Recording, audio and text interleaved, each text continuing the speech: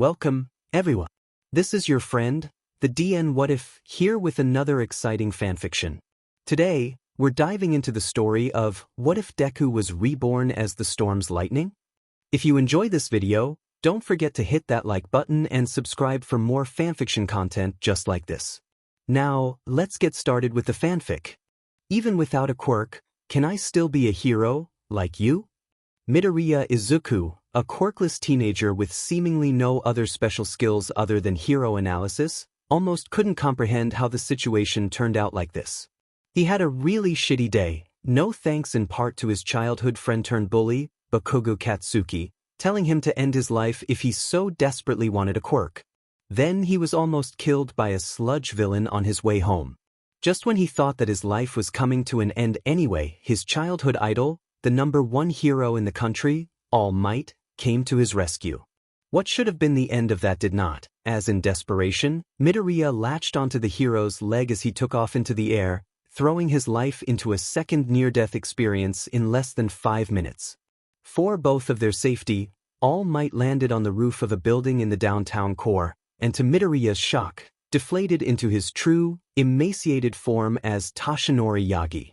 Shock aside, realizing that he might never get another chance like this again, Midoriya asked the #1 hero the question that has been plaguing him since his diagnosis as quirkless. The answer that came would forever alter his life. I'm sorry, kiddo, you can't be a hero without a quirk. You can't be a hero without a quirk. You can't without quirk. You can't. Those dreaded words, said with pity, repeated themselves over and over in Midoriya's head, long after he excused himself from All Might's presence and left the building. His own childhood idol, the symbol of peace whom he had looked up to ever since he was a toddler, had destroyed his dreams, with such audacious pity that it made Midoriya nauseous, although that could also be attributed to the loud, heaving sobs that racked him when he numbly found himself at a small park and sat himself down on a bench. It would have been heart-wrenching for anyone to hear such sobs, and indeed it was. For Midoriya, the world had collapsed all around him.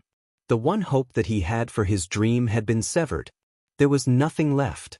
All Might was just another figure, part of a long line of people who had shown him pity, or worse, disgust, for not having a quirk. There were 3 that stood out in prominence. I'm sorry, but with the extra toe joint, it's irrefutable that Izuku would never have a quirk.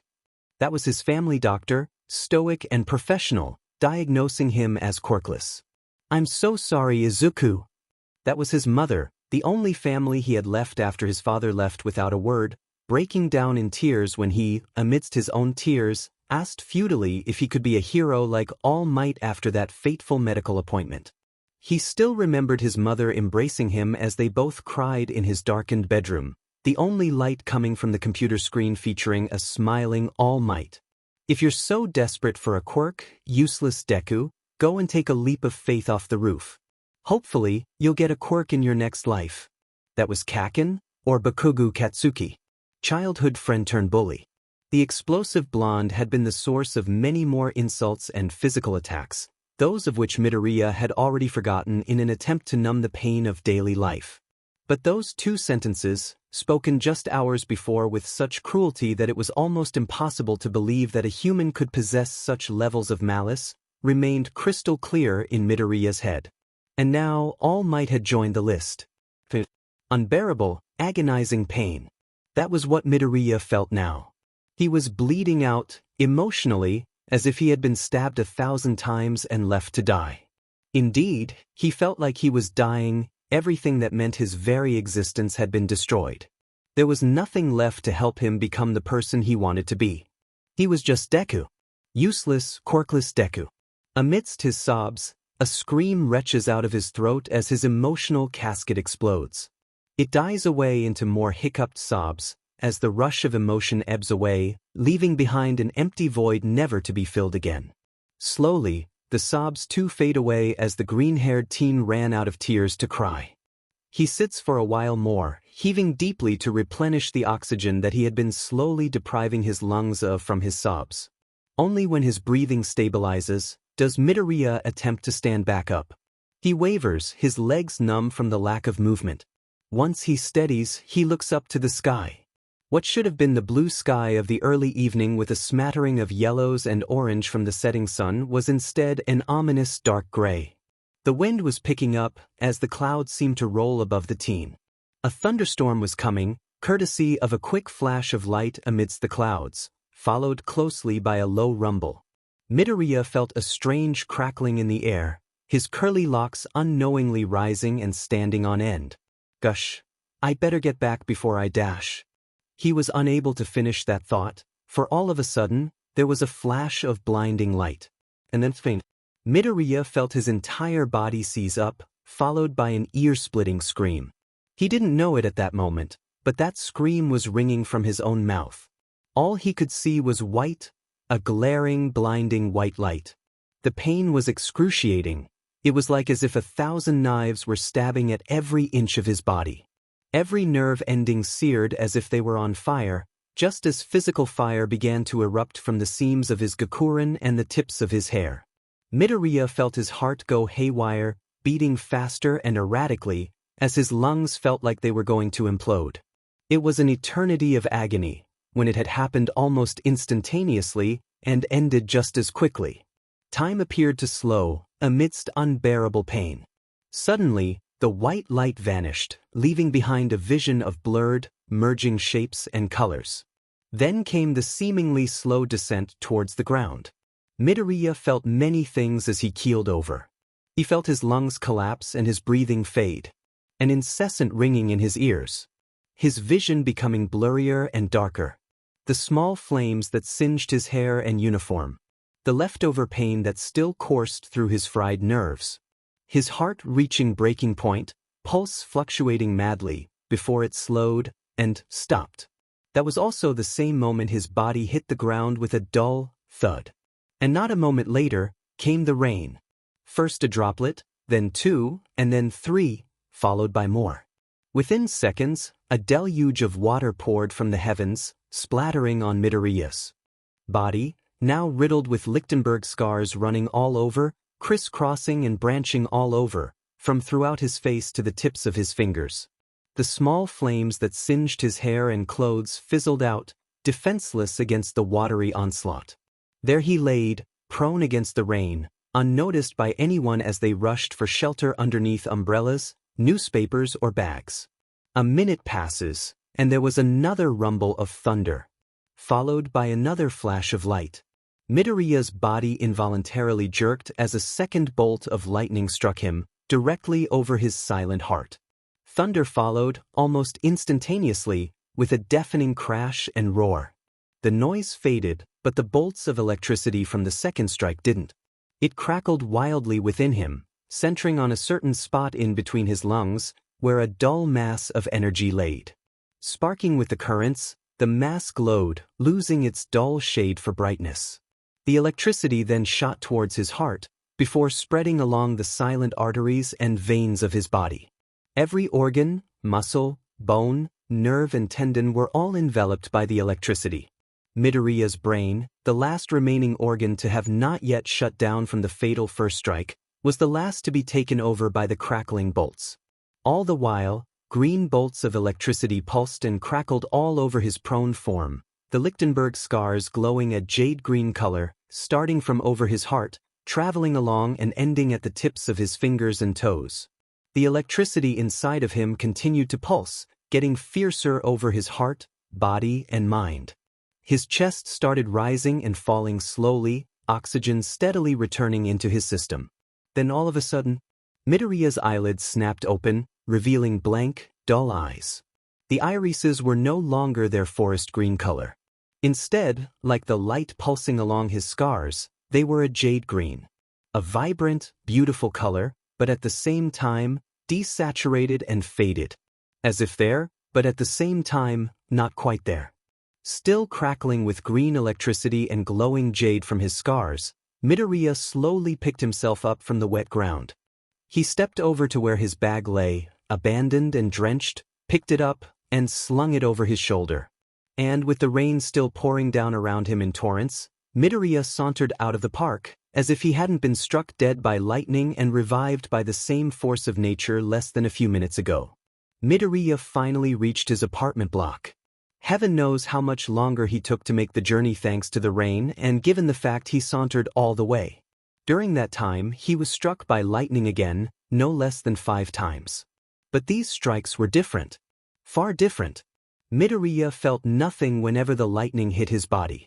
Maybe the electricity coursing over his exposed skin and singed Gakuren and seeping into his body, but no pain or anything uncomfortable. Alright, feeling the electricity being absorbed into his body was something he was unfamiliar with, but it wasn't bad parasi. It was just unusual but not unpleasant. Midoriya finally reached the front door. He pressed the doorbell, inadvertently draining the battery of its voltage into his system as he pulled his finger away, cutting the chime off halfway. He waited impassively as hurried footsteps raced for the door. It was quickly pulled open by his frantic mother, Inko. Izuku! Oh my goodness! Where were you? I tried calling you multiple times, and the storm outside was so ferocious and dash. Inko's words died in her mouth as she finally noticed the scars on her son, glowing green. Her eyes widened. What happened to you? The teen replied stoically as he raised a hand, crackling with green electricity. Honestly, I don't know. But Mom, this feeling. There was a beat of silence, raising the tension. I've never felt so alive, Mom. To be continued. Midoriya Inko was worried. It was 4:45. Her son should have been home more than an hour ago. But there was no sound of the doorbell ringing, no shouts of, Mom, I'm home. And even if her son was going to be late coming home, he would have called her immediately. But no calls came, and all calls to her son's phone went unanswered. Furthermore, the sky had turned ominous by mid-afternoon, with the occasional flash and rumble in the distance. While Inko was sure Izuku had an umbrella in his backpack, that didn't stop the worry that continued to eat at her the longer time passed, with no sign of her son returning home evident.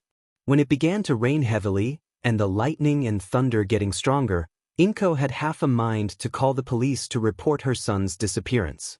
But she stood fast to her belief that Izuku is capable of taking care of himself, and was making his way home as she marinated her worries. The doorbell suddenly ringing snapped the tension within Inko. She rushed for the door, not registering that the chime cut itself off before it could finish. Quickly peeking through the peephole, Inko felt her heart settle seeing her son standing outside. She threw the door open, meeting a soaking wet Izuku. Izuku! Oh my goodness! Where were you? I tried calling you multiple times, and the storm outside was so ferocious and dash. Then, Inko noticed the glowing green Lichtenberg scars running all over her son's face. Her words died in her mouth. She stared in shock. What happened to you? Inko watched her son raise a hand, green bolts of electricity crackling and running up and down from his fingers and lower arm. Honestly, I don't know. But Mom, this feeling. Her son trailed off, while her own eyes trailed over his singed Gakuren and hair, both drenched from the rain. I've never felt so alive, Mom. Midoriya could tell his appearance short-circuited his mother's brain. He didn't blame her, he was just as unclear as she was. But nothing was going to get cleared up if they were going to just stare at one another, unmoving, not doing anything. Mom, I'm soaked. Let me shower first, I'll explain what happened afterwards. Still stunned by the proceedings, Inko could only silently nod, moving out of the way to let her son enter the apartment. Midoriya sauntered towards the bathroom, leaving Inko behind and a trail of wet footprints, each crackling with a tiny bolt of electricity. Several moments passed, before the cogs in Inko's brain started working again. I think I'll make a cup of tea for Izuku and myself. Her mind set, Inko hurried to the kitchen to get the kettle going. However, just as she started the stove and placed the kettle on the ring, there was a loud boom. Inko jumped away from the stove on instinct. The loud noise was followed by something metallic banging against something, then what sounded like electricity going off. And then, the kitchen, no, the entire apartment, plunged into darkness, the fire in the stove ring extinguishing itself at the same time. Momentarily stunned by the sudden loss of power, Inko quickly reached for the drawers, rummaging through them for a torchlight. Finding one, she turned it on, a single beam of light piercing the darkness. Sorry. Inko spun around, aiming the torchlight at the monotonous voice. Against the beam of light stood her son, dripping wet, scars still glowing over his exposed body, electric bolts crackling like nobody's business, and a towel wrapped around his private areas. Should have known taking a shower while still pulsing with electricity was a bad idea.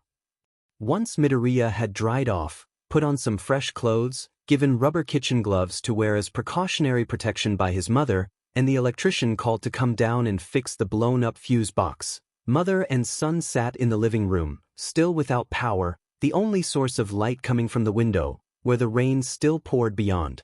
A few moments passed in silence. Izuku, what happened?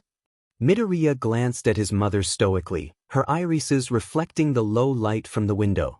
He could see all kinds of emotions in those forest green pools, worry, fear, confusion being the main ones. Let me start from the beginning, Mom. Midoriya recounted everything, starting with the attack from the sludge villain, which horrified Inko, All Might rescuing him. Here, Inko was surprised that her son's idol had saved him, his second near-death experience clinging onto the #1 hero's leg as he took off into the air, this horrified Inko again, and All Might telling him that he couldn't be a hero without a quirk. Hearing this, Inko's expression fell, her eyes becoming watery. Izuku, I'm so sorry. Nonplussed, Midoriya continued, there's more. Wiping away the tears in her eyes, Inko listened as her son carried on. She was left speechless with horror when Midoriya described getting struck by lightning after retreating to a park to cry, recounting the unbearable pain and the surreal feeling of his body shutting down, one organ after the other. Then, how were you revived, Izuku? I think I was struck by a second bolt, Midoriya replied. I felt the impact, but it was different. I felt the electricity seep into my body. Something opened up inside me, and then everything began to lighten. Suddenly I could breathe again, and then my eyes opened. A moment of silence followed. Only the rain pouring outside provided some ambience. How do you feel now?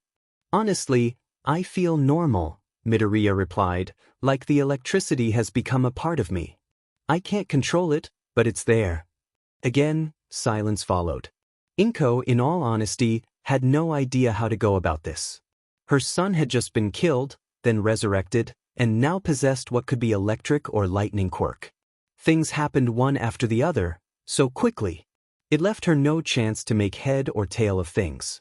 I think we should go see a specialist, Inko suggested. Maybe we can find some answers from them.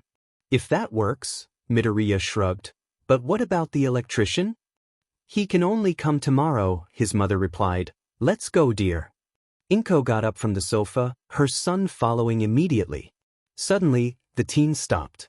Actually, Mom, there's something I need to say. You can tell me as we go, dear, Inko replied as she grabbed her purse. What is it about? Here, Midoriya hesitated, eyes glancing downwards for a moment.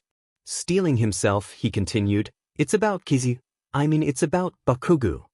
It was a miracle that Midoriya and his mother were able to get to the hospital in one piece.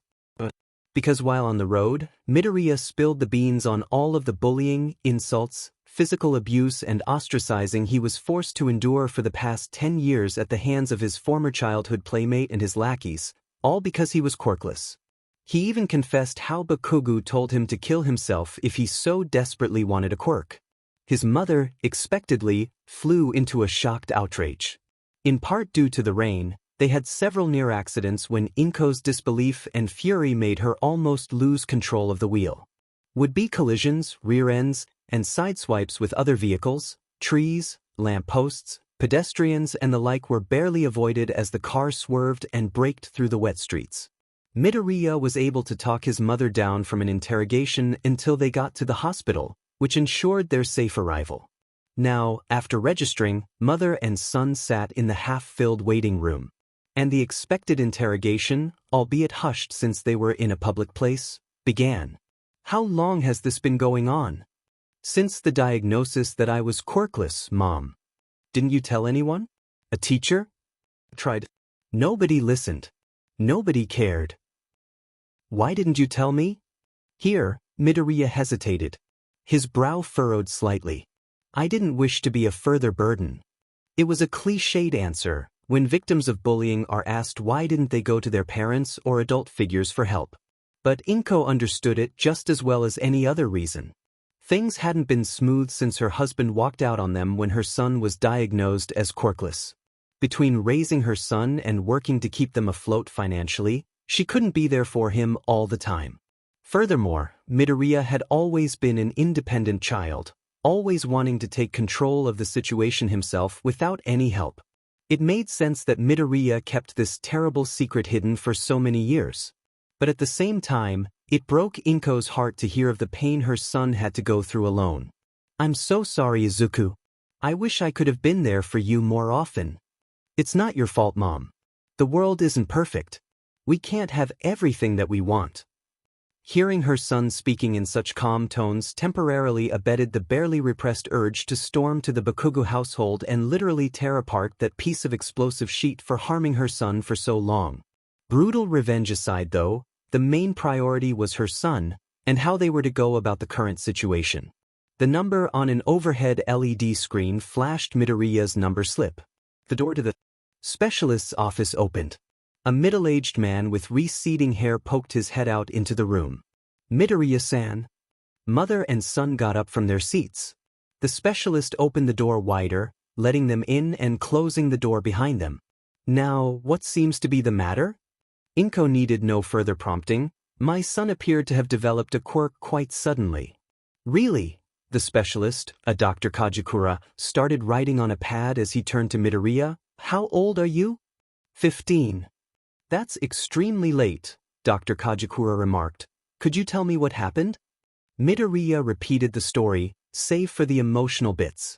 The more he recounted, the higher Dr. Kajikura's eyebrows rose. By the time he had finished, the good doctor was left completely floored. Remarkable, extremely remarkable. What is it, Kajikura-san? Inko asked. By all accounts, your son should have been dead. But instead, he is alive and well, and the lightning has given a quirk through external means. Has this happened before? Yes, but extremely rarely.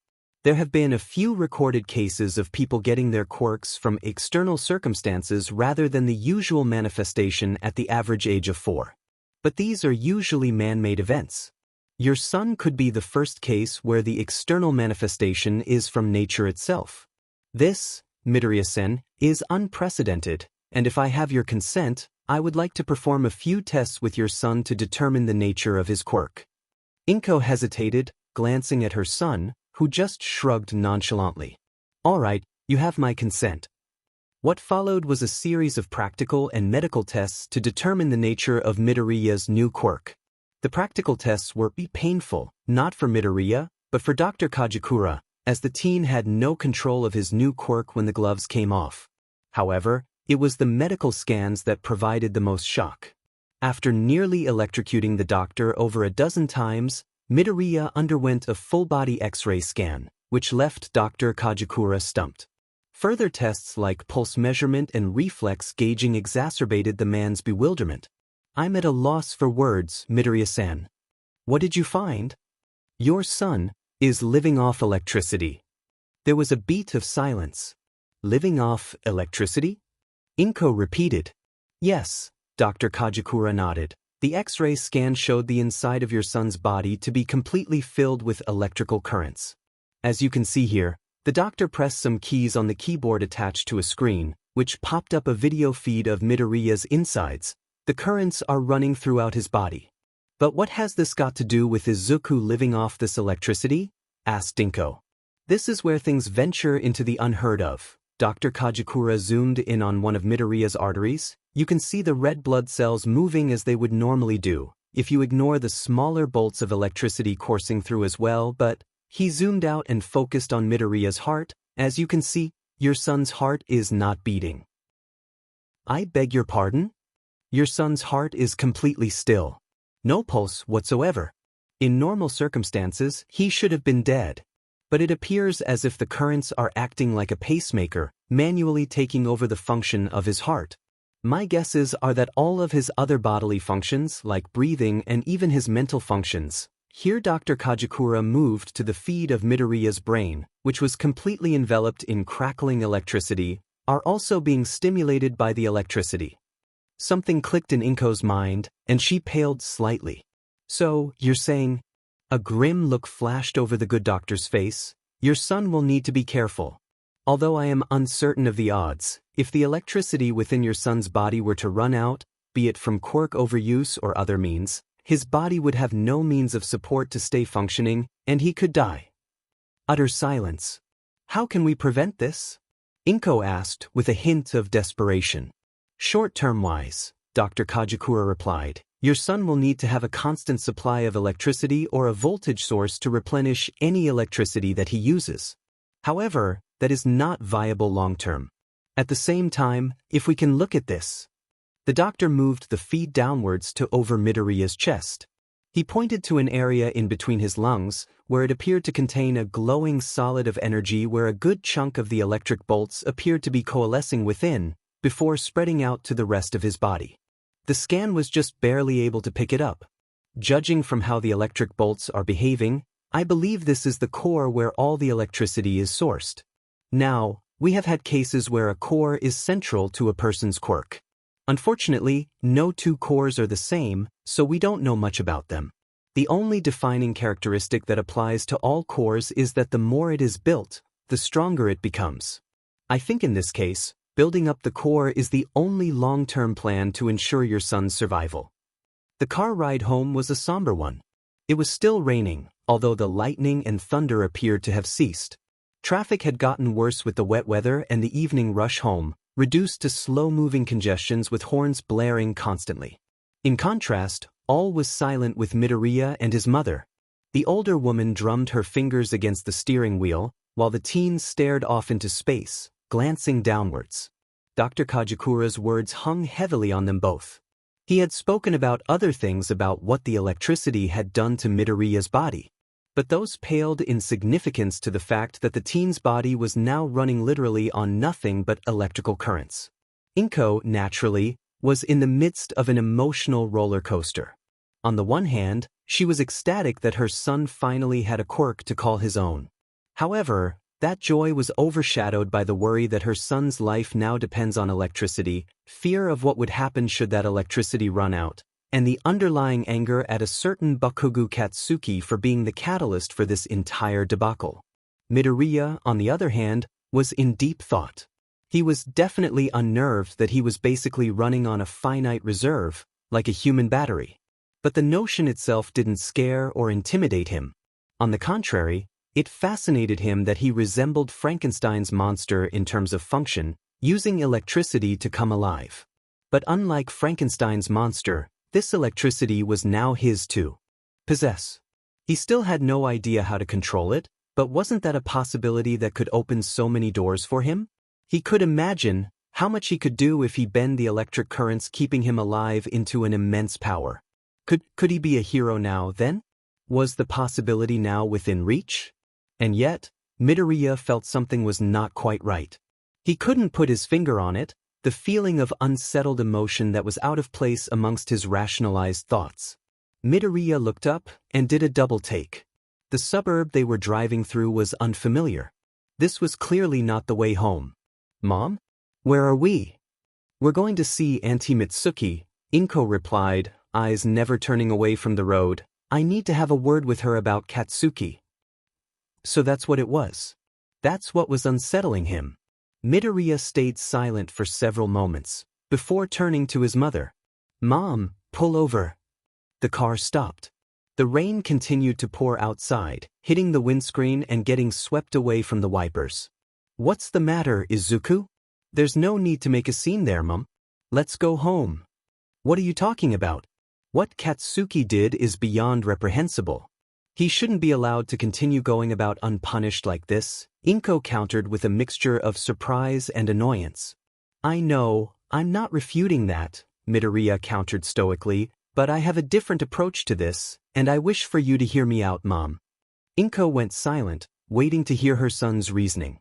Bakugo is the kind of egotistical arsehole who does not get affected by scoldings or rebukes, the teen explained, looking out of the windscreen. Getting Aunt Mitsuki or yourself to scream at him will not do anything. He is so convinced that he is right, that he will never believe that he could be wrong. No, what is needed to punch a hole through his thick skull is something even more traumatic. Midoriya turned back to his mother. Earlier today, he told me to kill myself if I wanted a quirk. I've decided, I'll give him what he wants. Inko's eyes widened. Aizu, you see can't mean dash. Not in that sense, Mom, Midoriya interrupted, but first, can I ask you? Relieved her son was not going to do anything rash, Inko waited for his question. What was your maiden name before you got married? To be continued. The rain lasted through the night, only stopping with the dawn of the new day, a Saturday. But the sky remained gray and ominous, casting a somber gloom over the suburbs. Midoriya got up as he normally would, but he knew this Saturday was far different from past weekends. Change was in the air. The status quo was about to be shaken up. Breakfast was a standard affair. But what should have been an entire day filing through blogs, videos and social media following heroes and jotting furiously into notebooks, Midoriya had places to be. First, his middle school. It was admittedly a bit strange to see how empty the school was during the weekend, save for the administration staff who came in for a half-day of work. Yet that little detail had no hold on the green-haired teen, who with his mother, had a last-minute appointment with the school's principal concerning his enrollment. Basically speaking, Midoriya was pulling out of school. The meeting was short and impersonal. Save for a question about his scars from the principal, for which Midoriya quite pointedly replied, considering how you never bothered to ensure students like me are safe from bullying and ostracizing, I find it quite surprising that you bothered to take an interest in my well-being just as I am planning to pull out of your godforsaken school, which pretty much summed up the entire purpose of their visit. No further questions were asked. Midoriya's name was removed from the school's database, and he was officially no longer a student. Leaving behind a rather scandalized principal, mother and son left and went on to their second destination, the Citizens Registrar Office. 2 hours later, Midoriya emerged with a new legal identity. Akatani Mikumo. Quirk, Green Lightning. Akatani was his mother's maiden name, and Mikumo came from a moment of inspiration sparked from a stock image of a thunderstorm over a turbulent ocean that randomly popped up with an online ad the night before. The process was swift and efficient, as with his withdrawal from his former school. And Akatani left the office with a new ID card and passport. But as with tropes, a new name must come with a new look. So it was to the hair salon after lunch. There, forest green gave way to a royal purple, and one hair dyeing procedure later, Akatani returned home a different person. Now, he could get to planning. There were 3 main priorities on Akatani's list. 1. Learn to control his quirk and expand on its uses. 2. Build up his body strength, stamina and agility. And 3. Pass the UA entrance exam. And he had 10 months to accomplish all 3. Akatani devised a simple timetable to organize his plan for the entrance exam. 3 days, he would research on the abilities of electric quirk users, hero and villain, find out how to build up his core, apply theoretical knowledge into practice, and hone up until both his quirk and core become second nature and an inseparable part of him. The remaining 4 days, exercise and work out hard. His theoretical study commenced the moment he came home from the salon. He holed up in his room, listing down the names of every hero, pro and underground, and known villains who possessed electric-type quirks or quirks of a similar nature. After dinner, he went back to those names, and broke down and analyzed the properties, strengths, weaknesses and application of their quirks, organizing his notes into notebooks dedicated to common details. It was long past midnight when he finally convinced himself to go to bed. The next day saw Akatani make a trip down to the local library, bag filled with empty notebooks and a holder bursting to the brim with pens and mechanical pencils. He spent the entire day within the air-conditioned reading rooms, going through book after book on the history of quirks, research studies on electric-type quirks, and informational books on various martial arts, offensive and defensive styles, and how to combine one's quirk with one's fighting skills. Akatani was, unfortunately, forced to leave when the library closed for the night. But that didn't mean he was going home empty-handed. He loaned out the 10 books he hadn't been able to cover during the day and went home with it. Much heavier bag. While it certainly was a struggle for Akatani's scrawny frame, it did make him think about the best places for him to work out and build his muscle mass. Gym memberships were expensive investments, and he didn't want to add another financial burden on his mother. So what could he do? The bus Akatani was on took a left turn. He looked out the window, and the answer was right there, rushing past him. A beach. The one was being generous, and decided to ignore the fact that it resembled more of a landfill with mountains of garbage than a beach. But for Akatani, this was the perfect place. The bus passed a moss-covered, weather-beaten wooden sign. Dagoba Municipal Beach Park. He'd better take note of the name, Akatani thought to himself. For the day after next, he'll be back. But before he could take on Dagoba Beach, there was one more important thing Akatani had to begin focusing on. His core. It was the very reason why he was alive today. It was therefore imperative that he find out everything he could about Quirk cores, for not just his future, but also for his very survival. Several of the books he brought back from the library were on Quirk cores, or whatever recorded information anyone has about cores, beyond what Dr. Kajakura had already mentioned. One book told of a legend that the first ever Quirk user had a core. Another listed the individuals who were said to possess cores, and what great, or terrible, deeds they went on to make. A lot of theories overlapped, supported or refuted one another. Some cores were benign and gentle, others were more violent and volatile. But there was widespread agreement on one thing. There was occasionally a core that gave its host an almost divine-like power. The sheer magnitude of such power was unimaginable to most, only described through the actions of the person who wielded them. But while this knowledge was good and all, what Akatani was looking for was information on how to control his core, integrate its power into his body and Quirk, and be able to call upon it at will. That came from the last book in the pile, covers littered with crease lines and pages yellowed with time. Akatani began reading. The first exercise involved having first contact with one's core. Without this starting point, establishing a connection with it would be next to impossible. Easier said than done though, since the instructions merely said, open your heart, open your soul. Be one with what defines you. First contact with your core will be within reach. And when one gets vague instructions, you get a lot of failed attempts. Akatani tried all manner of means to open his heart and soul. Sitting in a lotus position under the running shower head, lying down on his bed with eyes closed, lying prone with eyes closed, standing dead straight with even breathing. All he felt was darkness, discomfort, mattress, and getting drenched. Nothing, absolutely nothing. I'm doing this wrong, he thought to himself as he stared up at his bedroom ceiling, but what is it? Seconds ticked by. Birds chirped outside the bedroom window. Akatani raised a hand over his face. A crackle of jade-green electricity bolted across his arm to his fingertips, before disappearing. Maybe? It was worth a shot. Akatani relaxed his entire body as he laid back against the mattress. He closed his eyes, evened out his breathing, and tried to visualize the electricity coursing through him. For several minutes, nothing happened. But Akatani persisted. Finally, after 15 minutes of darkness, a small crackle of jade-green electricity dances across the void. Akatani mentally cheered, before relaxing himself again. He had to repeat it multiple times until he got the hang of it. He tried again. The same crackle of electricity manifested itself again. He kept going, trying to expand the mental connection.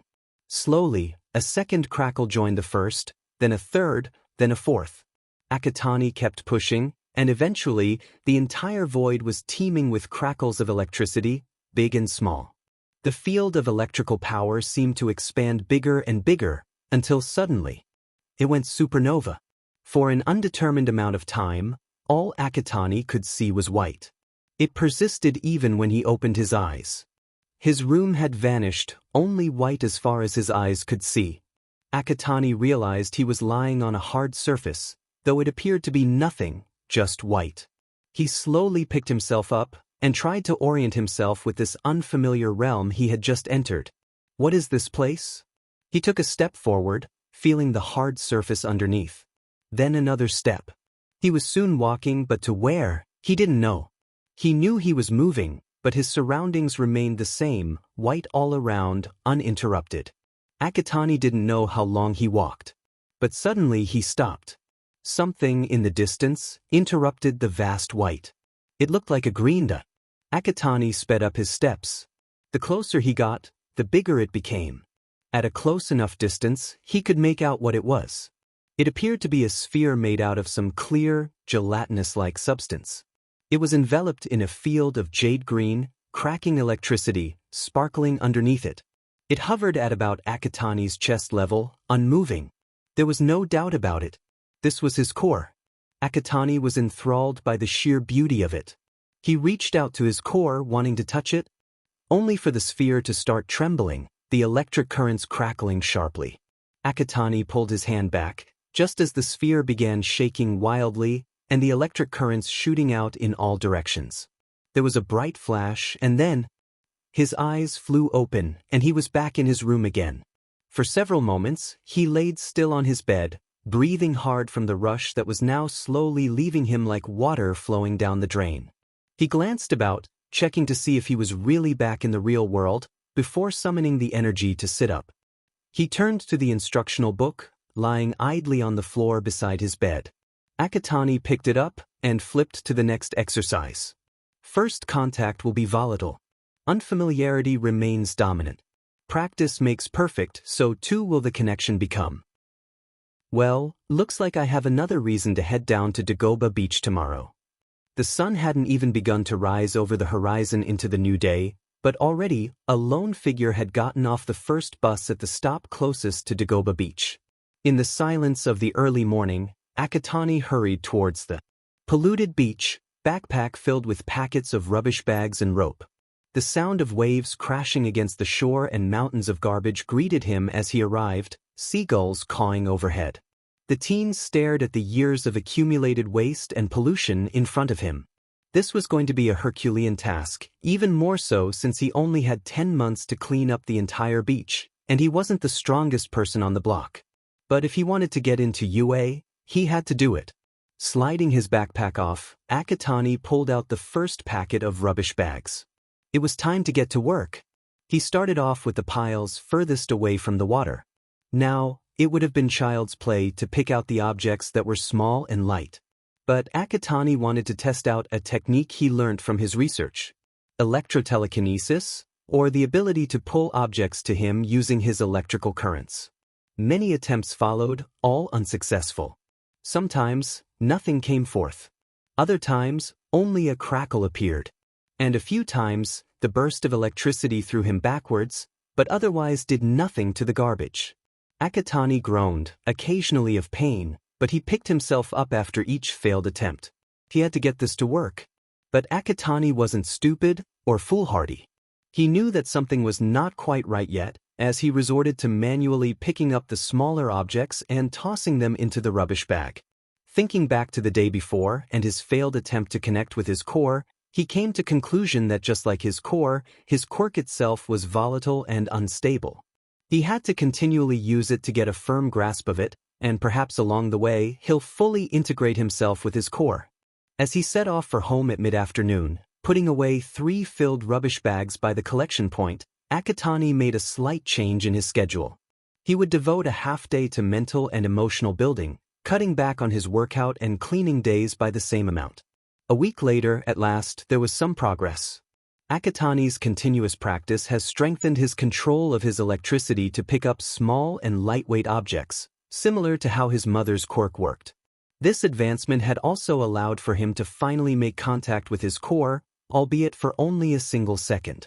Nonetheless, it was a small victory to feel the smooth and crackling surface of his core for that moment. It spurred him further to become even better. As the days progressed, changes were made to his workout and cleaning routine. Instead of taking the bus, Akatani jogged to Dagoba Beach from his home and back. On the second week, a public gym opened 2 streets away from his home. Akatani would spend 2 days out of the 3.5 days dedicated to physical activity there, following a strict workout regimen he created from researching on the internet. The remaining time he would spend at Dagoba, moving on to bigger and heavier pieces of junk to clear away. Of course, Akatani wasn't able to come home completely unscathed all the time. When handling piles of rubbish that were at least twice his height, accidents were bound to happen. From unstable pieces of junk to small avalanches, Akatani had been lucky to come away with only bruises and scratches so far. But unless he planned for a way to dodge falling objects, it was only a matter of time before he would be risking serious injury or even death. And he would have gotten to that point had his instincts not unlocked another of his abilities in the moment of danger. Akatani was busy moving a broken rack out of a pile when suddenly he heard things falling and bouncing off one another. He looked up and almost sheet his pants. The pile had become top-heavy, the weaker base giving way and crumbling under the weight of the top. Another avalanche was happening, only this time, heavy objects like broken electronics and large-sized items were raining towards him. Akatani felt his entire body seize up, seeing imminent death hurtling towards him. But just as he was about to be crushed from the falling trash, he felt his feet leave the ground. There was an immense crash as the junk landed onto the beach one after the other. Akatani watched the sand get kicked up in clouds as the rumble echoed out into the coast, followed by the sand clouds as they billowed out from the impact spot before dying back down, all from hovering several feet above the water, the lower half of his body enveloped in a sparking aura of green electric bolts. This should be interesting, Akatani thought to himself nonchalantly. The weeks bled into months, and many changes were taking place. Dagobah Beach was slowly, but surely, being cleaned up. The piles of trash slowly diminished as they disappeared, one by one, opening up the beach a little more with each passing day. Akatani was, by now, noticing the changes months of hard work had done to him. A combination of working out, jogging, pushing, pulling, dragging and lifting trash of all sizes away has built his once scrawny form into defined, strong muscles. Once impossible to lift objects were now as easy to carry as if they were made of air. His stamina and agility had also vastly improved, honed from countless runs from home to the beach and back, dodging falling junk and practicing martial arts moves at both the beach and the public gym. He let his hair grow out, letting his fringe fall over the right side of his face and tying up the back into a ponytail. He had also made significant advancements with his quirk. The months saw the improvement of Akatani's current abilities and the unlocking of new ones. He was now able to blow things apart with his electric bolts, though that is currently only limited to soft items like cotton or fabric. Hard items like metals were still being practiced. Manipulate the force and frequency of electrical attacks, from short bursts to long sweeps. Craft his electricity into shapes. Akatani figured a ball shape would be a good attack technique. And he was in the process of working out how to send his electricity to attack a wider area than just in one direction. And how to form shields with it, alongside using his electricity to fly, absorbing electricity from lightning strikes and power sources and raining it in so he didn't give others a nasty shock. But there was also one downside to this PRD of hard work and determination. Namely, Akatani's emotions and socialization. The past months saw him having any meaningful conversation with only one person, his mother. Akatani saw no need for him to socialize with anyone else. After all, didn't no one want to have anything to do with him because he was quirkless? And even though he had a quirk, why bother wasting time socializing when the UA entrance exam was a bigger priority? It may have been mostly logic with a hint of pettiness, but Akatani closed himself off socially from the world. In turn, his emotions stagnated and froze over, his heart grew cold, and his aura turned distant and unapproachable. But even if Akatani knew he was turning into an Ice King, he didn't give two hoots about it. All he cared about was cleaning up Dagobah and getting into UA. Finally, after months of arduous effort and back-breaking work, and only 3 days before the entrance exam, he was done. Akatani moved the last piece of junk, a broken refrigerator, to the trash collection point, just as the sun began to peek over the horizon. Tossing it onto the small pile of trash already there, he wiped the sweat from his brow and turned back towards the beach. It was beautiful. Light glistened against the calm surface of the water, changing shape with the waves as they rolled and splashed onto the shore. The sand sparkled under the same light like diamonds, amidst a vast plain of a light gold. The air smelled of spray and sea salt, no more of the rotting, putrid, foul odors from years of accumulated pollution. This was nature's creation at its finest, with nothing human to disrupt its beauty. Akatani hopped off the pavement, sliding down to the sand.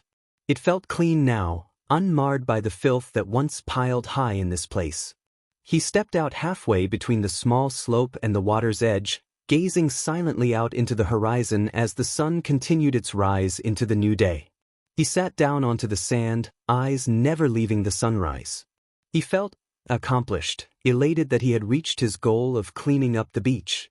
But he was also tired. He had gotten up in the early hours, when it was still dark, to get to the beach and clear away the last vestiges of garbage in time for the sunrise. Call him dramatic or sentimental, but Akatani wanted to catch the first rays of sunlight dawn upon the beach in its new, clean state, something that had never happened since the last time the beach was cleaned up. He just wanted some scenery, so sue him. Beautiful view or not, Akatani was exhausted. Feeling a bit off-kilter, he laid back onto the sand. No sooner had he felt the shifting granules beneath him, he was out like the light. For several moments, all was still. Then came a relatively big wave. It crashed onto the shore, racing towards Akatani and splashing over him completely. As the wave receded, a single crackle of electricity jumped from his navel into the center of his chest where his core lay, followed by another one from his right arm and another. Within seconds, his form was completely enveloped by crackling electricity as the world seemed to fade away. Akatani woke up. Immediately, he knew he was in the mystical plane where his core resided. But there was one crucial difference. All around him, where it should have been white, was filled with crackling bolts of his electricity. And they all appeared to be converging on one single spot. His core. This time, Akatani made no delay as he got up and followed the direction the electricity was crackling towards. Just as it had been in all the previous times he had traveled into this realm, the sphere that was his core was in the same spot. Only this time, all of the electric currents were converging into a bigger, spherical field around it. He felt completely familiar with the situation. He had lost count already, but at least once a day he would slide into this plane and try to bond with his core over and over again. It had been slow going, but over time, his core had stopped shying away from him and propelling him back into the mortal realm. The connection allowed became longer, and Akatani had been able to hold it in his hands long enough to try and move it, but until now, that was all he was able to do before he was kicked out. Now, after honing his skills and strength for a full 10 months, he hoped it was enough for the core to accept him and bond with him completely. Slowly, Akatani reached forward. His hands gingerly passed through the electrical field and cupped the spherical shape of his core. Just like always, it felt smooth like he was holding a crystal ball. So far, everything's fine. Then he carefully retracted his hands, pulling the sphere out of the field. It phased through with no sudden movements. Once it had cleared through, Akatani hesitated, expecting to get thrown out of the realm, but nothing happened. Releasing a relieved sigh, Akatani stared at the glistening sphere in his hands and brought it into his chest. The moment it touched his skin, it started to glow. Startled, Akatani almost dropped the sphere as it, on its own accord, phased into his chest. The moment the sphere disappeared into him, the realm started to shift. The empty spherical field where the core once resided appeared to collapse into itself, before bursting out in several different directions as individual electrical currents. They danced around wildly, before converging onto Akatani's chest, on the exact same spot where the core had phased through earlier.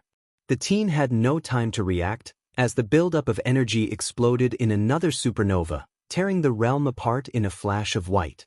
Meanwhile, the sleeping residents near Dagoba Beach were rudely shaken from their slumber as a powerful burst of electricity exploded from a point on the beach and spread outwards in all directions in a shockwave of disruptive chaos. For several miles inland, fuse boxes exploded, electrical fixtures shattered, appliances hooked up to outlets burst into flames, wires melted, and whole systems like traffic lights went into overload and shut down. For the same radius out into the ocean, any undersea life swimming too close to the surface was electrocuted and killed, their smoldering bodies floating to the surface and becoming the breakfast of thrilled seagulls. The shockwave dissipated, only for mayhem to take over.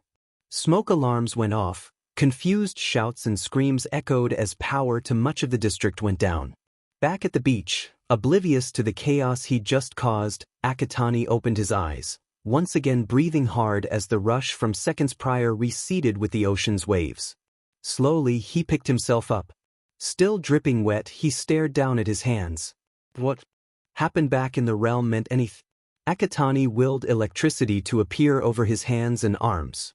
Almost immediately, the scars running along his arms glowed green, and crackles of electricity ran up and down the length. He then raised his arms out towards the ocean, compressing the electricity into ball, and on will, fired them out into the horizon. Watching the ball of electricity disappear into the distance, Akatani glanced back down on his hands and arms, still glowing and crackling with electricity. His lips twitched upwards the tiniest bit. He was heading for UA. To be continued. The final 3 days before the entrance exam were spent going over notes and trying to calm his nerves. Akatani might have become ice-cold and unapproachable, but even he wasn't immune to the pre-exam jitters, at least inwardly. His mother, on the other hand, had no qualms against showing her own jitters, as she fretted over her son continuously, doing whatever was needed to ensure he was ready to take on the exam. Jitters or not, the day of the entrance exam came, and mother and son were having one last conversation before departure. "Just do your best, Mikumo," said Inko. "I'm confident you'll pass. And I'll be proud of you, no matter the outcome, okay?" "Okay, Okasan," Akatani nodded. "Thank you for your support, I'll do my best." They shared one last hug, and with that, Akatani was off. The train ride to UA station was a quiet affair. Akatani kept his still quivering nerves down by wiping his mind blank, envisioning a white plane as it appeared in the realm where he bonded with his core. It was when he alighted at the station and came within view of the towering campus of UA High School that Akatani allowed a tiny bit of awe to seep into his empty emotional state. The colossal buildings that rose over the boundary walls glistened in the sunlight, standing proudly over the surrounding district. Students from all walks of life in different uniforms dotted the gates, waving to one another, chatting, or heading inside either alone or with friends. Akatani gazed upon the towering buildings for just a moment longer. Releasing a sigh, he joined the students heading inside. Until, as he casually glanced back, he noticed a familiar spiky-haired, explosive blonde trudging a few paces behind him. Bakugu. It had been 10 months since Akatani saw his former childhood friend.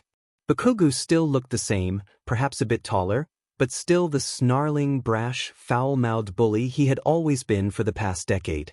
It made Akatani's stomach curdle in disgust, seeing the blonde. Bad memories threatened to flood his clean emotional state. He had to turn away, lest he lose control of his electricity and electrocute everyone along the path. Glancing down, Akatani noticed something innocuous. A broken piece of stonework from the path, large enough to slip someone up if they weren't careful. Why not? Akatani waited for Bakugu to get close enough. Then, discreetly, acting like it was a total coincidence, he kicked the broken piece of stone directly into the blonde's path, the smooth side in contact with the path. Not a moment later, Bakugu stepped on the stone, his foot sliding forward with it. And with a surprised yell, the blonde pitched backwards, and fell onto his bum with a loud thud, followed closely by 2 small explosions when his hands smacked against the stonework path. Screams echoed. People jumped away in fright. Others turned around at the sound of the commotion. Akatani was at the base of the steps leading up to the doors when he heard the explosions. Turning back, he got a good look at the confused expression on his bully's face, staring dumbly ahead. He had to shove his fist in his mouth to stop himself from laughing. That became a lot harder when the surprised look turned into a snarling death glare, prompting those close enough to the blonde to flinch away. Who the F tripped me? Cue another set of explosions, and the onlookers stepped away further. Except for one brown-haired girl, who went up to Bakugu, hand outstretched. "Hey, are you okay? Do you need help getting up?" Bakugu took one look at the concerned expression on the girl's face, before his explosive ire was turned on her. The girl shrieked as the blonde let rip another explosion at her, singing her jacket as she stumbled back. Like hell I need your help, round face. Just like that, the urge to laugh died on Akatani, replaced by a sigh of exasperation. Bakugo really had not changed one bit. The purple-haired teen watched the blonde pick himself up, shout move it, he busybodies, at the stunned onlookers, and storm his way up towards the doors, not even noticing Akatani standing by the side watching him with withering look. And he wasn't the only one. Confusion had given way to glares, sneers and disgust among the students who had witnessed the debacle.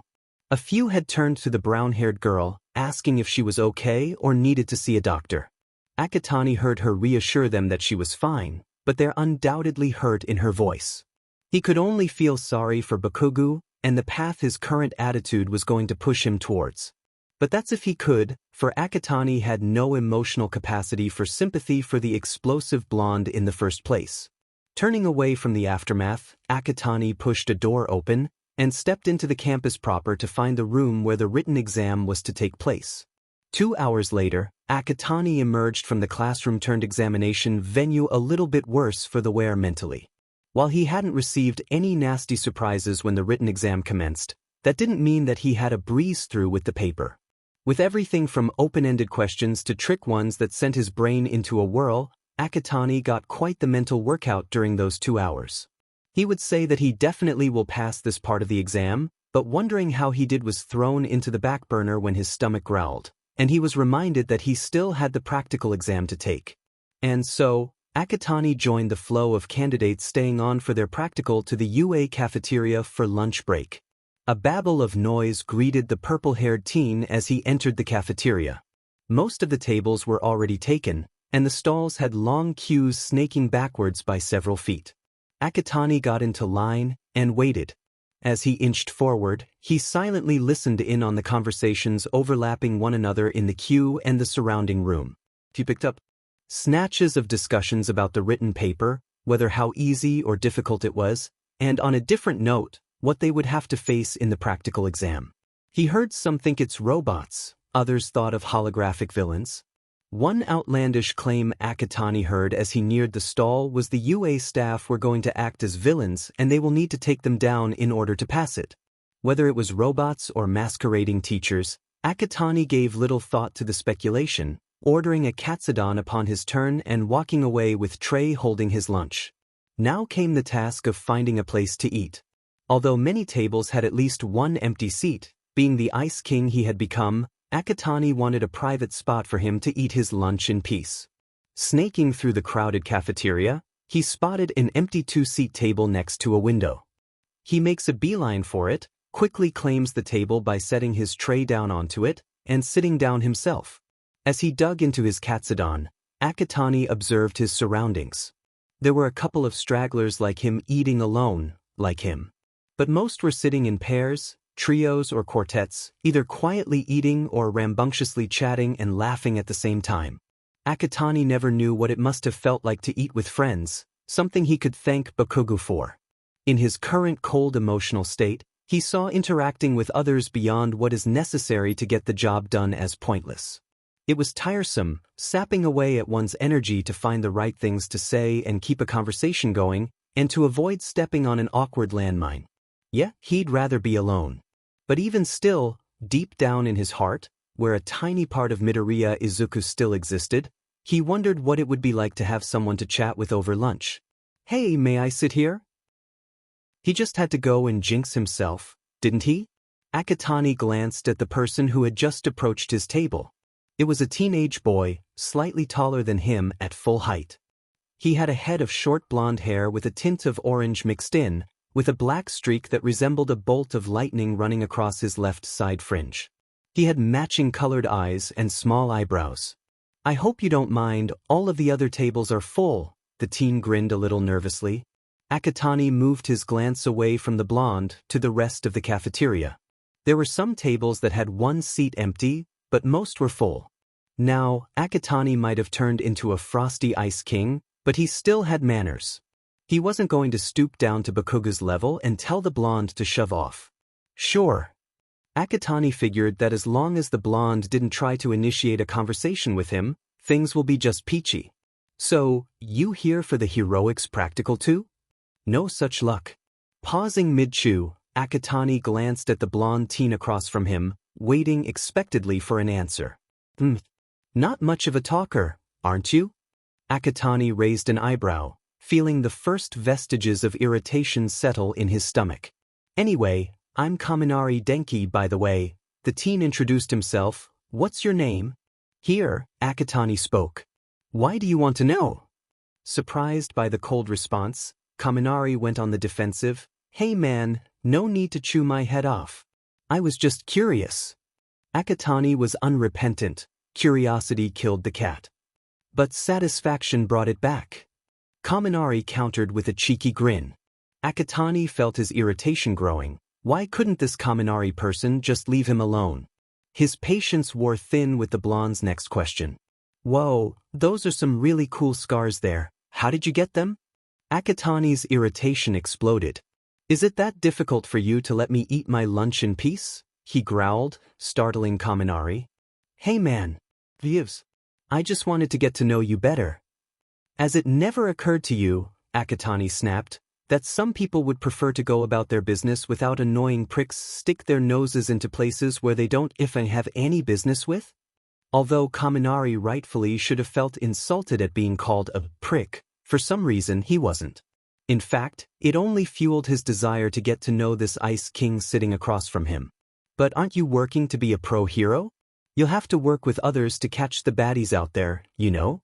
Akatani was unfazed. I have no qualms against working with others towards a goal. But I draw the line at getting too personal with someone. One will only get hurt when they least expect it. I will not be like those sorry fools. I won't let any backstabbers or superficial fakes hold me down. The sheer iciness in the purple-haired teen's last sentence left Kaminari. A moment passes. Akatani snaps the blonde from his stupor by getting up and taking his tray off from the table. He silently went to return his finished lunch, before making a beeline for the doors. There was to be a briefing in the auditorium before the practical exam, and Akatani took it as the perfect excuse to disappear. Watching him leave the cafeteria, the cogs in Kaminari's brain began working as he turned back to his lunch in thought. He might not be the brightest kid on the block, but he was able to spot a person who desperately needed a friend in their lives. Whoever this purple-haired teen was, he was in serious need of a friend, despite the seemingly impenetrable layers of ice encasing his heart. As Kaminari continued his lunch, he didn't want to be late for the briefing after all. A new goal etched itself into his resolve. Befriend the F out of that purple-haired Ice King. The briefing was, honestly, nothing much to go for it. The fact that it was being presented by the pro hero Yamada Hizashi, or Present Mike, made no difference for Akatani, who 10 months prior as Midoriya, would have fanboyed at the fact that a pro hero was in the same room as him. Now, the purple-haired teen just listened impassively, as did virtually everyone else in the auditorium, as Present Mike explained the point system from the robots they were to face later on, and how attacking other candidates or other unheroic actions would result in immediate disqualification from the exam. Hearing this, Akatani almost smirked. If anything, he thought, Bakugo was the likeliest to commit such unheroic actions given his attitude and personality. But realistically, even Akatani knew that the explosive blonde wouldn't use his quirk on the other candidates just to get the highest score. Unless said candidates were quirkless, the briefing was wrapped up, and the candidates were dismissed to go change into the clothes they intended to wear for the practical. For Akatani, it was a tracksuit with a forest green top and royal purple pants. Then, they were transported to the different battle centers they had been assigned to for the exam. Arriving at his assigned battle center, Akatani could almost feel the tension and anticipation amongst the gathered candidates, which, to his momentary surprise, included Kaminari. Everyone here wanted to come out on top, to be accepted into the most prestigious hero academy in the country. Behind those towering gates stood that chance, and everyone wanted to be the one who got that chance. The gates opened with a rumble. The candidates readied themselves. Akatani vaguely heard Present Mike speaking in the background, but it came as inaudible jargon due to his focus on the task ahead. though he heard one word loud and clear. Start! Akatani activated his quirk, and with a loud electric crack, took off into flight through the gates. Leaving behind the other candidates reeling in the electrical aftershock, Akatani leaned upward, shooting towards the sky to calibrate his bearings. The arena was made up of several city blocks in a grid system, with towering skyscrapers and buildings of various sizes. Akatani looked around. I've got to find a cluster of robots together. I don't know how long I have until the others recover. Then, down below, along one of the smaller streets, he spots a group of 2 points robots, moving about aimlessly. Perfect. Akatani swooped down, channeling his electricity into a ball between his palms. As he got close enough, and the robots finally noticing his incoming form, he forced the ball apart into volatile energy in an attack he dubbed, or electric field blast. This was one of his favorites. He released the energy field at the robots, the electrical currents overriding and frying their mechanical systems, causing internal explosion. He flew away, leaving the smoldering robots to fall, earning him 10 points. By now, he can hear noises and shouts from elsewhere in the arena. The other candidates have entered the arena. He needed to step up his game. Soaring up into the air again, Akatani spotted a pair of 3-pointer robots flying up towards him. Throwing his hands forward, he released a burst of high-powered, high-frequency bullets of electricity at the robots. The bullets pierced through the robots' metal bodies, tearing apart their insides. Both fell to the ground, crashing into a high-rise building and taking out the top floors with them. That was 16 points. Barely a moment later, Akatani heard something approaching him. A lone 2-pointer robot was coming at him, with a deadly-looking blade aimed straight at his head. Akatani forced his electricity into his own blade and charged at the robot. With a powerful swing, he sliced off the robot's blade, then cleaved it into 2 from the top down. Still sparking, the robot plummeted to the earth. Along the way, it crashed into a 3-pointer that a candidate with a glowing red aura was about to take out. Bumping his score to the red aura guy gave him a dirty look, at which he returned with a nonchalant shrug before shooting off. 7 more minutes. You're doing great, listeners. I need to pick things up, Akatani thought to himself. Shifting his electric blade into a whip, he shot off into another direction. Spotting a quartet of 3-point robots that immediately came after him with machine gun barrels, Akatani cracked his whip at them before they could fire at him. The robots were knocked away as if they weighed nothing. They were sent careening into a nearby building, crashing through the support columns. The building caved into itself, collapsing in a cloud of dust and rubble. 33 points. Flying off to a small plaza, Akatani spotted a mix of 1-point and 2-point robots, 20 in total, gathered within the enclosed space. Touching down to the ground and hiding behind a tree, Akatani considered his next move. Got it. Another one of his favorites. Dashing out from his hiding spot, Akatani crouched down. With his hands just hovering over the stonework floor of the plaza, he unleashed a wave of supercharged electric currents in a move he called, or electric flood. The wave caught the robots off guard, electrocuting their systems and either combusting into flames or exploding into shrapnel. Akatani did some mental calculations. He should be at 64 points now. 4 minutes. Hurry, hurry, hurry, listeners. No rest for me then, Akatani remarked to himself. Taking off into the air again, he pondered his next move. Looking down, he noticed a candidate with hair that appeared to be made of ribbons. She was so busy taking down a 3-pointer robot that she failed to notice a pair of robots, a 1-pointer and 2-pointer, creeping up towards her with gun barrels aimed at her. His morals kicked in. Swooping down behind the robots, Akatani created 2 long ropes of crackling electricity. He shot them at the robots, wrapping around them tightly. The ribbon-haired candidate turned around at the same time, just as Akatani yanked the ropes back, pulling the robots away from her. She watched in awe as he threw the robots up into the air and straight into one another, crushing both. 67 points, plus 5 rescue points, totaling 72 points. As the twisted and crumpled remains of both robots fell back down to the ground, both Akatani and the girl made eye contact. A moment passes, Akatani gave her a small nod of acknowledgement, before shooting up into the air again with another loud crack, startling the girl out of her stupor. Akatani spotted a lone three-pointer a moment later. As he decapitated the robot, he wondered why hadn't there been any zero-pointer robots unleashed upon them yet. What was it with him and jinxing the situation today? The moment he touched back down on the ground to catch his breath, screams and shouts echoed all around as fellow candidates began running away from something. The thing was, what's got them so frightened in the first place? Akatani turned around. Oh, fing hell. A gargantuan robot, with a large zero painted on its body, was rumbling towards the fleeing candidates. It towered over the buildings, blocking out the sun and casting its immense shadow over the street Akatani was on. Windows shattered as its appendages smashed through them, and roofs were knocked clean off the tops of buildings, sending debris raining down onto the street. And the candidates. Akatani stared at the advancing robot, in awe at its titanic size.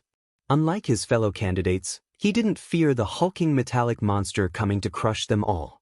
In fact, he felt disgust towards the others for fleeing. Cowards, all of them.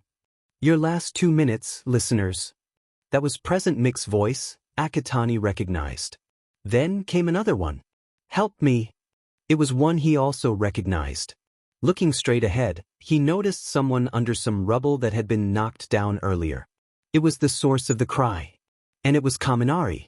The blonde was struggling to pull himself out of the rubble, but both of his legs were trapped. He couldn't get away, and the robot was advancing forwards. Akatani's heart nearly stopped. Kaminari was going to get crushed. The first person who willingly approached him and actually had a proper conversation, albeit mostly one-sided, with him was going to die. A crackle of electricity struck his frozen heart. Akatani narrowed his eyes. Not on his watch. Kaminari, in all honesty, didn't expect the situation to turn out like this. He had tried every opportunity to approach the purple-haired Ice King from lunch, looking for him during the briefing and when they were getting changed, but to no avail. He appeared to strike the jackpot when he realized that the Ice King was assigned to the same battler center as he was. But just as he was about to approach him, the gates opened, Present Mike yelled, "Start," and there was an explosion of electricity. With his quirk composed of electricity as well, Kaminari wasn't sent reeling like the other candidates. But he had been shocked, nonetheless, as he watched the Ice King fly into the arena with a burst of electricity. That settled it. He was going to catch up with this electric Ice King and get to know him. While the others were still recovering from the electric aftershock, Kaminari dashed into the arena in pursuit of the purple-haired teen. But before he could figure out where he had gone to, the robots made their presence known. Kaminari split his efforts between taking down as many robots as possible, without frying his own brain, and looking for the purple-haired teen. Many times, he would witness the latter unleashing attacks against robots, with a quirk that was similar to his own, if one were to multiply the strength and power by at least 10-fold, and gave it a jade green color. But before he could get close enough to call him out, the electric Ice King would fly off to another direction, leaving behind him and smoldering, destroyed robots. This happened frequently, and despite picking up a decent score for himself, Kaminari was frustrated. He just wanted to know the guy's name, Gmenet. Finally, after taking down a 2-pointer robot, he spotted the Ice King land a couple of paces in front. This was his chance. The first word was on his tongue, when suddenly, all hell broke loose. There was a loud rumbling noise, then followed by a loud crash. Kaminari turned around and nearly sheet his pants. A gargantuan 0-pointer robot was advancing towards them. It was destroying everything in its path, sending broken glass and debris raining down from the heavens. Kaminari forgot about his plan to call out to the Ice King and book it like the others. But no sooner had he tried to move, he tripped over a piece of concrete, landing with a painful thud on the fake street. Less than a second later, something heavy fell onto his legs, exacerbating the pain he was already in. Kaminari tried to pick himself up, but found that he couldn't. Looking back, he reeled in horror, realizing both his legs were crushed under a small pile of twisted metal and concrete. He was trapped. And the robot was still rumbling forward, towards him. A single thought flashed in his mind. He was going to die. But he didn't want to die. He was still too young, a teenager. He never got to see the world, never to start a family of his own, never got to become a pro-hero. No, he needed to live. Kaminari strained against the concrete, but effort proved futile. As the robot got closer and more rubble came raining down, he realized he needed help, fast. He saw his chance when through the dust, he spotted the silhouette of a figure. Focusing his energy, he called out desperately, "Help me!" Akatani had one more move in his arsenal, which he purposefully did not use except for in situations like this one. The reason being was that it took out a lot of energy from him, and despite bonding with his core, he was still surviving on electricity. If he used this move more than once consecutively, it would deplete his electricity to the point that his body wouldn't be able to support itself. He could die. But death from core depletion was far from Akatani's train of thought. He only thought of saving Kaminari. Akatani raised his hands, and through his will, starting absorbing any and all kinds of electrical energy from the surroundings. The sky above the arena actually appeared to distort, as static electricity was pulled from the clouds. The still sparking remnants of other robots had their remaining electric charge absorbed away. And any electrical systems that were in any of the still intact buildings were drained of their voltage. Akatani made sure not to drain any electricity from the other candidates if they had any. He was a cold ice king, not a heartless villain who preyed on the souls of innocents. And besides, with this much electrical energy coming from the arena, he didn't need any human sources to pull this move off. A move he dubbed, or God of Lightning, Final Burst. As electrical energy was pulled into his core, his form began to glow, as did his scars with a jade green color. He was ready. But first, he needed to get the robot's attention. Aiming one hand slightly away, Akatani fired a burst of electricity at the robot's hand, which had been coming down to crush Kaminari, who looked ready to pass out from fear. The electricity paralyzed the robot's hand and arm. Attention distracted, it turned towards the source of the electrical attack. Akatani and the robot made eye contact. The teen's eyes flashed. "Surprise, motherfucker." Akatani unleashed all of the built-up electrical energy in one go at the robot. There was a blinding flash of jade green. Those candidates who had stopped to glance back shielded their eyes in pain. Kaminari did the same. The light dimmed a little, revealing a giant beam of crackling electrical bolts shooting from Akatani's hands. The beam shot straight at the robot, piercing through its metal body like a hot knife to butter. The high voltage of the electrical currents short-circuited the robot's mechanical systems, combusting the wires and other components as if they were made of paper. With so many parts combusting, added with the sheer intensity of the electric beam, all contained with a limited area of space, the buildup of energy within the robot's body quickly became too great to be held back. There was a moment of silence, and then, boom! Those who were in the center that day remembered the moment as if a nuke had exploded overhead. The explosion tore apart the robot into shrapnel, sending pieces of wire and metal flying in all directions. Buildings and the street below became targets, as bits of tarmac, glass, concrete, and steel were kicked up from impacts with the shrapnel. The shockwave that immediately followed was even more devastating. It raced in all directions like a tsunami. Any surviving windows shattering and buildings, whole and damaged, had their supports blown away as if they were made of toothpicks. The resulting collapses rained even more projectiles of rubble down towards the candidates. Those who could still run did so, while others who could make shields covered themselves and others from the deadly downpour of destruction. For the second time that day, Kaminari thought he was going to die. He was the closest to the robot when it exploded, so he felt the brunt of the shockwave. He could see the collapsing buildings and the rubble falling everywhere. He tried to cover himself from any debris, but at the back of his mind, he knew it was futile. The rubble was still falling. Some were going to land on him. He was as good as dead. But suddenly he was snatched away from death's cold clutches as footsteps raced towards him, and a familiar voice reached his ringing ears. "Kaminari, keep your head down." The blonde felt the person crouch over him, protecting him from the falling debris. Glancing up, he noticed the figure lift their hand up. Crackles of jade green electricity spiderwebbed from their fingers, creating a dome that covered them both. He recognized the figure. Then came the impact. Kaminari flinched as rubble came cascading onto the dome, crashing against it with loud thuds.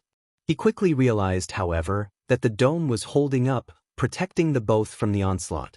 But the other teen appeared to be straining themselves by this point. The dome appeared to flicker at several points. He had to help. Kaminari discreetly raised his hand and added his own electricity into the dome, creating a second layer that strengthened the protection against the falling rubble, which after several moments, began to subside. Finally, after God knows how long, the rubble stopped falling. The dust clouds still hung around, but they weren't in immediate threat of things falling on their heads any longer. They survived. They were alive. Time's up. That's all, listeners. You've completed the exam. Akatani ached all over. Just as he expected, took out a great deal from him.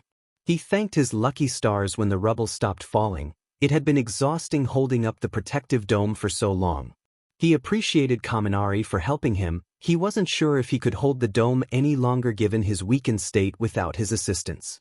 As the dust started to clear, Akatani straightened up, and with some careful maneuvering he used some of his remaining electricity to push the concrete trapping Kaminari's legs off. "Can you walk?" he asked the blonde. Kaminari, who was still a bit dazed at what had happened, merely nodded his head. Akatani, now feeling even more exhausted than before, slowly helped the blonde to his feet. Supporting the slightly taller teen by putting his arm over his shoulders, the pair slowly walked away from the epicenter of the explosion, as the dust finally subsided, revealing the extent of the damage. It was near total destruction for several blocks in every direction. Where there had been buildings before, were now just piles of rubble, broken glass, and twisted metal. The other candidates were in slightly better shape, nursing bruises, cuts, or broken bones from the falling debris. Many were staring at the smoldering crater where the zero-pointer robot had once stood, while also staring at Akatani in dumbstruck shock. It was around the same time that Kaminari's brain started working again. He turned to Akatani, asking a question that was literally everyone's minds. "Are you a god?" Akatani turned to him. "No, I'm Akatani Mikumo." He was unable to say any more, as his body gave out from the exhaustion. Kaminari was just able to stop Akatani's limp form from smacking face-first into the ruined tarmac. "Medic! We need a medic here!" the blonde shouted desperately. His calls were answered when an elderly voice pierced the silence. "Goodness me, what happened here? Is everyone okay?" A petite old woman with gray hair tied into a bun, dressed in a doctor's lab coat and using an oversized syringe as a walking stick, ambled up to the candidates. She planted a kiss on those who had injuries, which healed almost immediately, and gave out gummies to everyone, regardless of their physical states. Kaminari, still holding up an unconscious Akatani, called out, "Recovery girl! Please help!" Said healing hero turned around. "My word, let's have a look-see." Approaching them, she examined Akatani's lifeless form. Kaminari waited anxiously for her diagnosis, the other candidates also peering over at the scene, watching with anticipation.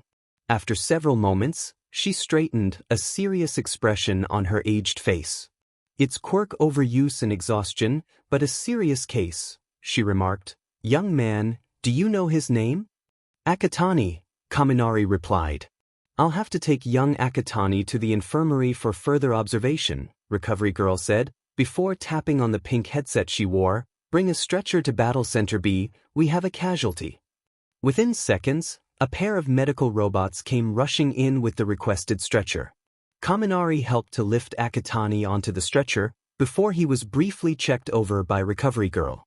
She was about to depart with Akatani in tow, but Kaminari stopped her. "Recovery Girl, wait. Can I come too? Akatani saved me earlier, I need to make sure he'll be okay." The old woman pondered this. "Very well, you can come, so long as you don't get in the way, am I clear?" Kaminari quickly nodded, and hurried after his savior and Recovery Girl out of the arena, leaving behind the other stunned candidates to slowly talk and wonder about the one who would be dubbed by them as the god of Jade Lightning. To be continued. The candidates of Battle Center B weren't the only ones raving about the god of Jade Lightning, who leveled a whole section of the arena just to rescue someone trapped under some rubble. Some distance away, In a conference room deep inside the campus, the staff of UA were in serious discussion over what they had just witnessed. And to say that they had been floored was the understatement of the century. What had started out as impressed remarks at Akatani's electric start and takedown of the robots turned into gobsmacked low-hanging jaws as the staff watched the teen single-handedly obliterate the zero-pointer robot and level a significant portion of the arena to nothing but rubble, and come away from it with just a serious case of Quirk overuse. The stupor continued long after the exam concluded and the staff had gathered in the conference room to discuss the candidates' performances and how many points each were to be given. Nobody said anything as Akatani's exam footage was replayed on a holographic screen, much too stunned to even utter a word as they watched the purple-haired teen take down robots as if they were nothing, and concluding with his destructive finale in rescuing Kaminari Denki. For several moments after the video ending, silence ensued, only broken by the odd words of the 18-plus only hero, Midnight, and modern hero art history teacher, Kayama Nimuri, who echoed the thoughts of those who witnessed the event firsthand at Battle Center B. Is the kid a god?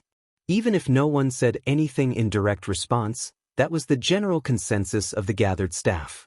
The only ones who didn't seem blown away by Akatani's performance was the school principal, a humanoid hybrid animal, what kind is still a mystery to this day, by the name Nizu, who sported a thoughtful expression, and homeroom teacher of Class 1A, the underground pro-hero Eraserhead, Aizawa Shoyuda, who seemed nonchalant with what he saw. Akatani-kun's quirk is certainly unprecedented in its versatility and power, modern literature teacher Ishiyama Ken, also known as Cementos, remarked, and judging from how coordinated and steady he unleashes his attacks I'd say he's very much in tune with his quirk. No kidding. Present Mike excitedly cut in, but that explosion at the end though. I could hear and see it from the observation tower. If he really planned to pull it off, he might be really a god. Yet Akatani-kun collapsed at the end. 1B homeroom teacher Vlad King, or Kansekijuru, commented, the final attack must have consumed a lot of his power, which shows that it is not limitless. Still, Snipe added, y'all gotta admit the kid's hella godlike. That explosion should have killed him, but all he got away with was a serious case of quirk overuse.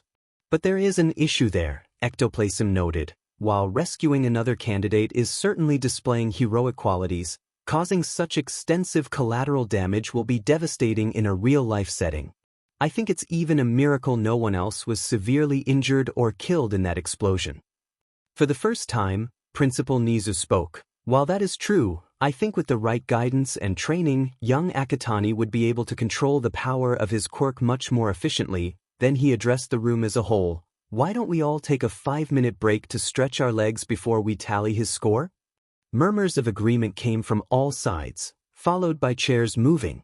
Nizu waited for his staff to leave the conference room to do whatever they wished for the next 5 minutes, before turning to the other person who didn't get up with the others. This person was a bony figure, clad in a yellow suit that seemed almost too big and baggy for his skeletal form, and rather scraggy blonde hair and shadowed eyes. What do you think, Toshinori? Toshinori had a thoughtful look. He certainly has potential, but he already has a powerful quirk. I fear that if he were to take on one for all, his body will be unable to maintain the power of both quirks. Nizu drummed his paws together.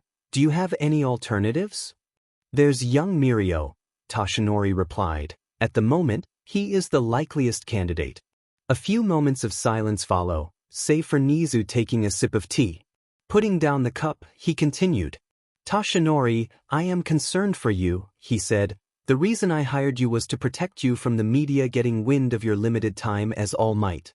Things will only get complicated if you don't decide on your successor soon. The man in question sighed. I know, Nizu, I know. Meanwhile, somewhere else in the UA campus, Kaminari was in the infirmary, keeping vigil over a still unconscious Akatani, now lying on a bed being monitored by Recovery Girl. In all honesty, Kaminari felt a bit surreal gazing upon the lifeless, almost vulnerable form of his savior, when not just an hour prior, said savior had decimated a massive robot and a good portion of a fake city just to save him from an early death. Furthermore, That, and the peaceful look on the teen's face stood in stark contrast to the cold, angry Ice King that sat across from him in the cafeteria. Akatani could have just joined the others' candidates in running away, leaving him to get crushed by the zero-pointer. But he didn't, and it both intrigued and confused the electric quirk user. Kaminari wondered what was going through Akatani's mind at the cafeteria and during the practical. The purple-haired teen was an enigma, a contradiction to his own actions. He was curious about the latter's background and history. Obviously, something must have happened to shape Akatani into the Ice King he was now. But Kaminari had no clue. And that became another reason for him to befriend the purple-haired Ice King. Kaminari wanted to understand Akatani's thought processes, while thawing the latter's frozen heart with friendship. Kaminari momentarily moved his eyes away from his unconscious savior towards Recovery Girl. She had previously been on the phone with someone whom he believed to be Akatani's mother, and was now leafing through a clipboard while occasionally glancing at the purple-haired teen. That was the status quo for an amount of time for which Kaminari didn't bother to check, only broken when the infirmary door opened, and in stepped a petite woman with forest green hair tied in a ponytail. "Please pardon my intrusion." Recovery Girl looked up from her papers. "Ah, are you Akatani-san?" "Yes, I am," Inko replied, closing the door behind her. "You must be Recovery Girl." Indeed, the healing pro-hero got to her feet, bowing respectfully. "How's my son?" Inko asked after returning the bow. "He's stable," Recovery Girl replied. "He hasn't woken up yet. A serious case of quirk overuse if I say so myself." "Well, Mikumo's the kind to overwork himself if not supervised." Inko sighed with a small smile. "May I see him?" "He's over here." Recovery Girl gestured to the bed where the teen laid. Inko nodded in thanks, and walked over towards her son. She immediately noticed Kaminari, who had gotten up. "Oh, and who might you be?" The blonde teen quickly responded with a bow. "I'm Kaminari Denki, Akatani-san. I was in the same battle center as your son." "How did you two get acquainted?" asked Inko. "We shared a table at lunch," Kaminari replied, "and he saved me during the practical exam." Inko's eyebrows rose. "Saved you? Tell me what happened." Kaminari was in the midst of giving Inko a rather detailed breakdown of what transpired during the practical, when Akatani's eyelids flickered. His following grimace got everyone's attention, as he tried to sit up and fell back onto the mattress in pain. "God, someone kill me please." "Big mood, man," Kaminari remarked. "Then again, you look like death warmed over." Akatani deadpanned at the cheeky blonde, ready to counter with a biting remark when he felt his mother's presence beside him. "How are you feeling, dear?" "Like a truck ran over me," Akatani groaned. "How did I get here?" "You passed out at the battle center," Recovery Girl came forth. "Your friends supported you until a stretcher could be brought over." Akatani blinked at the word friend, before glancing over to Kaminari, who grinned and waved back. "How long has it been?" the purple-haired teen asked, glancing back to Recovery Girl. "Just more than an hour," she replied. "For such a serious case of quirk overuse, you regained consciousness fairly quickly. From what I was told, you used a lot of energy saving your friend. I expected you to be out for several more hours at least, given the nature of your quirk." "I expected that," Akatani commented. "That's why I toned down the power output for that move. Any more than that and I would have depleted my electrical core completely." Recovery Girl nodded without further comment, while the opposite could be said for Kaminari, who appeared to have come to a horrifying realization. "Well, given that you're awake now and functioning normally," she continued, "I should be able to discharge after I cover a few things with your mother first." She turned to Inko. "Akatani-san, if you don't mind?" "Not at all," the forest green-haired woman dismissed quickly, pulling away from her son's bedside to follow the healing quirk heroine to her desk. Left to their own devices, Kaminari turned to Akatani. "Dude, what happens when your electrical supply runs out?" "Runs out?" Akatani raised an eyebrow as if it was obvious. "If my core depletes, I'll die." Having his earlier guess confirmed only short-circuited Kaminari's comprehension, made worse by the purple-haired teen's nonchalant tone. His jaw fell open. Akatani grimaces. "Kaminari, please close your mouth." Showing me the beginning of your esophagus isn't the most pleasant sight. Either the blonde ignored him, or most likely was too shocked from the bombshell dropped into his brain to comply. Akatani sighed. With a low groan of pain, he reached forward and manually closed Kaminari's jaw. He laid back down against the pillow with a slightly exasperated look. Why are you looking like as if I told you memes were all a lie? While he was slightly miffed at the insinuation of what keeps him going was nothing but lies, Kaminari was still too shell-shocked to do anything other than reply directly to Akatani's question. That's effing insane, man, he breathed. Are you, like, running on electricity or something? Akatani shrugged. I suppose I am. This did nothing to erase Kaminari's floored look. What the heck happened to you? Did you get struck by lightning and somehow gained your quirk that way? At this point, Akatani saw no other way around this conversation other than to spill the beans. Technically, I was struck by lightning. Struck again. Revived. And then gained my quirk. Silence followed. Kaminari stood frozen, jaw falling open again to accompany his wide eyes. Then, the silence was broken by a crackle of electricity flashing over the blonde's head, followed by another, and then another. Akatani watched, with merely a raised eyebrow, as Kaminari appeared to literally short-circuit before his eyes, and crumple to the floor, still crackling with electricity. Glancing down at his downed peer, Akatani called out in monotone, "Recovery girl, we've got a casualty here." After reviving Kaminari and giving Akatani one last check-over, the healing quirk heroine deemed them fit enough to be discharged. Leaving the infirmary behind, Kaminari stopped Akatani before they went on their separate ways. You got a phone? Akatani became slightly wary. Yes. Why? We should swap numbers, obviously. Kaminari replied. Why? Hey, it's not every day that two people survive an exploding robot as a city crumbles to rubble around them while protecting each other. If that doesn't move us to phone number buddies, I don't know what would. Kaminari explained enthusiastically. Akatani's wariness did not abate. He was suspicious of people trying to get in too close to his personal bubble, thanks to a variety of reasons already mentioned. But, at the same time, he did save Kaminari when he could have run away from the zero-pointer robot, and Kaminari did stay by his side in the infirmary when he could have gone home. In a way, the electric blonde was right. The robot forged the first vestiges of some kind of bond between the both of them. Perhaps, putting up with Kaminari's presence may not be so bad. Okay. Kaminari's resulting smile appeared to light up the hallway. Akatani fished out his phone, unlocked it, and passed it to the blonde. Several electronic pings later, both numbers were shared and safely stored in each other's phone. Well, I got to get going. Your mom must be waiting for you too. We should catch up sometime, yeah? This time, there was no hesitation on Akatani's part. He'd already swapped numbers, so no going back now, sure. Kaminari beamed, and with one final wave, dashed off down the hallway for the gates. Akatani, now alone, released a sigh before making his way down the hallway himself, catching up with his mother for the journey home. A week passes while the scores are tallied up and the final decisions of who is to be accepted and the rest rejected are made.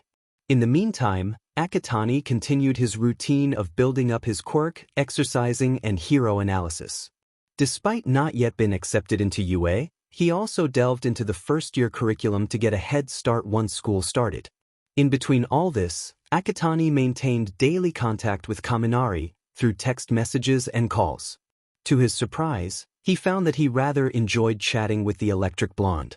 It didn't matter the topic, be it him attempting to calm down a rather frantic Kaminari about whether they will get accepted or not, or aimless texting at 2 a.m. in the morning due to an unusual bout of insomnia. There was something about hearing the perky blonde's voice or reading the emoji-riddled text messages he sent regularly that made the ice-cold Akatani feel a gentle wave of warmth. It was so unfamiliar, yet not unpleasant at the same time. Akatani thought to himself, was this what it was like to have a friend? Could he consider Kaminari a friend? Maybe. The concept of friendship was a thorny one for Akatani, given his history. Yet Kaminari was an outlier, someone he didn't expect. He had wormed his way into his heart and stayed there, refusing to be expelled by icy cold. The upbeat voice, the bright disposition and happy-go-lucky aura spread a warmth that thawed a thin layer of ice around his heart. And he welcomed it. So yes, Akatani could consider Kaminari his friend. And it was this burgeoning relationship that saw the electric blonde at the doorstep of the Ice King's apartment, jittering nervously and knocking feverishly on the door, hand-holding the envelope containing the results of the entrance exam. They received their results on the same day, and with prior agreement, had arranged to meet up at Akatani's place to unveil their fate together. Akatani appeared as stoic as ever when he answered the door, but his stomach trembled in solidarity with the shaking Kaminari. With quick greetings, the two friends retreated into the Ice King's room, while Inko, who was also suffering from nervous jitters of her own, went to attempt at making tea for their guest and themselves. Sitting on the bed, both teens opened their envelopes. They pulled out identical disc-shaped objects, which opened immediately into miniature projectors. A holographic screen appeared over both discs. Kaminari's eyes widened. No way! It's All Might! Akatani stayed noticeably stoic. Greetings, young Akatani Kaminari. Let me know when the results actually come up, the purple-haired teen said, leaning back and gazing up at the ceiling, eyes going blank. Dude, it's All Might. Aren't you excited it's him? Kaminari exclaimed in disbelief. I don't give a flying F that it's All Might, Akatani aloofly spoke. Besides, he's just reading off a prepared script. There is nothing personal about this other than our results. I'm zoning out now. And he did. Akatani blocked out the number one hero's voice, while a confused Kaminari stared at him with pet eyebrows. In the end, he didn't have to gaze blankly at the ceiling for that long. Shaken out of his dazing by his electric friend some 20 seconds later, Akatani turned to the projector, which now displayed a table listing 10 names and 2 corresponding numbers alongside each name. He zeroed in on one particular name. His own. At the number 1 spot, with 67 villain points and 55 rescue points, totaling 122 points. Akatani stared blankly at his results, barely registering being tackled by Kaminari in an excited hug. Dude, this is amazing. You're the top of the list. Being shaken side to side by the proud blonde, Akatani glanced down at another familiar name in the number 2 spot beneath his. Bakugu Katsuki, with 77 villain points, but 0 rescue points. A staggering difference of 45 points separated their names. Still being shaken by Kaminari, a tiny smile crept over Akatani's lips. I'm happy. You should be. You're so effing cool. The table disappeared, and All Might filled the screen again. Kaminari pulled away to hear the rest of the hero's message. There was a slight deviation where All Might commented about Kaminari not getting into the top 10 and congratulated Akatani for getting number 1. But the two messages quickly returned into synchronized wording, which left Akatani's tiny grin to grow just a bit wider. Young Akatani Kaminari, you passed the entrance exam. So now it begins. Holographic All Might stretched out a hand towards both teens. Come, this is your hero academia. Akatani found himself tackled again in an overjoyed hug. We did it, Akatani. We're both getting into UA's heroics course. Amidst Kaminari's whoops and cheers, the purple-haired teen muttered, Yes, we are. And everyone better FNG watch out, because we're turning this sheet show upside down, went unspoken, but nonetheless said in a glimmer in his jade-colored eyes. To be continued. The first day of the school term dawned upon Akatani through the smooth passage of time, as he was rudely awakened from his slumber by his alarm clock blaring its unholy racket in the otherwise silent bedroom. Grabbing the infernal object and throwing it across the room, which destroyed the DMN thing, thank heavens, Akatani groaned. He slowly sat up, blinking wearily for a moment to get his sleep-addled brain working for the new day. Letting out a loud yawn, Akatani climbed out of bed and shuffled sluggishly over to the bathroom. Behind the closed door, several noises could be heard. The toilet flushing and the tap running. Then there was silence, then a zap, followed by a sharp yelp. It opened, and out stepped Akatani, idly nursing his wrist where a small welt had begun to form. Now completely awake, he went to help his mother make breakfast. After breakfast, Akatani returned to the bathroom to brush his teeth. He then retreated back into his bedroom to get ready for school. He had hung up his new uniform, a set consisting of a gray blazer with forest green stripes on the sleeves and lapels, and matching shoulder straps, white dress shirt, red tie, and forest green pants, the previous night in preparation for today.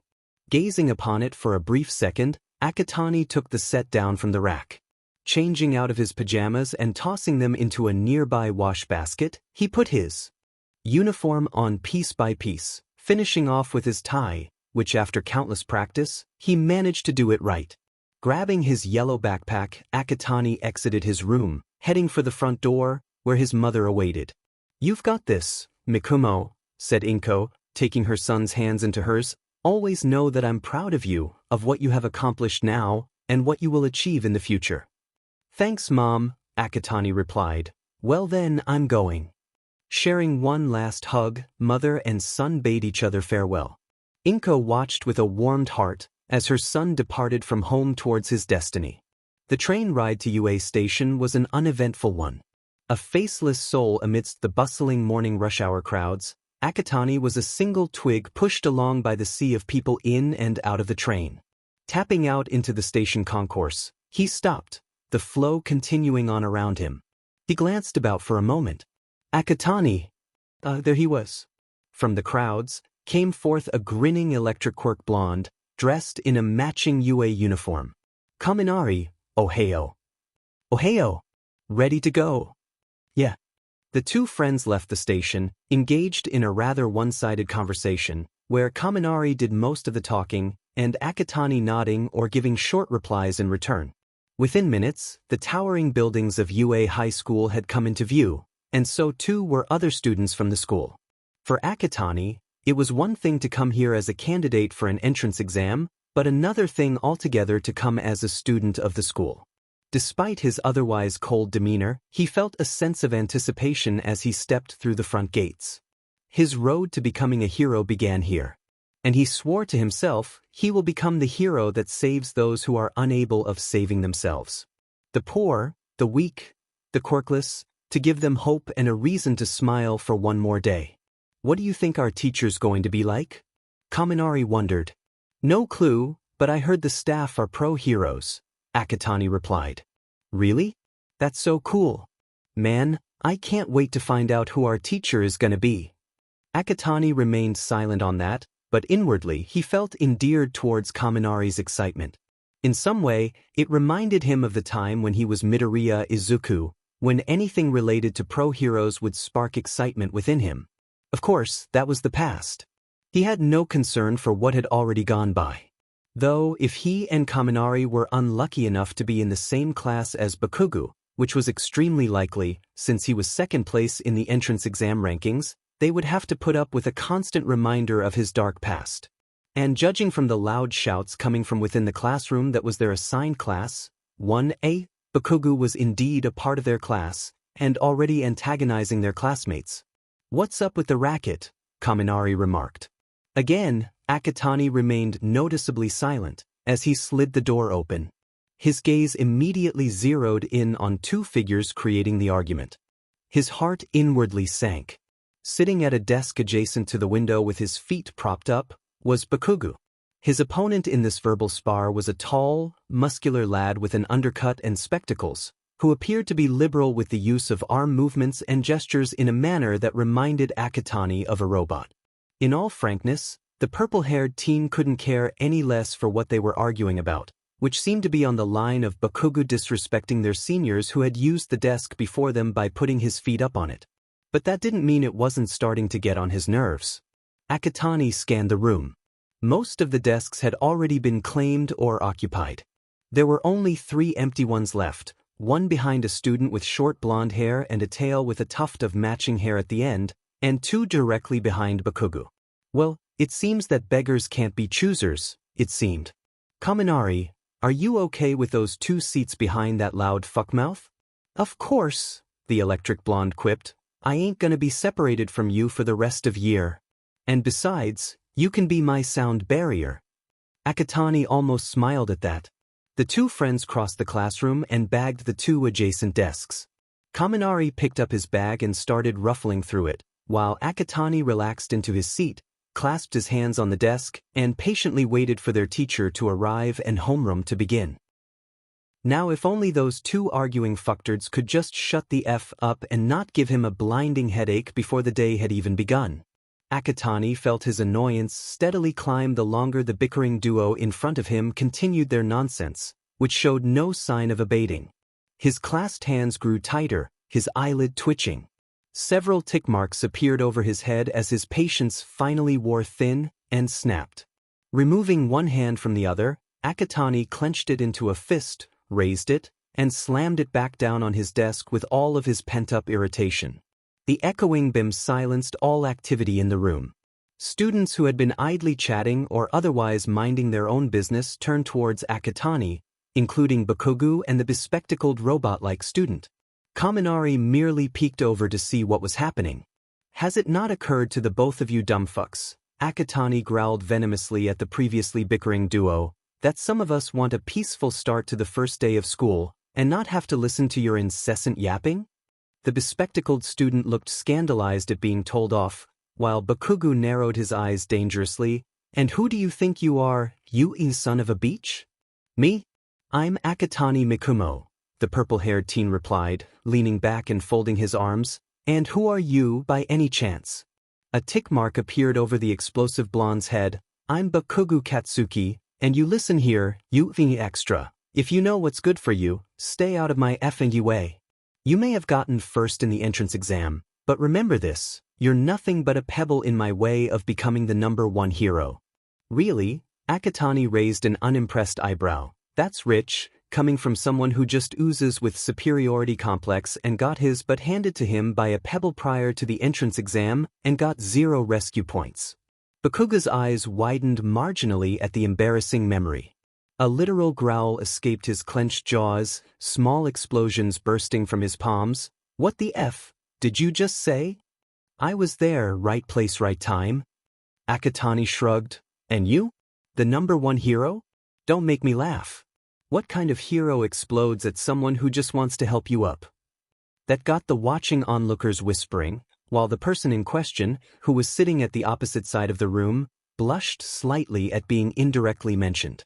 "Listen, Bakaho," Akatani continued, leaving no room for interruption. "I may not know you very well, but just witnessing those small moments already speaks wonders about your atrocious attitude and disgusting personality. How you intend to become a hero, I don't know. But people are not going to take nicely to a hero who is arrogant and antagonizes those who just want to help. In fact," Akatani paused in mock thinking, a look of pure condescension blooming over his face as he returned to Bakugu, who looked ready to explode. "I think someone like you is more suited to become the #1 villain. After all, you appear to be a petty, tantrum-throwing, hate-filled son of a were who acts high and mighty to cover his own cowardice and weakness." Absolute silence followed his cold vitriol. Even Bakugu appeared stupefied at the level of icy malice the attack against his character carried. The silence lasted for a beat or two, broken by Kaminari's sudden commentary. "Sheesh man, like I know roasted chicken is nice and all, but if you roast it too much, you'll get only burned charcoal left. It was terrible. It was unwarranted. It was nonsense. And it was what burnt through the final bit of fuse on what was Bakugu's explosive ire." The explosions in his palms grew exponentially as he shot up from his seat, knocking his chair backwards. "I will kill you, you motherfucking son of a dash." Bakugu lunged for Akatani, who merely sat still with his unimpressive, condescending stare.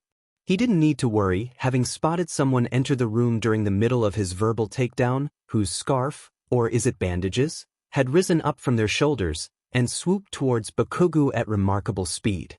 The raging blonde suddenly found himself restrained by the scarf, bandages, the explosions cutting off in the same instant.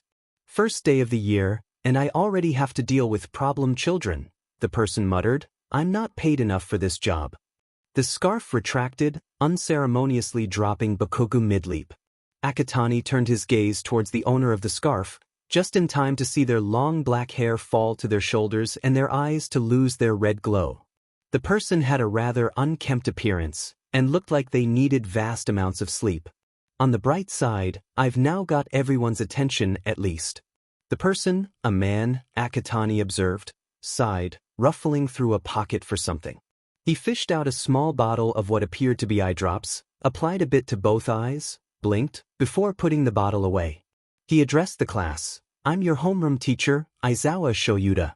Pleasure to meet you all. Sheesh, he doesn't sound pleased to be here at all, that's for sure, Kaminari inwardly remarked. What crawled up his arse and died? Akatani wondered at the same time.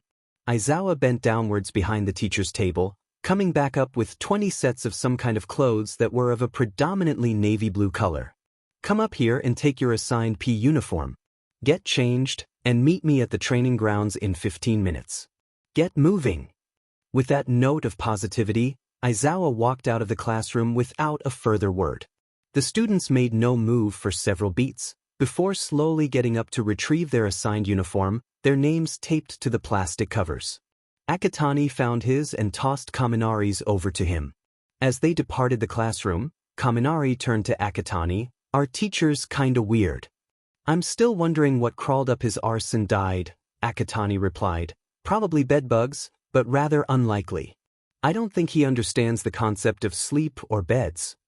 Kaminari couldn't stop the resulting snicker. 15 minutes later, the class, all dressed in their P uniforms, had gathered at the training grounds. Aizawa did a quick check to ensure all were accounted for, before addressing them. All right, he drawled. This morning we are conducting a quirk apprehension test to gauge your capabilities. Several students glanced at one another, while Akatani stared straight ahead. A single hand rose up. Aizawa-sensei, the girl who Bakugo exploded at before the entrance exam asked, I thought we were supposed to attend the welcoming ceremony? And the guidance counselor meeting? Said teacher stared pointedly back at her. In the field of heroics, you don't have time for superfluous platitudes. The girl shrunk back slightly, lowering her hand. Aizawa continued on, we'll be covering several stations this morning. First the softball throw, then long jump, 50-meter sprint, endurance running, grip strength, side jumps, pull-ups, and seated toe touch. Aizawa checked the class registrar. Bakugo Katsuki, you're up first. Said explosive blonde trudged off from the class. Aizawa handed him a softball. Use your quirk. Don't hold back. Bakugo grunted, and got into position inside the circle drawn into the pitch. He steadied himself, pulling his arm back like the wind-up to a spring-loaded toy. Akatani watched with an uninterested, deadpan gaze as Bakugo screamed aloud, Die! As he pitched the ball with his quirk at full strength. The resulting explosion rocked the grounds, a shockwave spreading in all directions, kicking up dust and gravel as the softball went hurtling towards the sky, disappearing with a twinkle. Aizawa, seemingly unaffected by the explosion, stared down at a tablet in his hands. 705.2 meters, he read. The class went into uproar. That's so cool. Unbelievable. His quirk is so manly. Save for two.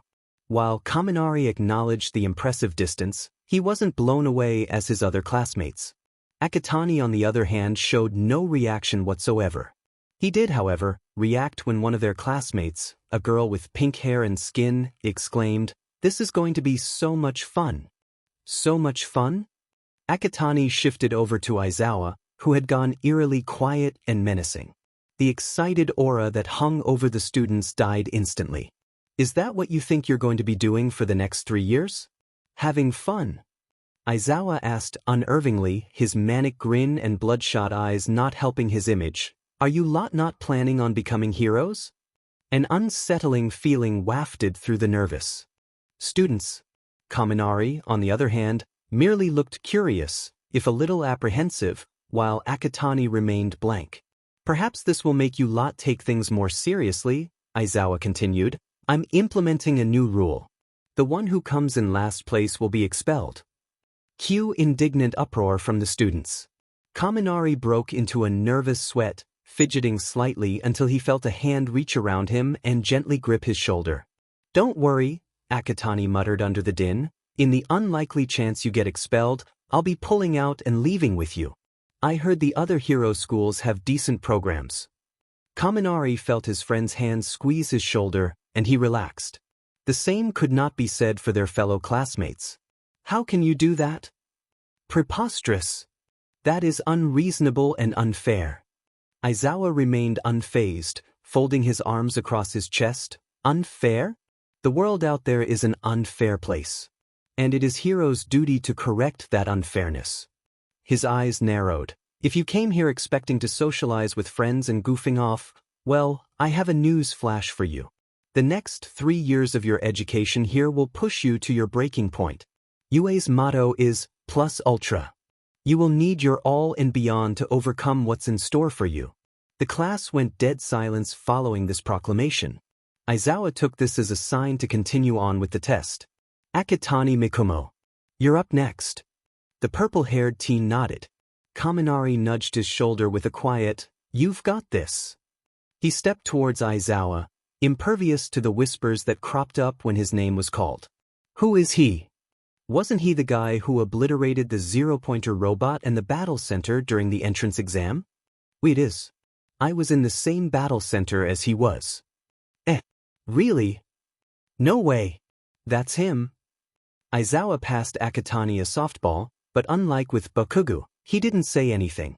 Akitani stepped into the circle. He released a breath and stared ahead. He raised the hand holding the softball. He intended to channel a smaller portion of the energy he used to decimate the zero-pointer robot to blast the softball the furthest he can get. But something wasn't right. Akitani knew everyone was staring at him, awaiting how far he was going to throw the ball. But one person in particular stood out. He knew right away that it was Aizawa. Even with his back turned to him, Akitani felt his teacher's gaze the strongest. He paused. He knew something would happen if he tried to channel his power and blast the ball, and it would be courtesy of Aizawa.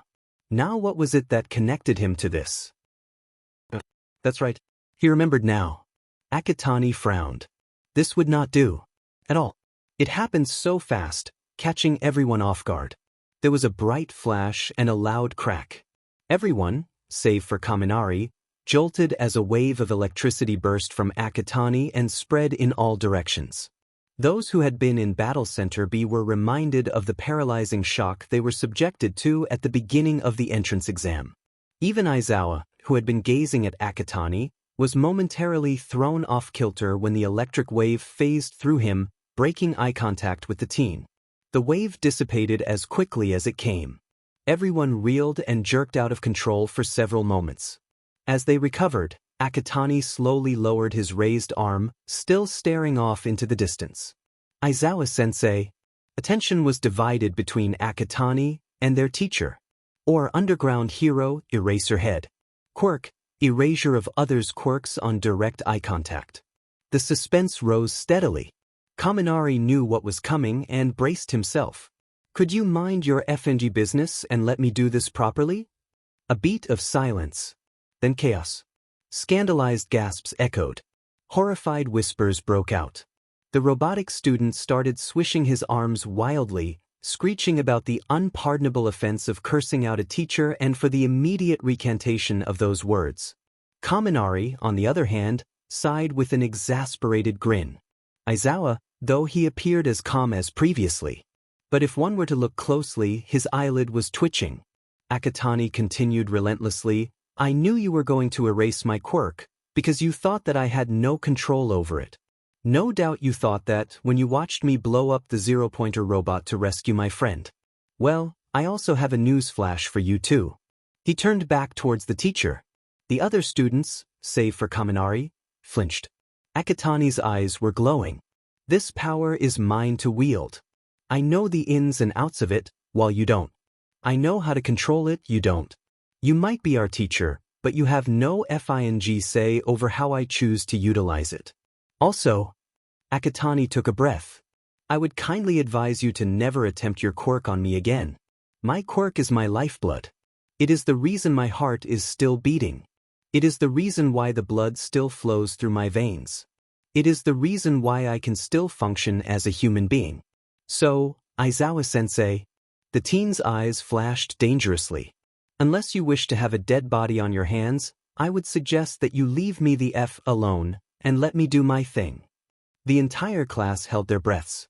A few admired Akatani for having the ball to cuss out a teacher like that. Some were horrified at the possibility of having such a powerful, yet vulnerable quirk. Some expected an all-out battle to take place between their teacher and Akatani. Others, like the robot-like student, expected Aizawa to expel Akatani on the spot. They were all surprised and rightfully confused when Aizawa merely nodded in acknowledgement. "Carry on," he said, stepping backwards. Akatani turned away, facing towards the distance again. He raised his hand holding the softball towards the sky. He concentrated, channeling his energy towards his palm. The visible Lichtenberg scars running up his arm began to glow, as crackles of jade-green electricity ran wildly up and down the appendage. The growing energy engulfed the softball, and it vibrated rapidly in his grip, as if wanting to escape. Akatani let his power rise a little more, and at the right intensity he released. With an even louder crack, the softball shot out from the teen's palm like a bullet leaving the barrel of a gun. Some jumped at the sound, others watched with jaw-dropping awe as they watched the ball fly towards the heavens in a beam of electrical energy. Like Bakuga's ball, it too went so far that it eventually disappeared from sight, but the real surprise came when Aizawa announced Akatani's score. He didn't say any numbers, just one word, orbit. Another beat of silence. "Wait, so you're saying," a student with spiked-up ruby-red hair chimed in, "Akatani shot the ball so far out that it's now orbiting the Earth?" Aizawa simply said, "Yes." Another beat of silence. "Think yes." "Holy F-dash. He really did that? That's so badass." Akatani paid the admiration no mind whatsoever. He did, however, pay attention to Bakuga's reaction. And he was not disappointed. The explosive blonde was in a state of total disbelief, torn between denial and shock. He was trembling all over, no doubt from his volatile rage rising to the surface. Akatani could only guess how much his record had damaged his former bully's ego and pride, and he knew he had dealt a really heavy blow.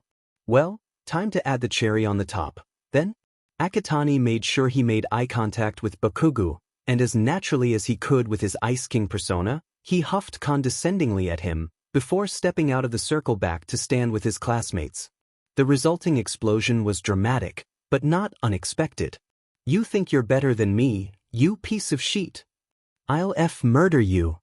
Once again, Akatani had nothing to worry about the incoming fireball that was Bakugo, having spotted Aizawa activating his capture weapon, his scarf, or bandages, long before anyone else did. Bakugo found himself once again ensnared by the weapon, his quirk erased. "You are really starting to get on my nerves, Bakugo," Aizawa warned. "This is the second time I had to use my quirk on you, which I can guarantee is not fun for me." He released his capture weapon, unceremoniously dropping Bakugo onto the pitch. "If I have used it one more time on you, you will be out of UA before you can say, 'Hero course,' am I clear?" Picking himself up from the ground, Bakugo grunted in response. He glared at Akatani, who returned it with a dismissive gaze. Aizawa took out his eye drops and reapplied them to his dry eyes. Putting the bottle away, he called out the next name. "Uraraka Ochako, you're next." In the end, Akatani's record was broken by Uraraka, who had a gravity quirk. She launched the ball so far into the galaxy that her score was an unbeatable infinity. Nonetheless, he was satisfied that he beat Bakugo in this test. Now came the rest of the assessment. Akatani thought he did a relatively decent job with the other stations. His timing in the 50-meter sprint rivaled that of the top contender, the robot-like student with engines in his legs, whose name was Ida Tenya. While he was nowhere near multi-armed Shujimezu's record of 540 kilograms in the grip strength test, he still marked down a reasonable weight for himself. He cleared the sandbox in the long jump test and beat runner-up Mineta Minoru, a pervert who rather unsubtle enjoyed staring at the female students' bosoms and buttocks, Akatani observed disgustedly, in the side jumps. For the remaining tests, Akatani clocked in decent scores with the aid of his quirk and months of training. Finally, the assessment was over. The class, exhausted and sweaty, gathered before Aizawa, nervously milling about over who was going to be expelled from the school. "Here are the results," said their teacher, getting their attention. The eternally tired man tapped the tablet he used throughout the assessment. A holographic screen sprung up from the tablet, containing a table with a list of names. Akatani had another moment of satisfaction.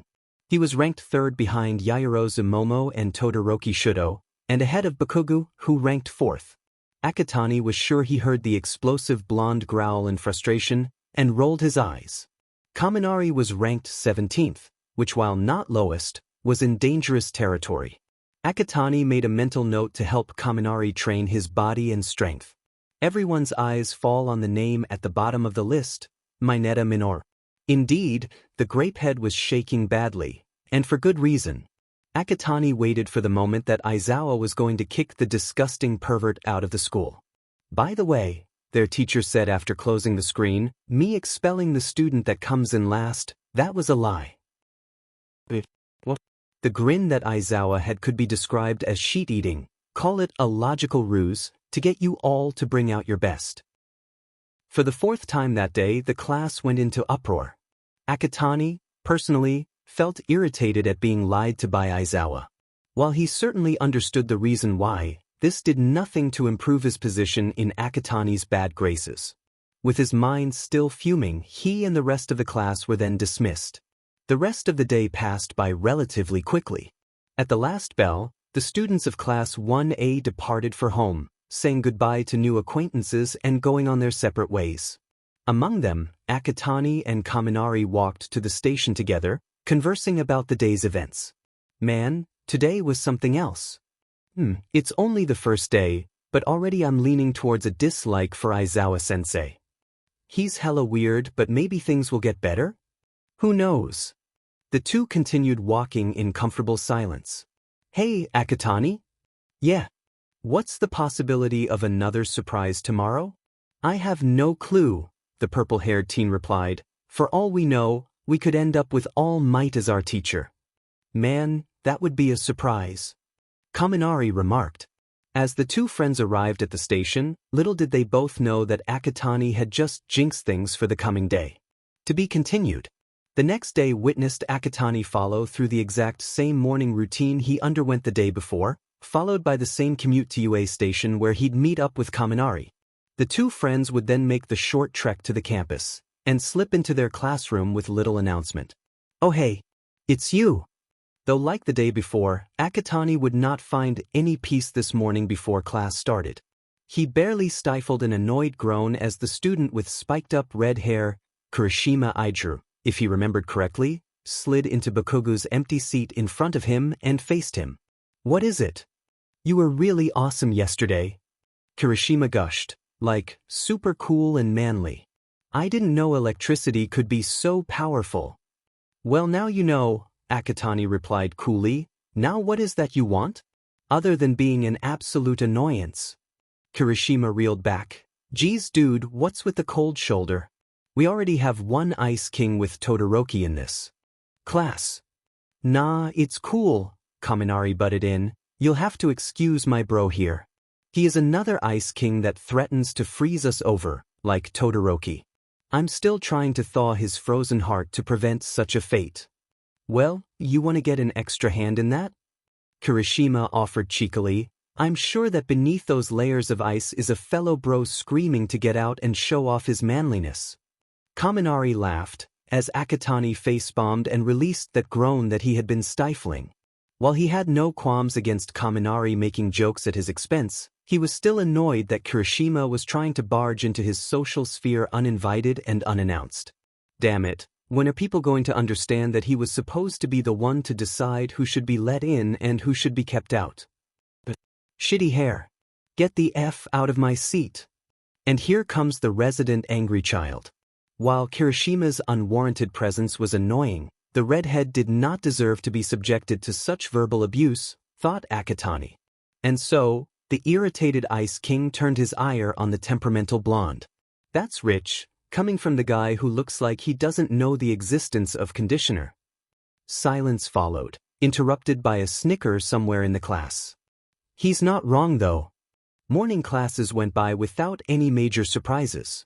After homeroom, where Aizawa stopped Bakugu from exploding Akatani's head off in his rage, The class had English lessons with present mic, followed by modern literature with Cementos. English was pretty easy for Akatani, who was fluent in the language thanks to his daily followings of American heroes on the internet. Modern literature was a bit more of bore, but it wasn't too difficult on the plus side. Lunch came after. Akatani and Kaminari bagged a table for themselves and tucked into the food prepared by pro hero and chef, Lunch Rush. And Deepening was the food to die for, thought a satisfied Ice King as they returned back to class for their next PRD, Hero Basic Training. The two friends took their seats just as the bell rang.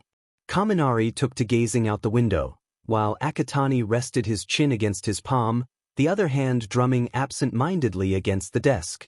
Akatani silently eavesdropped on the conversations taking place elsewhere in the room, mostly on about what Hero Basic Training was going to entail and who their teacher was going to be. Frankly, he had a strange feeling ever since he made that offhand comment about All Might being their teacher.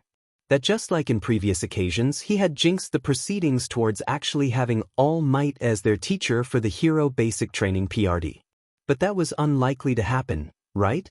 After all Might is the country's #1 hero. He wouldn't have time to be a teacher while being a professional hero, right? I am. Akatani's heart sank. Oh, for F's sakes. There leaning through the doorway in his buff, muscled glory, was All Might, dressed in his hero suit from the Silver Age. Coming through the door like a regular person. Akatani bashed his forehead against his desk, his groans overshadowed by the excited ramblings of his classmates. Holy shit. It's All Might. He's our teacher? That's insane. The symbol of peace strode up to the teacher's podium, turning to address the class. In Hero Basic Training, you will learn the fundamental basics of being a hero through a series of trials. So for today, we will be holding. Akatani peeled his forehead off his desk, just as All Might dramatically produced a card with the word battle in stylized, capital letters. Battle trials. That caught Akatani's attention. Even though he was nowhere near the levels of excited curiosity of his classmates, he did wonder what they were going to be doing in this trial. Also, All Might continued, you will be needing these. Right on cue with his words, for slots on the wall behind him opened. Each was a cabinet holding 5 metal cases with a number stamped on the lids. Your costumes tailored based on your requests and to best suit your quirks. So that's why that wanted us to send in the designs, Akatani mused as the excitement in the class rose. The battle trial will be held at Ground Beta. All Might instructed, go and get changed, everyone, and I'll see you there. Man, All Might is our teacher. Kirishima gushed, isn't that something? The excitement carried on into the changing rooms. Akatani, as per usual, exempted himself from the chatter. Opening the metal case bearing his number, he did a visual check to make sure everything he had requested was included. Akatani nodded to himself. Everything was in order. Hey my dude, you okay there? Akatani turned to face Kaminari. I heard your forehead hit the desk, the blonde remarked. It still looks kinda red. A small price to pay for making my sentiments clear, Akatani replied dryly as he loosened his tie and slipped it off. As he unbuttoned his shirt and pulled it off, someone behind him whistled. Demon man, you're ripped? Do you live in a gym and consume nothing but protein shakes? Akatani didn't know if Kirishima was being serious or if he was joking. No, just simple, hard work of lugging garbage off a polluted beach, regular gym sessions and martial arts sparring. Silence fell upon the room. The other male students who had been otherwise ignoring the conversation were now staring at Akatani, Bakugo included. Kirishima gaped. Dude, that is just so manly. Akatani deadpanned. When you put it that way, most of us are manly in some way. He pointedly turned to Mineta, except for this be nothing more than a lecherous pervert. Turning away from the mortified grapehead, he faced Bakugo, and this piece of sheet. Rotten sewage wrapped in a 6-pack. An unfortunate combination. Bakugo lunged at him, palms bursting with explosions. What did you just call me, you goddamn prick? I'll end your sorry eh? Akatani merely turned away, as intervention came from Kirishima and Ida, the latter screeching about the explosive blonde's foul language and violent reaction, while making those hand gestures of his. He ignored Ida when he turned his rebuke towards him in favor of slipping off his pants and folding it alongside the rest of his uniform. Meanwhile, Kaminari discreetly stole looks at Akatani's muscled form, a faint blush dusting his cheeks. His heartbeat quickened as he eyed his friend's abs that rippled with every movement he made. He's hot. Kaminari's unfortunate situation wasn't helped.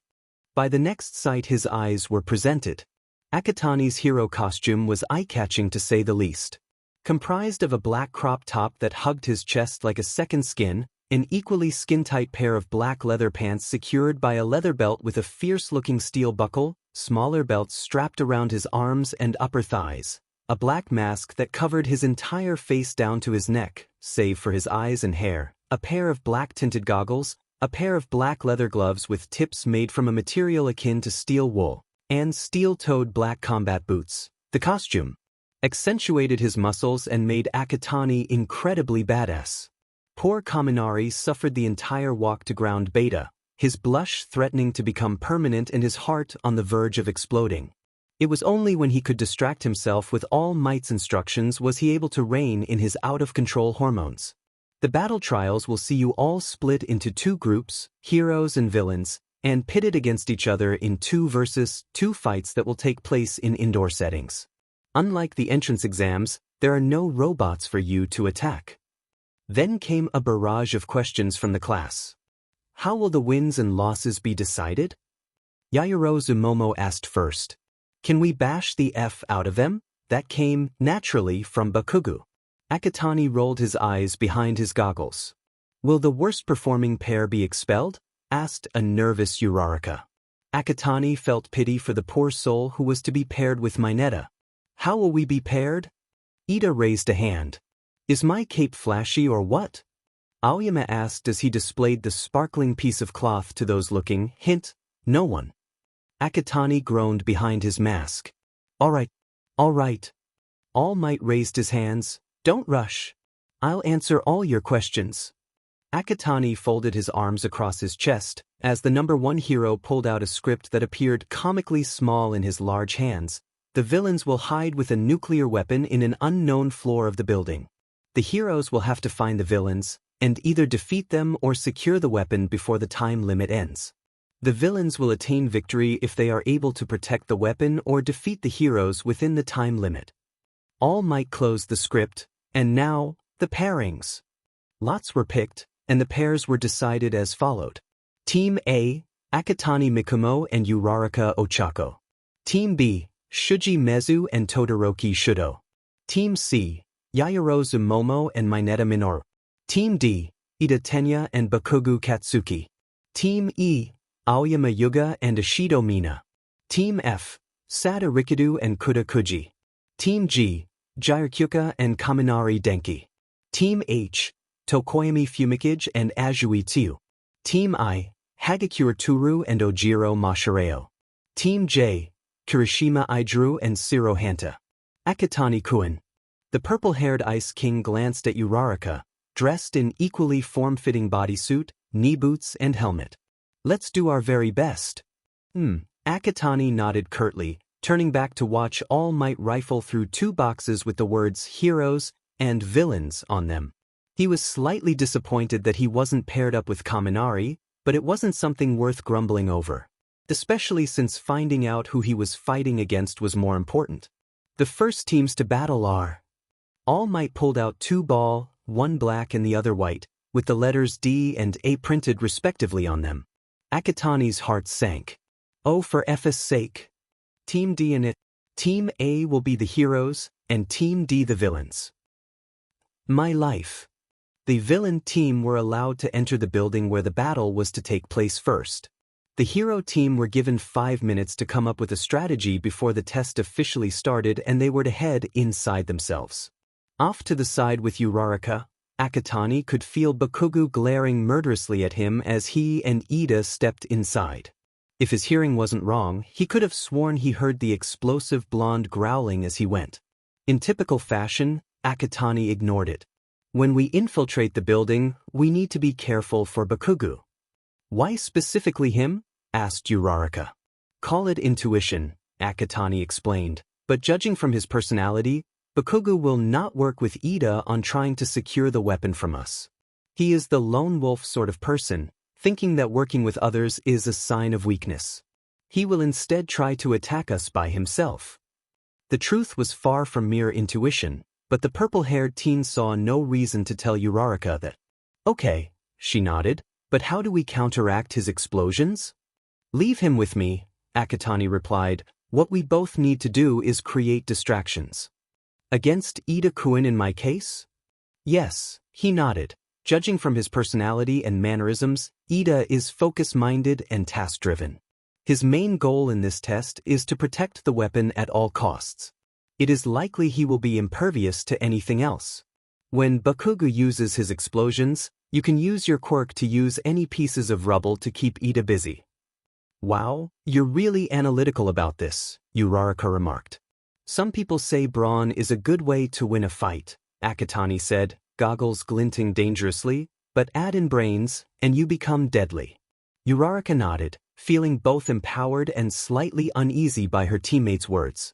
All Might's voice crackled in the microphones they wore in their ear. Your time starts now, hero team. Good luck. Uraraka turned to Akatani. Let's do this. The purple-haired teen grunted in assent. Infiltrating the building had been easy enough. But now came the harder part of being on the lookout for a certain explosive blonde as the pair traversed the empty hallways. The hallways provided plenty of blind spots and corners for Bakugo to launch a surprise attack on them. They had to be vigilant, on guard for the slightest sound or indication that their enemy was near. A good thing they were, for a mere second later, shit hit the fan. Just as they approached a corner, Akatani's eyes caught the swift movement of Shadow. Out from the corner leaping straight at them, came Bakugo. The blonde pulled back a gauntlet-covered fist and threw a powerful punch at Akatani. The resulting explosion rocked the hallway, but Bakugo missed his target. With lightning speed reflexes, Akatani dodged the incoming punch, leaping towards Uraraka and using the momentum to push the both of them away from the impact zone. They landed several feet away, Akatani immediately getting up and pulling Uraraka to her feet. Are you all right? I'm fine, thanks. Fed. Little respite. The suspended dust cloud dissipated, revealing Bakugo, ready to attack. You shouldn't have dodged, the blonde clicked his tongue. That's kinda the expected reaction to danger, Akatani countered coolly. But then again, since you don't have the basic decency of a human being, I'm not surprised you don't know how things work. Meanwhile, the rest of the class and All Might were in an observation room watching the action go down across several camera feeds on a giant screen. A surprise attack so soon? Kirishima exclaimed, that's cheating. So not manly. A surprise attack is also a strategic move too, All Might corrected. In a battle, a surprise attack can determine victory or defeat. Akatani dodged the blast. Ashido Mina cheered. Nice roast there, man, Kaminari grinned. Ah, Bakugo is making his move, Azuitsuyu remarked. Bakugo charged at Akatani, gauntlet raised. You better get ready, you VR swipe, for you'll be nothing but a squashed bug under my boot when I'm done with you. Akatani said nothing, instead rushing straight at the incoming blonde, stopping him in his tracks with a vice grip on his right arm. You should learn when to shut your mouth. Idle talk can be dangerous, for you especially. Standing to the side, Uraraka watched with awe as Akatani shifted his balance, and with all of his strength, tossed Bakugo over his shoulder and threw him to the floor with a sickening crash, knocking the air out of the blonde's lungs. Akatani turned to his teammate, Uraraka, go look for Ida. And take as much debris as you can with you. Will you be all right? I will be. Now go. The brunette nodded, taking off towards the hole in the wall created by Bakugo's earlier surprise attack. She touched the medium and large pieces of concrete littered around the spot, the debris losing their gravitational pull and rising upwards. Uraraka then clenched her fists, creating a center of gravity within herself, pulling the debris into orbit around her. She hurried off down the hallway, the pieces of concrete following her as she went. Oh hell no, beach! Bakugo screeched, you're not getting away. The blonde was unable to chase after Uraraka as he was thrown against a wall by a swinging kick to the side from Akatani. "Focus, or this fight might end in your defeat," the masked teen taunted. Bakugo growled like a feral animal, peeling himself off the wall and charging straight at Akatani with palms exploding. Uraraka managed to traverse through the remaining floors, taking breaks in between to settle her stomach from erupting into serious nausea. She finally reached the top floor, where after several minutes of checking through hallways and empty rooms, she came to one that appeared different from the others. Namely Ida and the weapon. He appeared to be talking to himself, though what he was saying was inaudible to Uraraka's ears. Yet at the same time this was good. It meant that Ida was distracted, and hadn't yet noticed she was there. Uraraka slipped away from the doorway, lining herself against the wall. She now needed to plan how she was going to pull this off. The debris she brought with her will no doubt distract Ida momentarily, but she couldn't risk keeping them afloat for too long without vomiting. And Ida had his engines. His speed would definitely turn the tables on her and leave her open to his continuous attacks. She wouldn't be able to hold herself against him for long. She needed another move of attack, one that would leave Ida vulnerable. Then it hit her. Could use her quirk on Ida himself? Uraraka hesitated. She had never attempted to cancel someone else's gravitational pull before. She had only ever tried it on herself, and while that experience had been a surreal one when she first attempted it, her nausea that day was arguably the worst she ever had. Who knows how bad the blowback would be should she try to make Ida float. She peeked through the doorway again. She'll get to that bridge eventually, but first, she needed to get Ida's attention. Which, ironically, he did it for her. "Tremble before me, for I am the feared embodiment of evil." Mwahaha. Ida's laughter was immediately mixed with Uraraka's, as she lost her composure at the doorway. Ida immediately whirled on his feet towards her. "Oh God, Ida-kun, you are such a dork," the brunette laughed whilst clutching her stomach. The robotic teen flinched at the label, before readying himself. "You dare belittle my villainous name. You shall pay the price for your folly." Ida's engines burst to life, and he charged straight towards the brunette. Her laughter ceasing immediately, Uraraka floated the debris into place. "Well, have a taste of concrete before that." She pushed out her arms. The pieces of concrete swung outwards. She then released her gravitational hold on the debris, the continuing momentum allowing the pieces to shoot forward towards Ida. Realizing he has projectiles coming straight at him, Ida braked hard and dodged the flying concrete, giving Uraraka the window to dash into the room. She leapt over Ida, her fingers touching the airborne debris, pulling them back into her gravitational hold. She released them upon Ida again, but she wasn't so lucky the second time. "Enough!" Ida swung out his arms, knocking the pieces away. He then dashed for Uraraka, fist pulled back for a punch.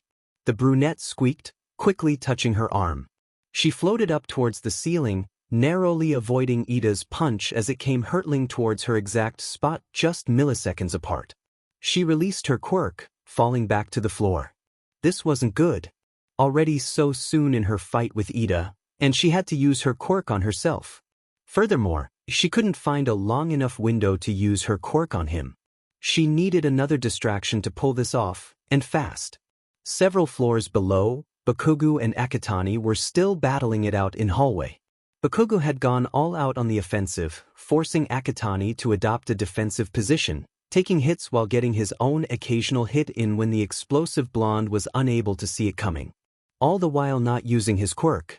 Something that Bakugo picked up on. "What's the matter, fucker?" he sneered. "Why aren't you using your quirk?" "Don't say anything back," Akatani thinks to himself. "Not yet."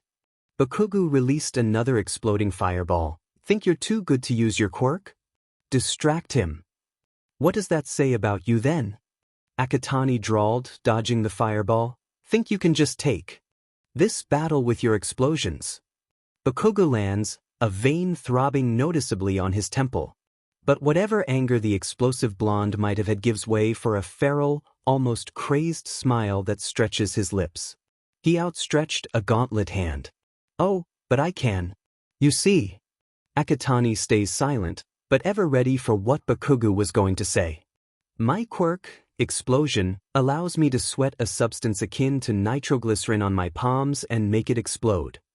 Bakugo pulled a tab, and a grenade pin appeared. Akatani remained silent, continue talking.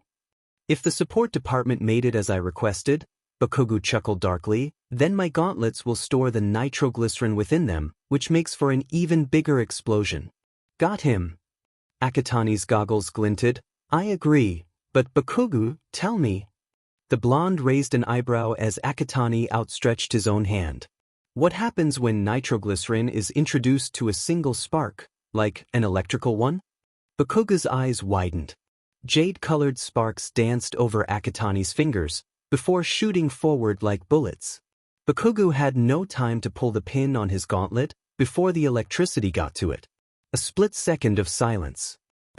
Boom! The explosion rocked the entire building. Windows on the floor hosting the epicenter of the blast splintered into glistening pieces against the bright sunlight from outside. The shockwave expanded upwards and sideways rapidly, the floors above and below the blast heaving up and down from the immense force. The explosion was so intense, those on the top floor felt the floor lift from the shockwave rushing upwards. Cracks appeared on the walls, and pieces of the ceiling came raining down. The weapon tipped over and fell onto its side. What the dash, Ida yelled, loosing his footing and falling to the floor. Uraraka, maintaining her balance, remained standing. Then she saw the window she needed. Meanwhile, back in the observation room, a different set of chaos was unfolding. Holy F dash! Kirishima and another boy, Siro Hanta, exclaimed. Their words echoed the sentiment of those watching, eyes wide and jaws hanging open. All Might could only stare at the screen in silence. He had been on the verge of getting Bakugo to desist from the move he was planning through the intercom, when Akatani suddenly attacked and set off the explosion. Now, with the fireball blocking the feed, he didn't quite know what to do. Kaminari was taken aback by the extent of the explosion, captured entirely in high definition on the screen. He was, naturally, concerned for Akatani when fire erupted and obscured the feed, blocking the fate of both students in the hallway. The feed on Ida and Uraraka remained clear, broadcasting their reactions to the explosion. Then, movement on both feeds caught his attention. The shockwave might have dissipated, but the carnage it left behind remained. The floor was an absolute wreck. Large cracks and holes graced the walls, floor and ceiling. Fires of various sizes burned freely, and debris littered the floor. Scorch marks were everywhere. But Akatani was unharmed, thanks in part to the dome of electrical energy that protected him from the worst of the fireball and the shockwave. The same could not be said for Bakugo, who looked a lot worse for the wear after being thrown backwards from the epicenter. The blonde was barely standing, his hair and parts of his skin scorched from the intense heat of the fireball. Scratches and scrapes littered the skin that wasn't burnt. He appeared to be in a daze, ears ringing from the loud burst of sound echoed by the enclosed surroundings. It was the perfect moment for attack, and Akatani took it. The purple-haired teen leapt forwards, his pulled-back foot springing forth and connecting straight into Bakugo's stomach. The air knocked from his lungs, the dazed blonde could do nothing as he was tossed to the floor. Akatani was on him in an instant, raining blows one after another on his face. Bakugo weakly tried to fight back with his hands, one gauntlet remaining. But Akatani kicked the gauntlet down the hallway and stamped hard on both hands. The blonde could only groan in agony as Akatani pulled back a hand, crackling with electricity. His goggles flickered dangerously from the fires burning around them, accompanied by the ominous glow of his jade-colored irises bursting through the tinted lenses. Hasta la vista, motherfucker. The crackling hand slammed onto Bakugo's chest, the hallway lit up, and the blonde blacked out.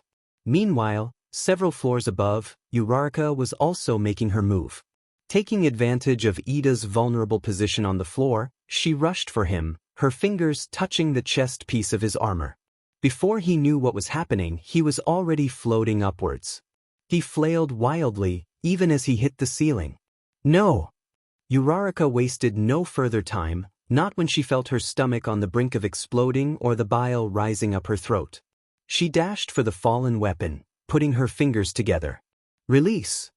Her quirk cancelled, Ida fell to the floor with a loud crash, just as she slammed her palms against the surface of the weapon. Weapon captured. Uraraka shouted into her microphone. Floors below her, Akatani slowly rose from his position over an unconscious Bakugu, his glowing irises fading back into the black tint of his goggles. Back in the observation room, it was dead silent. The rest of Class 1A were staring at the screens utterly stupefied, trying to process what they had just witnessed unfold. Kaminari looked on with pride, delighted at the way his friend took down Bakugu. Ajui was the first to speak. Well, that was certainly something, Karo. All Might, he appeared, booted back from his own stupor, slowly brings the microphone to his still upturned mouth. Hero Team wins. Hearing All Might declare him and Uraraka the winners, Akatani slowly released a breath. He took a step away from Bakugu's unconscious form, but stopped. He glanced down at the lifeless body of his childhood bully, all beaten up and bloody. He wondered to himself, is this what it's like to have the roles reversed? He certainly felt delight that he had beaten Bakugu to a pulp. He certainly felt relief that years of bullying and abuse has finally been repaid. And he was certainly proud with himself that the hard work he had put himself through has paid off. So no, this was not the roles being reversed because the circumstances were different. Bakugu was the aggressor, he was the victim. He was just rising up with strength and taking his aggressor down. Yet at the same time, Akatani felt unsatisfied. And for this, he didn't need to wonder why. Bakugu is a representation of just how fed up society is, how the evil rise and are praised, while the good suffer and are scorned. But Akatani knows he can never completely eradicate BSTRDS like Bakugu. It's just not possible, for the world is imperfect. But if he can ensure just one more person like Midoriya Izuku is able to live their lives happy and go one fewer day being subjected to the cruelty of society, he will be their hero, and the judge of those like Bakugu. And speaking of Bakugu, Akatani couldn't stand staring at him for another second. The purple-haired teen disdainfully cleared his throat and spat at his tormentor's lifeless form, the spittle landing squarely on the cheek. Done, Akatani turned away from Bakugu and walked down the burning hallway for the exit, where most likely Uraraka, Ida, Kaminari, All Might and the rest of the class were waiting for him. To be continued. Akatani joined Uraraka and a bashful Ida back in the observation room, as Bakugu was carted off to the infirmary to get treated by Recovery Girl. After receiving praises from Kaminari and the more vocal students, All Might made a declaration proclaiming Akatani and Uraraka to be the MVPs of the trial. Yaoyorozu explained when given the chance. Akatani-san made use of quite brilliant tactical analysis and on-the-spot thinking when dealing with Bakugu-san, and the latter can be said for Uraraka-san for taking advantage of the explosion and Ida-san's distraction to secure the weapon. All Might agreed, very true, young Yaoyorozu. However, the symbol of peace turned to Akatani. Young Akatani, I must advise you to never spit upon your downed opponents again. It is unbecoming for an up-and-coming hero to display such disrespect, even towards villains. Eyes turned to Akatani, and brows raised. Apparently, it seemed that not everyone had caught the moment where he spat onto Bakugu, if the looks of surprise and disbelief were any indication. Ida, in particular, was affronted enough to open his mouth to rebuke Akatani for his actions, but whatever words he planned to say died in his throat as the temperature of the room suddenly plummeted. A black aura, dangerous and piercing, rose from Akatani's body, punctuated by flashes of green electric bolts. He stared dead straight at All Might, who flinched at the sheer hatred radiating off in the swirling clouds of darkness, the nerve-trembling sight made far worse by Akatani's irises glowing angrily behind his tinted goggles, flames roaring wildly in the pools of jade and emerald. That's funny, you say that when so many heroes are no better than villains themselves. Words chilled to ice struck everyone gathered inside the room. Several shrunk away from the dark being that appeared to possess the purple-haired teen. Holy of men, Kirishima cowered alongside Zero. This darkness, a bird-headed student, Tokoyami Fumikage, shuddered. That is unbelievable. Such strong hatred, a heart full of vengeance. The entire room was on edge, the general consensus hovering over whether Akatani was going to explode and attack All Might, never mind that the #1 hero could literally turn Akatani into a bloody pulp if needed. No one dared move a muscle, lest they miss the moment where the prospective free-for-all was to begin. But that moment never came. Just as suddenly as it appeared, the deadly aura dissipated like vapor. The temperature in the observation room rose back to normal, and whatever tension that threatened to choke all those who had been watching released its hold and disappeared with Akatani's cloud of hatred. Breaths that had been unwittingly held were let go almost collectively. Akatani stared at All Might a little longer, then wordlessly stepping away from the #1 hero and going up to Kaminari. "How did I do?" The blonde snapped out of his daze. "That was so badass, man. You took down Bakuho like he was nothing but a twig." Akatani inwardly smiled, ignoring the wary looks of his classmates. The rest of the battle trials passed with not much fanfare. Compared to the explosive battle between Akatani and Bakugo, the others were significantly less showy. Save for the battle between Team B, Todoroki and Mezu, and Team I, Ojiro and Hagakure, where Todoroki basically told his teammate to evacuate, froze the entire building, and Team I, with his ice, and single-handedly retrieved the weapon. Another moment of notice came when Yaoyorozu quite angrily tossed Mineta out of a window for attempting to grope her, going on to finish the trial by herself. Akatani had no sympathy for the grape-headed pervert, who only survived the fall by using his ball as a cushion. He added another item to his checklist: find a way to get Mineta expelled. Akatani paid close attention when it was Kaminari's turn. As the trial played out, 2 more items quickly found their way into his mental checklist: teach his friend on how to use his quirk effectively, and train him to not solely rely on his quirk. The trial had ended in a dead heat. Kaminari panicked when forced to fight against Ashido and Aoyama, discharging millions of volts of electricity indiscriminately. His teammate, Jairu, and the opposing team were electrocuted and quickly knocked out, while the electricity fried his brain, leaving Kaminari incapacitated and giggling, completely useless. While the look of absolute stupidity on the blonde was amusing enough for even Akatani to find it slightly funny, it was also deeply concerning. Kaminari would be liability to those around him if all he could do was discharge electricity indiscriminately. Furthermore, any villains that were resistant to electricity would have his hide within seconds. Akatani knew he needed to help Kaminari as soon as possible. Once he returned to his normal self first, that is. He can't really do anything when his friend is a brain-dead, giggling idiot, after all. He'll speak to him after getting fixed up by Recovery Girl. The fated conversation spanned over the next 12 hours or so, beginning when classes ended for the day and the 2 friends were heading home. It carried on into the night through text messages, and picked up again with the new day after several hours on hold due to sleep.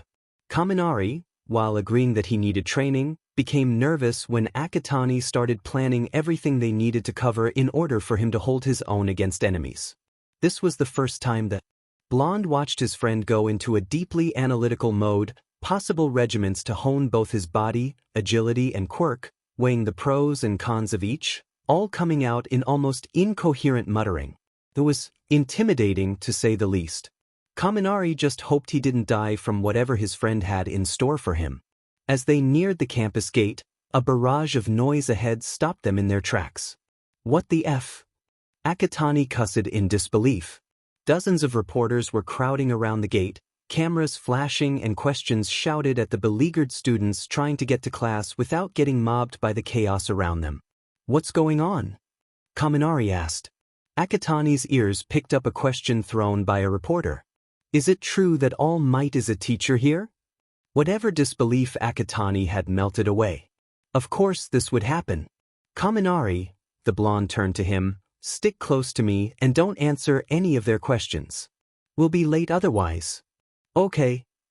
Kaminari's answer ended in a squeak as Akatani grabbed his hand and pulled him towards the crowd of reporters. The blonde felt his heart speed up.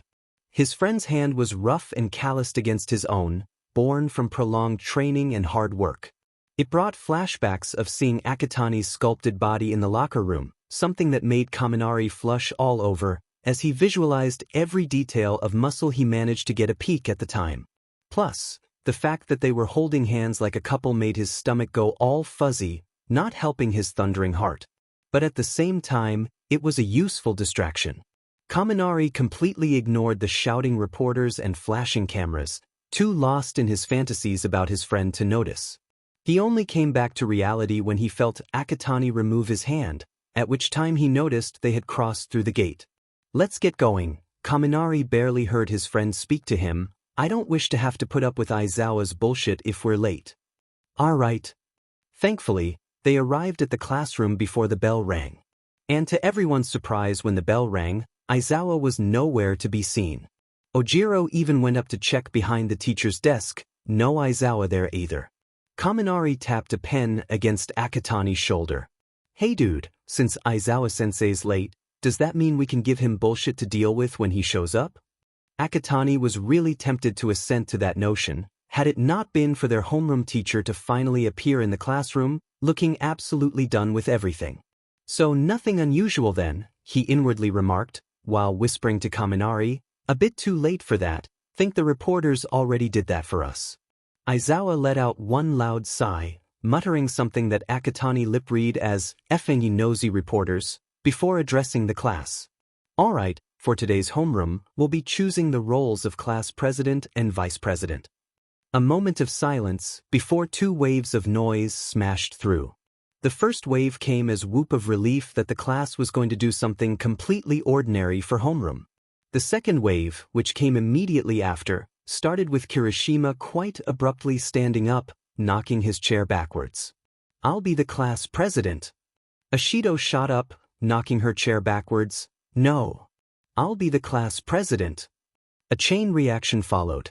One by one, many of Akatani's classmates loudly staked their claim to the prestigious role, while he himself stayed silent, refusing to add on to the growing barrage of noise. "Pick me. I'm the best choice for class president." "No, pick me. Me. Everyone. Stop this nonsense immediately." All eyes turned to Ida. Akatani raised an eyebrow. The role of class president carries great responsibility in representing the class and looking out for fellow classmates. Your classmates will be coming to you for guidance and help. This is not something to take lightly. Ida took a breath. "We should uphold our values in democracy and choose our president through a vote." "But won't everyone just vote for themselves?" Zero interjected. "How do we know who is the most trustworthy?" Azui added. "Then we will see who gets the most votes." Ida responded, chopping the air with his hand. "Aizawa-sensei, shall we proceed with the ballot?" "Do whatever you want, just get it done." With that, Aizawa zipped up his sleeping bag and went to sleep. The ballot was done, and the results were in. Several had 0 votes, others had 1 each. All eyes were, however, on the top 2 names. Yaoyorozu Momo, 3 votes. Akatani Mikumo, 2 votes. Akatani blinked. "Well then." "Yaoyorozu and Akatani, come up to the front," said Aizawa. Both students went up and faced their classmates. "The vote has been decided. Yaoyorozu is class president and Akatani is vice president."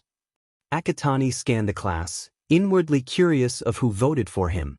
He caught Uraraka staring off at the wall, drumming her fingers against her desk. His gaze then met with Kaminari, who winked at him.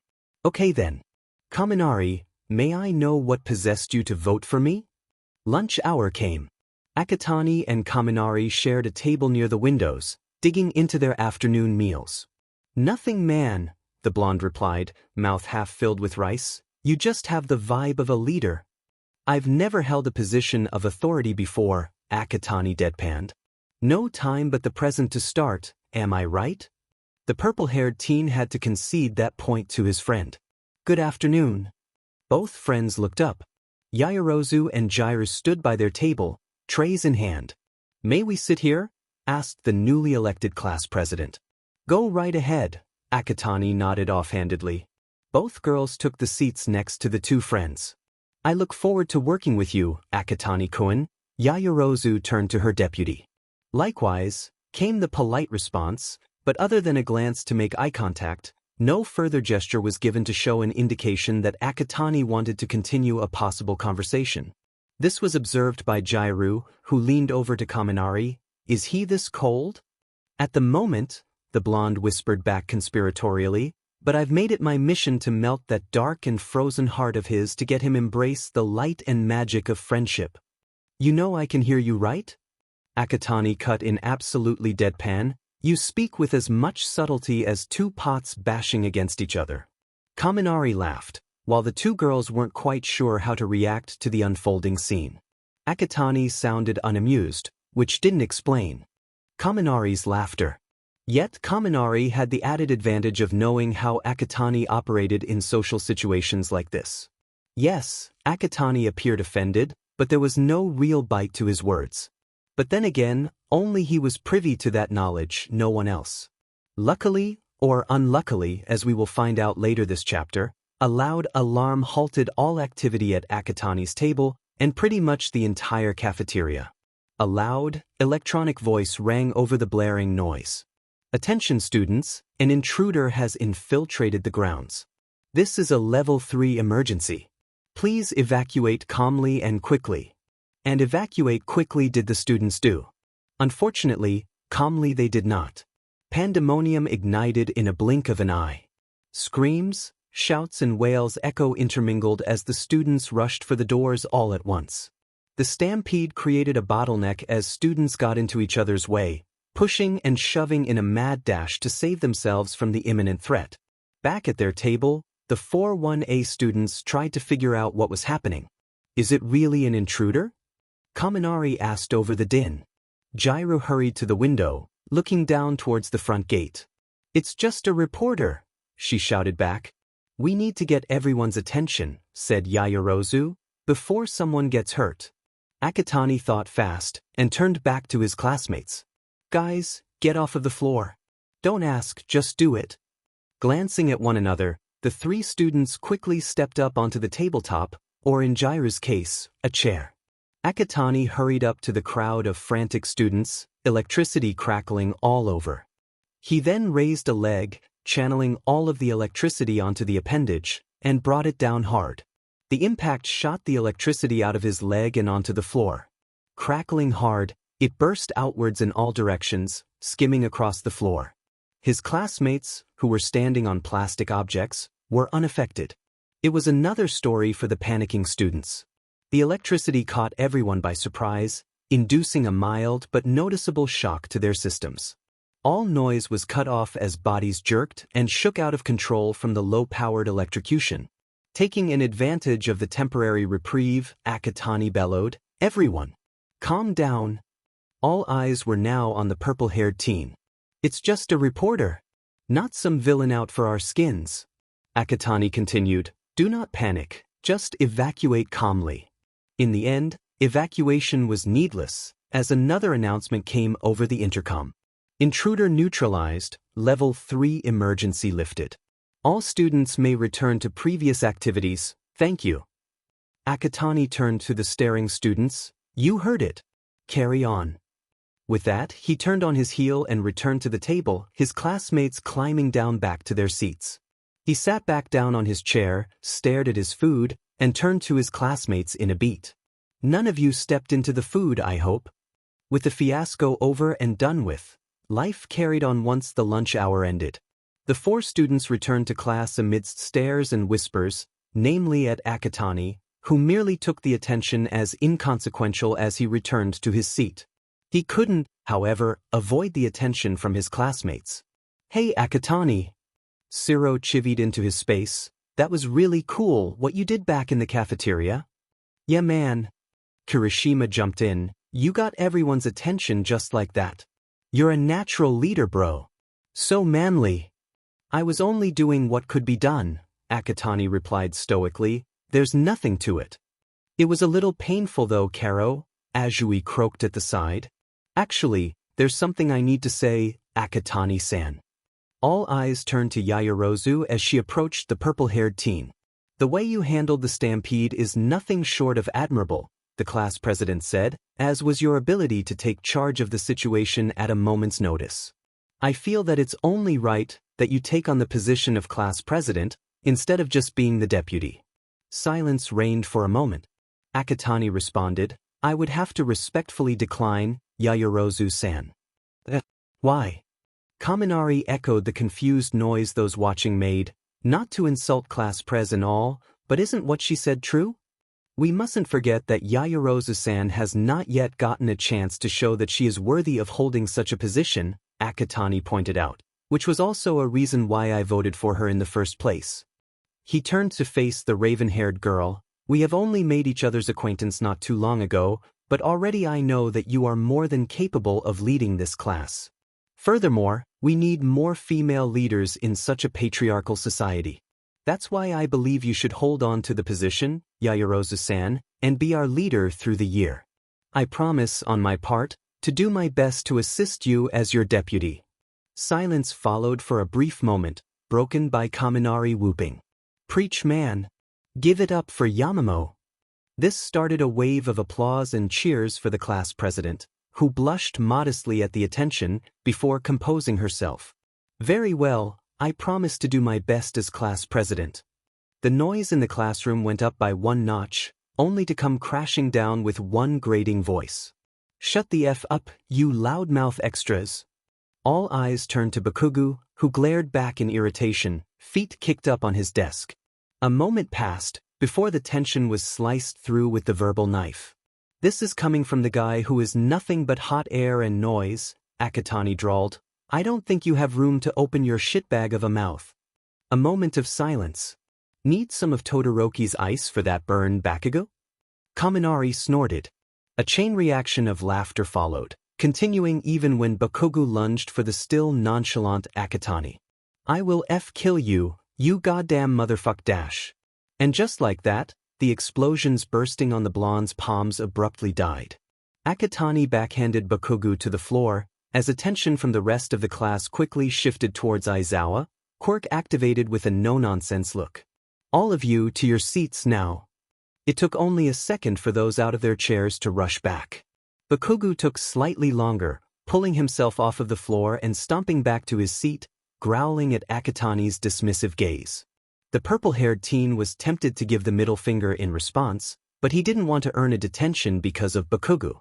For today's lesson, things will be a little different, Aizawa began. We will be heading outside of campus. To the Unforeseen Simulation Joint Facility, or USJ for short. The facility simulates every known disaster or accident, natural or man-made. Today, you will be doing rescue training to learn how to respond to such events. A hissing sound. The same slots that appeared with their hero costumes during All Might's lesson opened. You're allowed to wear your costumes for today's lesson. Just be at the car park in 15 minutes. Get moving. And move the class did. The first few minutes of the journey passed by innocuously enough. Conversations flew from one end to the other while Aizawa took the wheel. Akatani zoned out almost immediately while Kaminari, who sat next to him on his right, leaned over to talk with Siro about something he couldn't be bothered to find out. He was just slipping into a quick nap when a finger prodded his arm.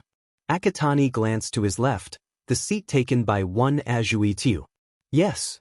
Your quirk is rather interesting, Akatani-chan, Azui remarked right out of the blue. So you say Azui-sen. Call me Tsuyu Karo.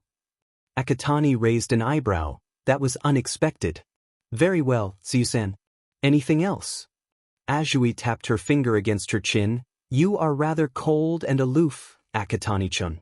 If I didn't know any better, I'd think your quirk was ice like Todoroki-chan's, not electricity. Inwardly, Akatani groaned.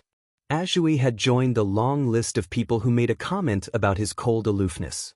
Yes, he understood that it wasn't beneficial for maintaining positive social relations, but just because he was the protagonist of this story didn't mean that he was going to spill his tragic backstory to just anyone when asked.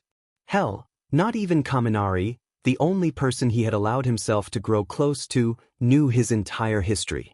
Kirishima, bless his pure soul, chose at this point to cut in, relieving Akatani of the need to quite possibly lose his cool on Azui. It doesn't matter if it's ice or electricity, aka bro's got a really flashy quirk. Akatani glanced at the redhead, who looked wistful for some reason. Enough for him to ignore the fact that his name was butchered without his permission.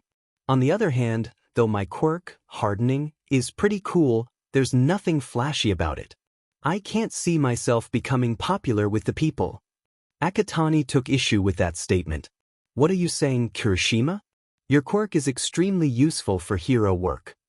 Yeah, but you, Todoroki and Bakugo have flashiness and awe to go with your strength. Double the advantage, man. You three are definitely going to go far in the polls.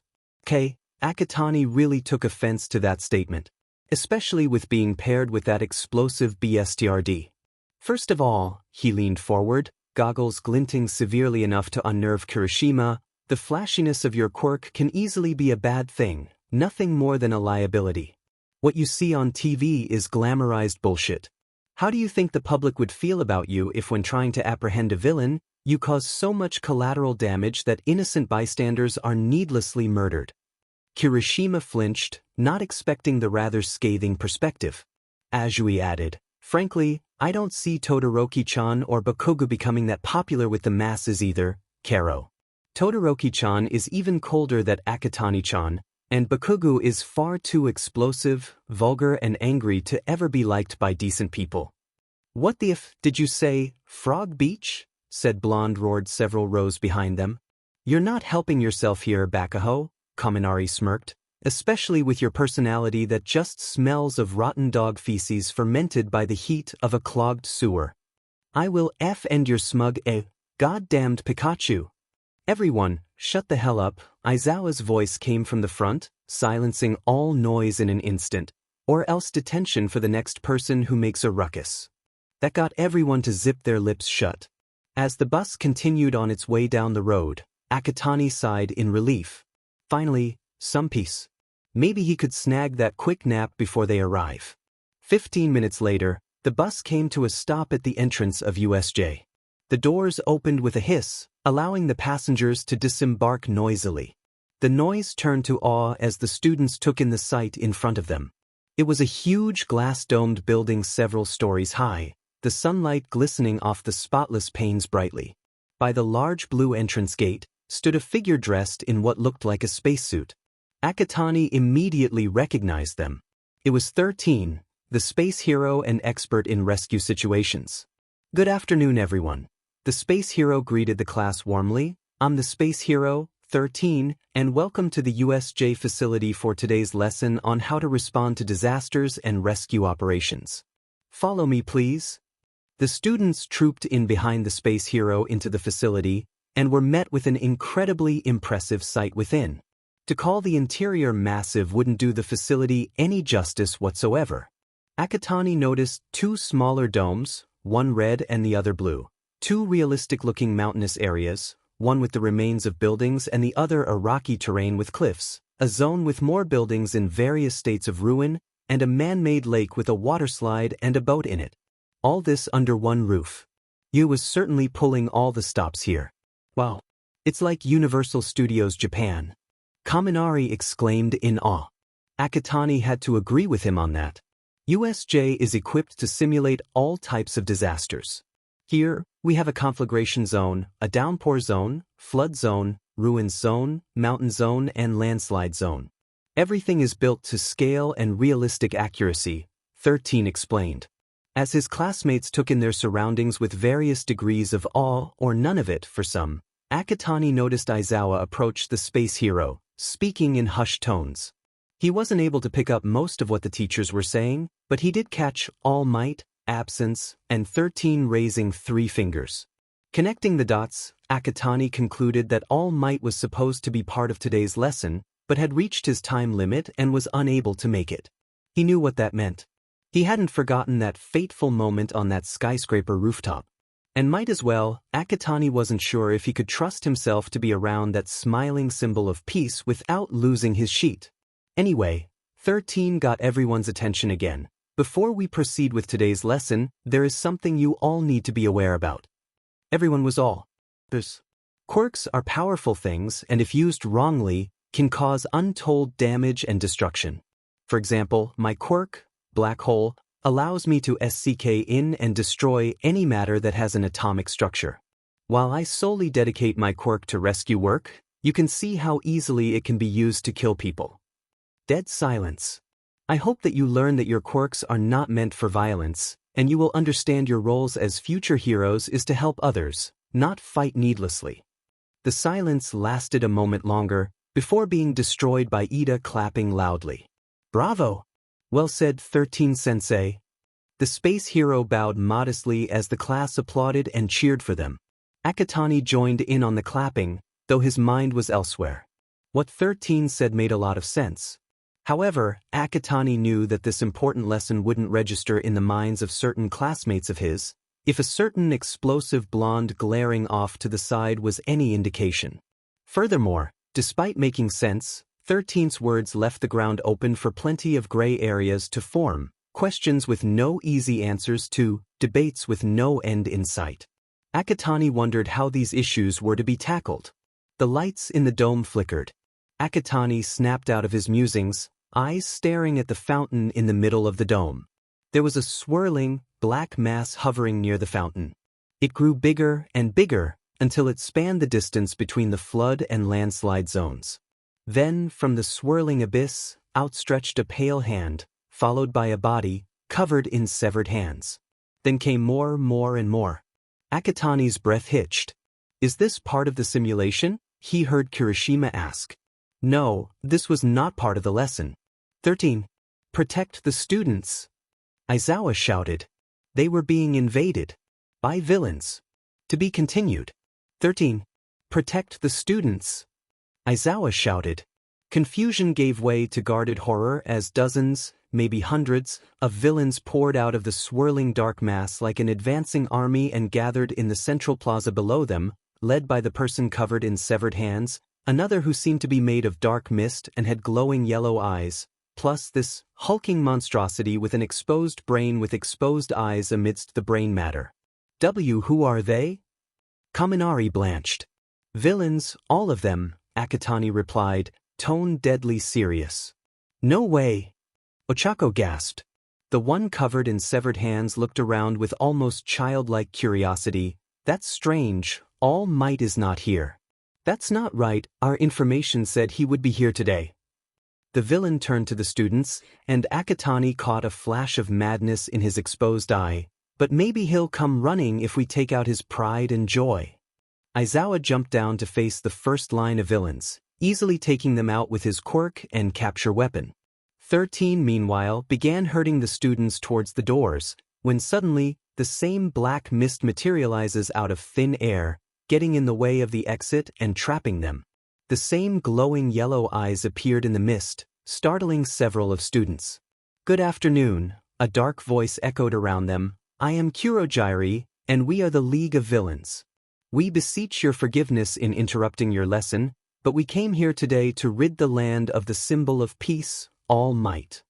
Kill All Might? Ashido stuttered in horror. The eyes shifted from right to left. Yet for some reason, All Might isn't here. Was there a change of plans? In such a tense scenario, Akatani knew the worst thing to possibly do was to go all Leroy Jenkins and attack Kurojiri. Unfortunately, a certain explosive blonde decided to be the dumbass that he was and lose his cool, as per usual. UFNG shitrag. Die. But Koguino. Akatani's words fell on deaf ears as the blonde and Kirishima, for some reason, lunged at the mist villain with explosive and rock-hard attacks. As expected, the attacks had no effect on Kurojiri, who merely blinked at the sudden acts of aggression against him. My word, that was unexpected, the villain scoffed. I didn't expect the next generation of heroes to be so brash and aggressive. So eager to fight. Akatani didn't like where Kurojiri was heading here. Well, I have my duty to perform. And I'm sure our lackeys will be thrilled to fight with you lot. The mist expanded, and before anyone could react, it had begun to circle around the students and surge into them. Akatani tried to reach for Kaminari, when the ground below them shifted and seemed to disappear. The last thing Akatani remembered amidst the shouts and screams of his classmates was falling through the swirling mist into darkness. The darkness gave way to light. Akatani felt himself falling through the air, everything spinning. Then came the impact, the splash, and suddenly, water everywhere. He plummeted through limply, before coming to a stop, suspended several feet below the surface. It took a second for his senses to come back and get him to notice that he was underwater, with limited oxygen in his lungs. Akatani flailed a little in an attempt to right himself and swim to the surface, when suddenly, something shot past, barely missing him by an inch. The afterburst of water sent him spinning in the wake. Pushing himself upright, Akatani turned just in time to see the thing that almost crashed into him. A figure who looked like an anthropomorphic shark, slide to a halt not far away. Akatani knew he was in deep shit. The shark person charged at him again. Only kicking out of the way saved him from those sharp, ferocious teeth that glistened from the light above. Akatani knew he had to fight back, or else he'd be reduced to a cloud of blood and body parts at the jaws of this villain. But his lungs were beginning to strain from the lack of oxygen flow, and he wasn't sure how much longer he could hold his breath. The shark villain making his return not helping matters at all. "Someone help me." Something shot past his right.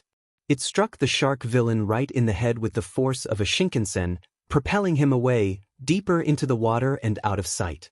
Akatani, who by this stage was losing oxygen fast and dark spots beginning to cloud his vision, felt something wrapped tightly around his waist. The world suddenly began to accelerate as he was bodily rushed up to the surface. Water gave way to precious oxygen with a splash. Akatani took deep, desperate breaths, mind still spinning wildly from the sudden change of pressure and intake of oxygen. After he felt whatever had wrapped around him gently place him on a hard, dry surface, before unwrapping and retracting away. There he lay, on his side, mask down, hacking up water that managed to get into his lungs from his near brush with death. As he slowly regained the strength to pick himself up, he heard the water break again, followed by a louder, much harsher thud not too far from his position, and a quiet groan.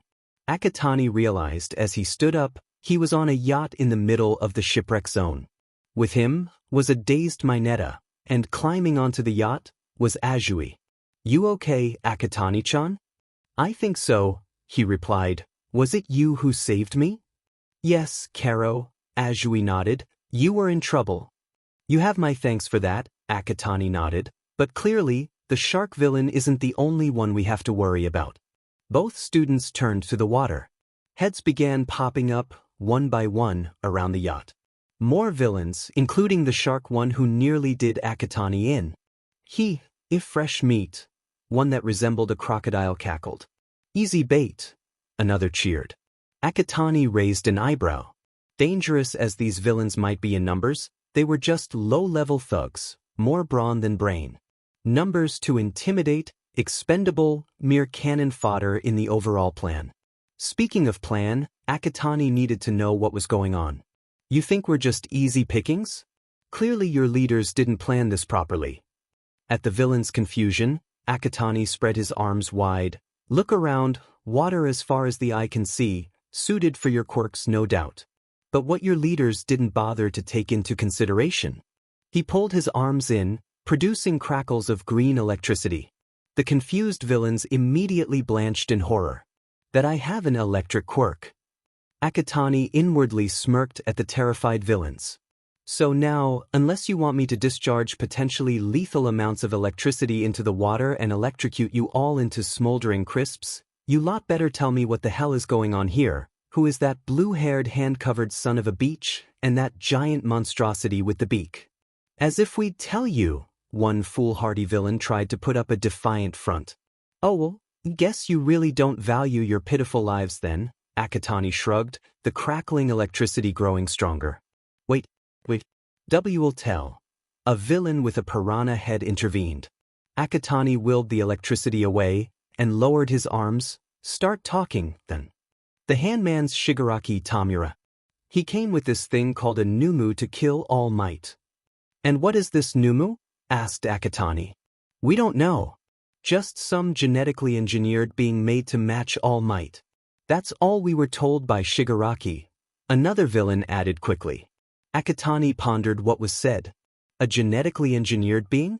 And it has the capability to take on All Might and possibly kill him? This was something worth seeing for himself. All Might was the #1 hero, but even he isn't invincible, if his memory as Midoriya on the skyscraper rooftops served him well. By implication though, this Numu thing wasn't invincible either. But that later, now he had to deal with these useless underlings. Your willingness to talk might have just saved your lives, I'll give you that. Akatani could almost see the relief wash over the villains' faces, thinking that they were spared from the pain of electricity. How wrong they were. Oh, by the way, Akatani said, catching the villain's attention, I lied. Before anyone could fully compute what he just said, let alone attempt to swim away, he shot his arm out. Electricity crackled and blasted from his outstretched hand into the water. The screams of the villains echoed around the dome. They jerked, flailed, and danced about like stringed puppets as the electricity traveled through the water, electrocuting them and disrupting all basic function in their systems. Azui watched in silent horror as smoke began to rise from the charring bodies, eyes losing the life within them. She quickly rushed to her classmate, grabbing his upper arm. Please, Akatani-chan. Stop this. This is too much.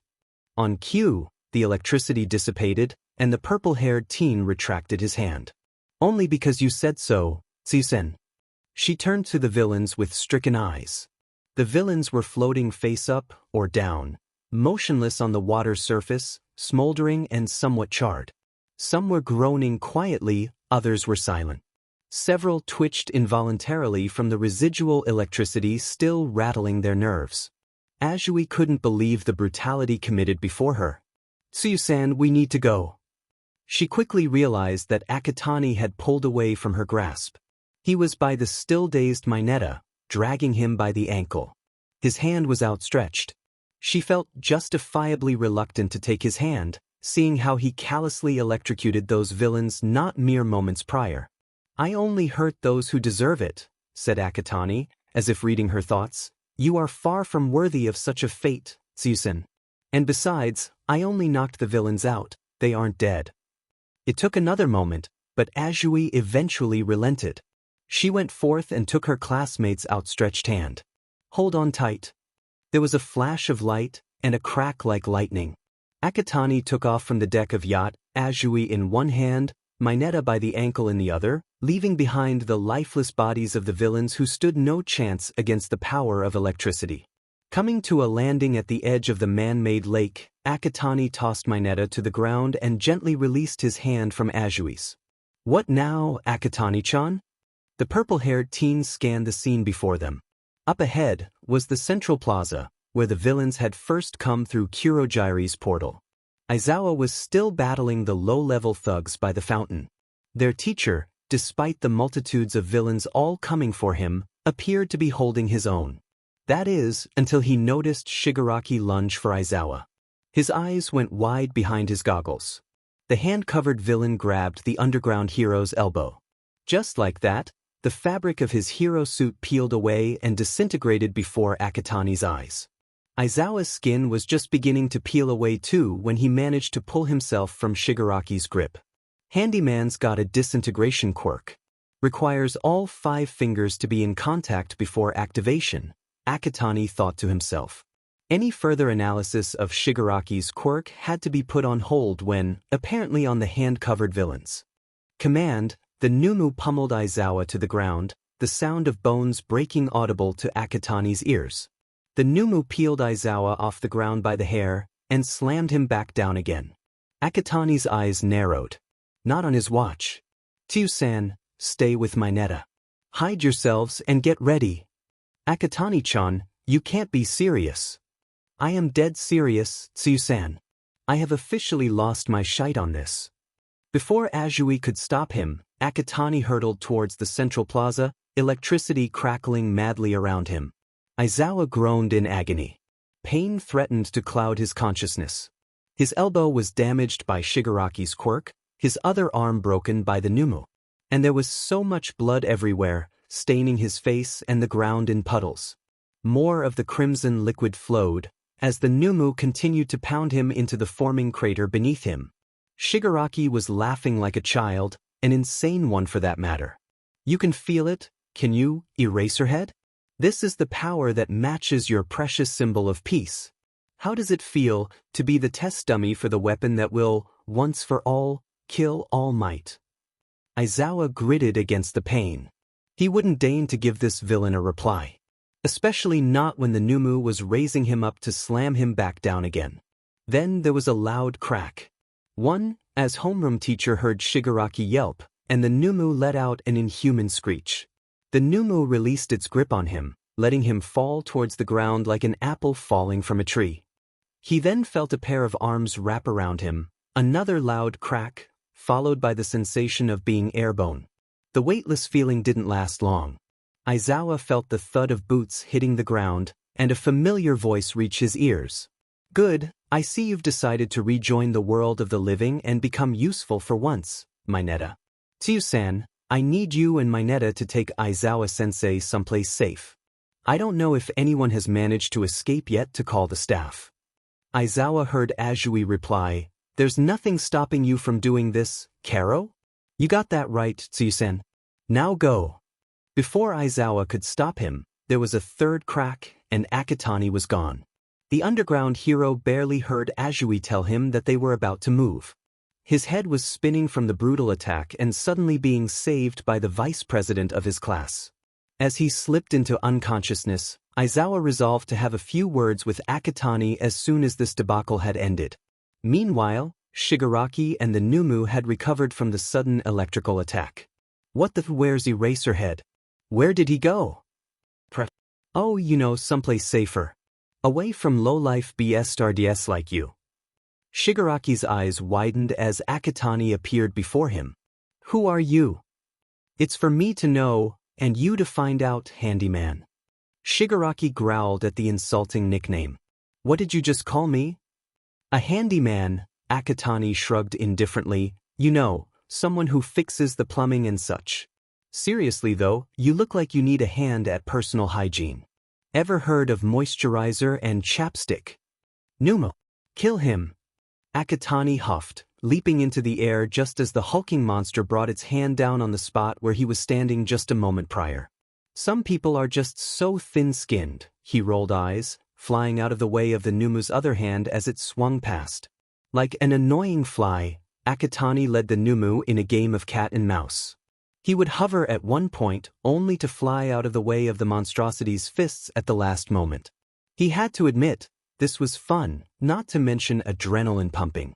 Shigaraki's frustrated shouts like a stage parent to their child was the cherry on top of this cake of action. But like all fun moments, things got dull very quickly. Enough of this game, time to end this, Akatani thought to himself. Just dodging one powerful punch from the Numu, he unleashed a wave of electricity, strong enough to toe the line of lethality at the monster. The wave struck its back with a flash, and the Numu let out a scream, but one not of pain but annoyance. Akatani's breath hitched. How the... Shigaraki laughed. You think it would be so easy? Numu's skin is impervious to all Quirk attacks. Even All Might's famous punches. Akatani dodged a swinging fist, the rush of air almost throwing him off balance. Took out a significant chunk of his core reserves. He needed to conserve his power and find this monster's weak point before he either drains through his core from defensive attacks, possibly ending in his death from core depletion, or he gets hit and beaten by the Numu, possibly ending in his death by broken bones, ruptured organs, and blood loss. Dodging another fist, Akatani willed a blade of electricity to appear. Hopefully this would work. Sliding between the Numu's legs, he swung the blade with frightening speed.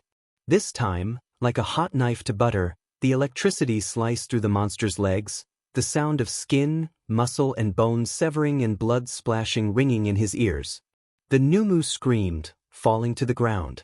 Akatani just barely got out of the way before it crashed with an almighty boom. Taking advantage of the momentary reprieve, he swung his blade again. The monster screamed once more, as its arms were severed from its body amidst more splashes of blood. But while the amputation of the limbs provided a few precious seconds for Akatani to catch his breath and consider his next move, he quickly realized how short those few seconds lasted. For while the Numu was immobile following his skill with the blade, right before his eyes, its limbs began to regrow and regenerate out from the bloody stumps. Akatani heard Shigaraki gloat behind him, but paid the villain no attention. Very well, since making the monster immobile wasn't good enough, he needed to make the immobility permanent. Because for all the Numu's monstrous state, it was still human, or once was a human. That probably meant that it needed a heart, lungs and brain to function properly. Right, so be it then. As the Numu's limbs finished regenerating and it began to pick itself off the ground to continue the fight, Akatani moved in for the final attack. Jumping up into the air to face the monster as equals, Akatani willed more electrical power into the blade, make it bigger and longer. Dodging one massive hand trying to grab him, he flew closer to the Numu's neck. Raising his blade high, with a loud shout, he brought it down with a sweeping swing. Skin tore, muscle snapped and bones shattered. With a splatter of blood, the head came clean off, hurtling off towards the fountain like a baseball. It landed with both a crash and a splash, the immense weight of the decapitated head destroying the fountain structure and the blood still spurting from the severed arteries staining the water red. The headless body, meanwhile, had begun to fall backwards. Still airborne, Akatani dove down onto the monster's chest, right over where the heart was located. Raising the blood-stained electrical blade once more, he brought it straight down into the heart. More blood spurted, some of it splashing onto Akatani's face. He twisted the blade for good measure to completely destroy the still-beating heart. Pulling the blade out of the flesh, he leapt off the Numu's body, just as it crashed to the ground, kicking up a cloud of dust that blanketed the plaza. As the dust hovered, Akatani landed, dispersing the blade back into his core. He waited for the dust to settle, and for Shigaraki to come into view. Coughing and spluttering, the hand-covered villain was greeted with an impossible sight. The Numu, carefully engineered to match All Might in strength and power, was on the ground, motionless, its head severed at the neck, lying forgotten at the ruined fountain, and blood pouring freely from the stab wound to the heart. There was no more life.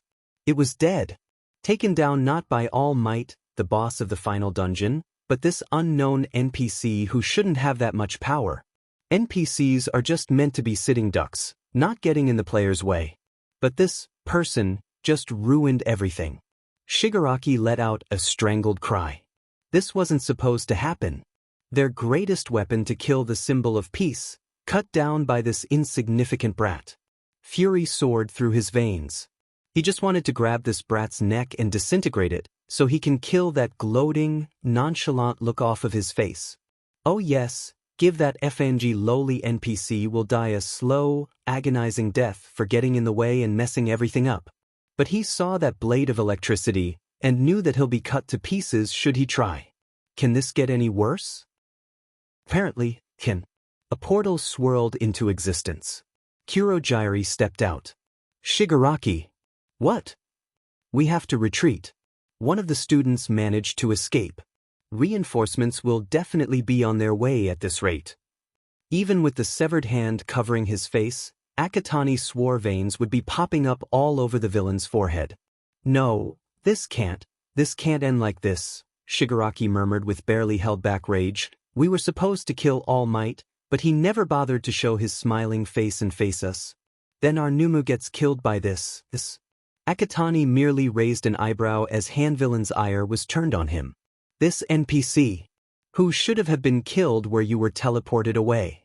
Well, clearly you didn't do your research, Akatani drawled, raising a hand that was crackling with electricity. You shouldn't have sent a person with an electric quirk to a body of water. I think your lackeys can attest to that, provided they're still alive, that is. Shigaraki growled, you ruined everything. If All Might doesn't dare show his face, we'll take his pride by killing you instead. Kurogyari tried to stop him, but Shigaraki was too consumed by rage to be stopped. The hand villain lunged for Akatani, hand outstretched and aimed for his face. Akatani would have yawned as if bored out his mind if it weren't for the fact his life was in danger. So he acted as he would usually do. Releasing a jolt of electricity that momentarily distracted Shigaraki, he ducked low, keeping one fist raised to deliver a powerful blow that he swore made the villain's jaw crack. It also knocked the disembodied hand on his face clear off, sending it flying through the air like the Numu's head previously and landing some distance away. As Shigaraki reeled in the pain left by the blow, Akatani swung a leg out and struck the villain at the back, sending him toppling face-first to the ground. Akatani was on him in seconds, his hands pressing Shigaraki's head into the ground and anchoring the villain's hands with his boots. Kurogyari meanwhile tried to create a portal to save his comrade. He didn't get much far when explosions rocked the plaza, and something collided head-on with him, sending him sprawling to the ground. He tried to get back up, only for whoever it was who crashed into him to hold him down and their hand to land heavily on his metal neckpiece. "Gotcha now, Mistface." Bakugo smiled dangerously, "One move from you, and I'll blow your neck armor and body sky high." If Akatani had been paying attention to that little scene off to the side, it would be one of the extremely rare moments where he might consider thanking the explosive blonde for keeping Kurogyari off his back. But he hadn't, so that thought never crossed his mind. Instead, he focused on dealing with the struggling Shigaraki beneath him. The villain needed his hands for his quirk to work. So why not punish him for the entire debacle on that? Akatani stepped harder on Shigaraki's hands, applying more pressure as the muffled screams grew louder. Bones creaked and cracked, before the very definitive sound of said bones fracturing punctuated the screams of agony. He would have put in more pressure until the fractured bones had been ground to powder, had he not been momentarily distracted by the sounds of the front door blowing inwards and a familiar trademark catchphrase echo across the dome. "Have no fear. Everything is all right, for I am here." The star of the hour and original target of this debacle, All Might, has finally made his appearance, Akatani thought sardonically, moments before he was pushed off by Shigaraki. Rolling and picking himself up in one fell swoop, Akatani heard another brief scuffle. This time Bakugo was thrown off of Kurogyari and teleported to the other side of Plaza. "Must have also been distracted, just like me," he thought to himself. "How careless of me." Akatani turned to Shigaraki, who looked absolutely gleeful at the symbol of peace finally coming to fight them as originally planned. The inside of his stomach curdled. God, he really does need that moisturizer and chapstick. Though whatever glee Shigaraki had quickly died when Kurogyari appeared behind him via portal and laid a misty hand on the younger's shoulder. "We can't fight him. Our Numu is dead. We'll be wiped out instantly." Akatani could see the myriad of emotions flashing across Shigaraki's face. It looked so desperate, like a child in want of a toy. But such want melted away into frustrated resignation. "Fine, let's go." Shigaraki took a step, then started. "Wait." Akatani observed the villain feel his face, noticing one finger from each hand lifted upwards away from contact. "Father, where is father?" Akatani raised an eyebrow. Handyman called the hand that was previously attached to his face, "Father?" Something must be really messed up in his brain to give names to inanimate objects. Unless, if the horrifying thought that had just flashed into his mind was correct. He turned to the disembodied hand, lying innocently several paces away. His stomach curdled again. Ignoring Shigaraki's frantic cries, Akatani stepped over to the hand and picked it up. It was cold to the touch and the skin was pale, almost snow-white. The flesh was firm and the skin elastic. It was flexible too. The fingers moved easily at the joints, as if the appendage had been severed off from a newly deceased corpse. Instinctually, though, Akatani knew that the hand was not fresh. But still, it must have been soaking in some preservation solution like formaldehyde for ages, since not even the slightest bit of rot or decay marred the flawless skin. You know what? Despite the uncomfortable churning of his stomach, Akatani figured it would be nice to have a keepsake from this debacle. Plus, judging from how mental Shigaraki was becoming, the hand might be a good send-off for the insane villain. He turned back to the scene, disembodied hand in hand. Shigaraki, as expected, had a look of pure madness, scrabbling about like a wild animal looking for his father's hand. Kurogyari, meanwhile, was trying to pull the frantic villain towards the portal he'd made. To Akatani's left, he could see All Might running down the stairs towards the plaza. He had to do this quickly. But, "Handyman." All eyes turned to Akatani. All Might came to a stop.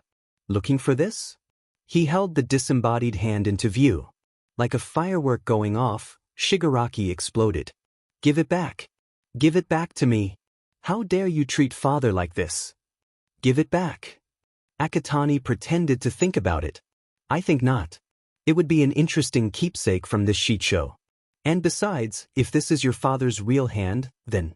Those present watched as Akatani folded the fingers of the disembodied hand into the palm, save for the middle finger, which he adjusted straight up.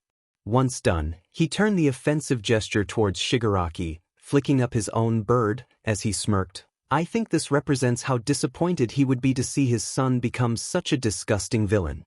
Shigaraki's eyes bulged with apoplectic rage, his struggles growing wilder. How dare you? How could you defile father like that? Give him back. Give him back. Akatani couldn't resist the smirk that formed behind his mask. Kurogiri was now manhandling a screaming Shigaraki towards the portal. Without so much as a glance on anyone, the mist villain stepped through, taking the hand villain with him. The piercing wails dissipated with the portal, fading away into nothing. Silence reigned for several long moments. No one watching quite knew what to do next. Akatani lowered his raised middle finger, content that this sheet show had finally come to an end. Young Akatani. He turned towards All Might, eyebrow raised. What kept you? He asked questioningly. All Might couldn't ignore the disembodied hand giving him the middle finger pointed directly at him. To be continued. Shortly after, the rest of UA's staff show up, led by Ida, who Akatani found to be one to manage to get past Kurogiri and make his escape back to the campus to call for backup. Backup that was ultimately needless, since Shigaraki and Kurogiri had already made their escape, leaving behind a USJ in a mess, and one decapitated Numu corpse. Damage control and recovery was implemented almost immediately. The police and paramedics had been dispatched, and the staff gathered together the rest of Class 1A to check them over for any injuries that needed immediate medical attention. Thankfully, besides 13, who had the unfortunate business of getting part of their back destroyed by their own quirk when Kurogiri had used a portal against them, and Aizawa, no one suffered any major injuries aside from a few cuts and scrapes. Kaminari was an exception, having short-circuited his brain discharging his electricity all in one go to defeat the villains in the mountain zone, where he, Yaoyorozu and Jairu were teleported to. As Akatani watched his friend stumble about stupidly giving 2 thumbs up, face twisted in a goofy grin and a bit of blood dribbling from his nose, he reinforced his plan to train up Kaminari to prevent yet another situation where his friend could quickly become a liability for uncontrolled use of his quirk. Akatani heard the sirens wailing. Time to move, he thought to himself, as he was herded out with the rest of his classmates by the staff. Meanwhile, somewhere else in the city, in what appeared to be a regular well-stocked pub, a portal opened. The once quiet room was filled with screams and wails as Kurogiri stumbled through, still manhandling Shigaraki. Only when the portal closed behind them, did the hand villain finally break out of Kurogiri's grip, crumpling to the floor in a heap. To the side was a flat-screen monitor, currently powered off. But not for much longer. The screen flickered to life, and for a moment, all one could see was static. Then the image cleared into a silhouette of a man, who spoke in a deep, gravelly voice. Tamura, Kurogiri, how did it go? And what happened to the Numu? The mist villain, walking to the back of bar counter, replied resignedly, dead. Dead? The silhouette repeated, as if not quite believing Kurogiri. By All Might? No, Kurogiri fidgeted with a glass. By one of the students. While the silhouette started at this unexpected information, Shigaraki was going berserk. He threw furniture, disintegrated them and other things around the bar, screaming and fuming in uncontrollable rage. He didn't care that his hands were fractured, his anger overriding any pain he might have felt. I'll destroy his face and tear apart his body. I'll kill him for taking father and mocking him. I'll kill him. I'll kill him. Tamura, calm yourself this instant, the silhouette ordered with no room for refusal. The hand villain finally stopped destroying the bar, but one could still feel the raw anger radiating off him. Tell me everything. Tamura, from the very beginning. Barely holding his flaming temper in, Shigaraki recounted everything, from how All Might was not with the class as predicted, to Kurogiri scattering the students all over Yi.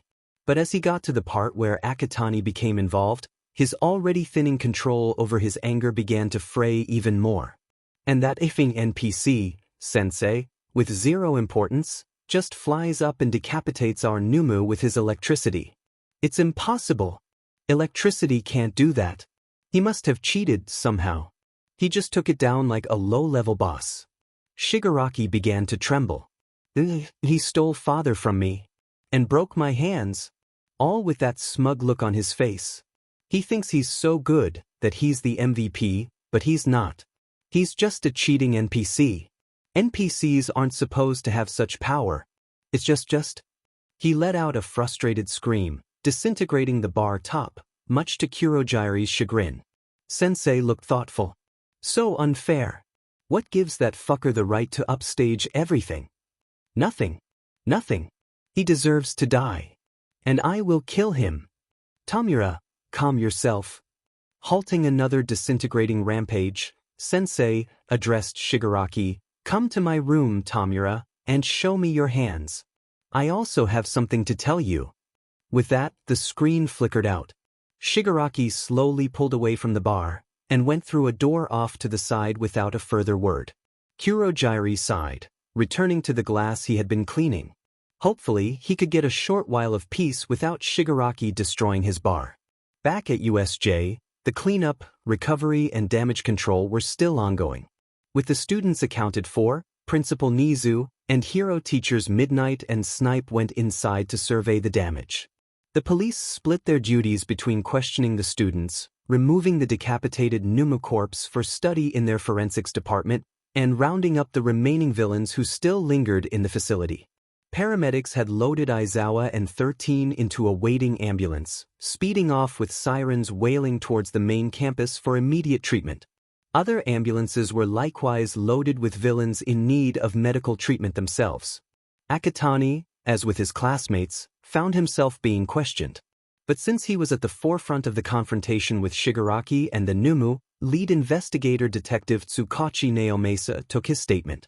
Tsukachi then told Akatani, once he had finished, to hand over the disembodied hand that he stole from Shigaraki as evidence. While disappointed that his keepsake was taken away, Akatani took slight pleasure in observing the discomfort that flashed over the detective's face, since the hand was still folded into the offensive bird gesture. After passing the hand to another police officer, Tsukachi spotted Principal Nizu and the two teachers exiting the facility. Excusing himself, the detective went up to speak to Nizu. Akatani took this dismissal and returned to where his classmates were gathered. He spotted Yaoyorozu and Jairu standing together, and went up to them. Hey, are you both okay? Oh, Akatani-san, Yaoyorozu turned to him. Yes, we're both fine. Just a couple of scrapes. Did the villains give you two any trouble?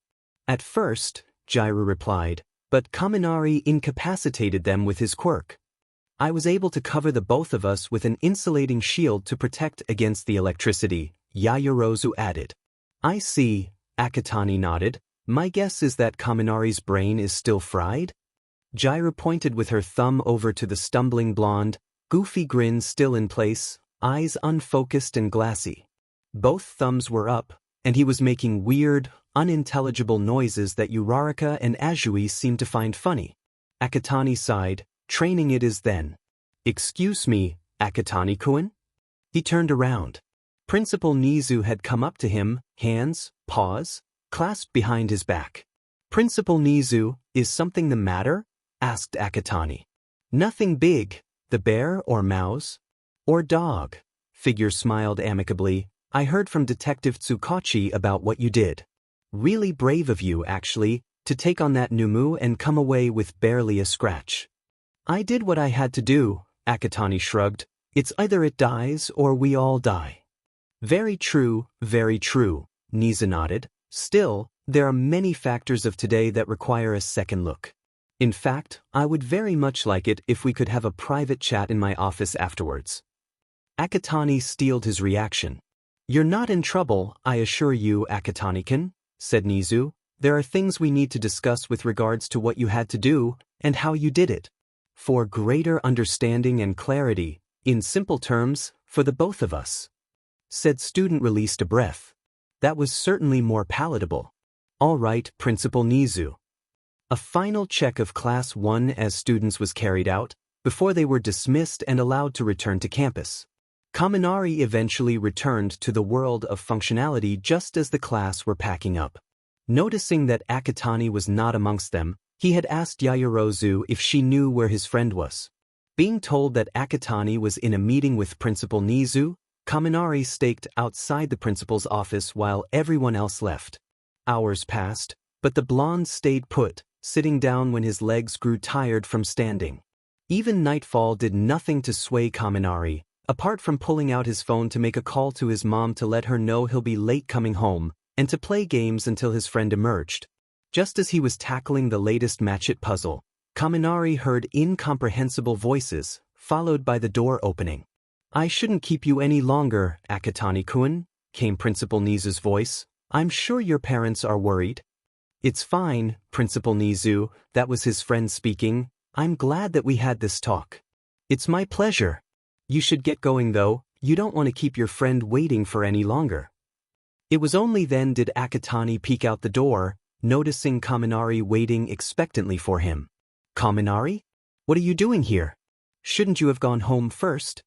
"No way, man," the blonde mock gasped. "I could never leave you to go home by yourself. Plus, it's super lonely. A bro should never leave his bro all alone." Akatani's cold, dead heart fluttered a little. "You have an extremely loyal friend there, Akatani-kun," Nizu remarked. "Treasure him deeply, you don't often find such strong friendships nowadays." "I know, I'll remember that." "Well then, I shan't keep you any longer. Have a safe trip. Home you too." "Thanks, Principal Nizu," both students chorused at the same time. With parting bows of farewell, the two students took their leave. They stayed in companionable silence as they left the campus, entering the lit streets of the still bustling city. As they approached UA Station, Akatani broke the silence. "Kaminari, we don't have school tomorrow, right?" "Yeah, we were given the day off to recover from what happened at USJ," the blonde nodded. "What about it? Do you have any plans?" Akatani asked. "No, why?" "Yaoyorozu-san told me what happened earlier at USJ, how you discharged electricity indiscriminately to take out the villains. While effective in that situation, you can't expect all kinds of villains to be susceptible to such a random attack." "Yeah," Kaminari scratched his cheek. "You mentioned this before. Also, it is dangerous to just be reliant on your quirk. If there is a villain who is resistant or immune to electrical attacks, you will be taken down before you know it. You need to be able to attack physically to give yourself an edge. If not, you're likely to become a liability to other heroes, or unable to hold yourself if alone." Kaminari's hand trailed down to his heart. "You're really blunt, aren't you?" "I don't sugarcoat things as Aizawa-sensei would do," Akatani shrugged, going off topic for a moment. Despite the rather unethical, motivational method he decided to pull off on our first day at UA, Aizawa-sensei was right to say that the world of heroics is a dangerous one. Just look at what happened earlier today. Furthermore, you've got to give the man some respect for putting his life on the line to protect us." Akatani gave his friend a pointed look, because trust me, getting your elbow partially disintegrated and your body shattered by a genetically engineered monster is not fun. PRD. Kaminari nodded, swallowing at the mental image. "That's why being able to hold out by yourself and getting the upper edge is important," Akatani said. "And since you don't have any plans tomorrow, meet me at Dagoba Municipal Beach tomorrow at sunrise. I need to start training you." "Training?" "Yes, training," Akatani looked at Kaminari dead in the eyes. "To keep yourself and others alive. To save others is the ultimate goal of a hero. But staying alive to save others is on the same plane as that. I'm doing this for the both of us, so that not only will you become a great hero someday, I can sleep a little better knowing the person I care about is able to hold his own in battle and in crisis." "Kaminari." The blonde had gone stock still, eyes wide, mouth hanging open slightly. Silent as a grave. Then the tears came. "Why are you crying? You care for me?" Akatani raised an eyebrow. "Of course I care for you. You're my friend." If anything, his nonchalant response made the tears fall harder. "I can die happy now," Kaminari happy wept, throwing himself onto Akatani. "I've managed to thaw your frozen heart. I have fulfilled my life's purpose. Anything is possible now." Akatani said nothing, even when his friend's tears began to stain his uniform. He just chalked it up to Kaminari being Kaminari. Waiting for the blonde to stop crying, Akatani nonchalantly patted his back in a half-hearted attempt to soothe him.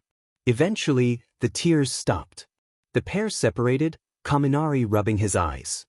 "So, Dagoba Beach, tomorrow at sunrise," Akatani reiterated.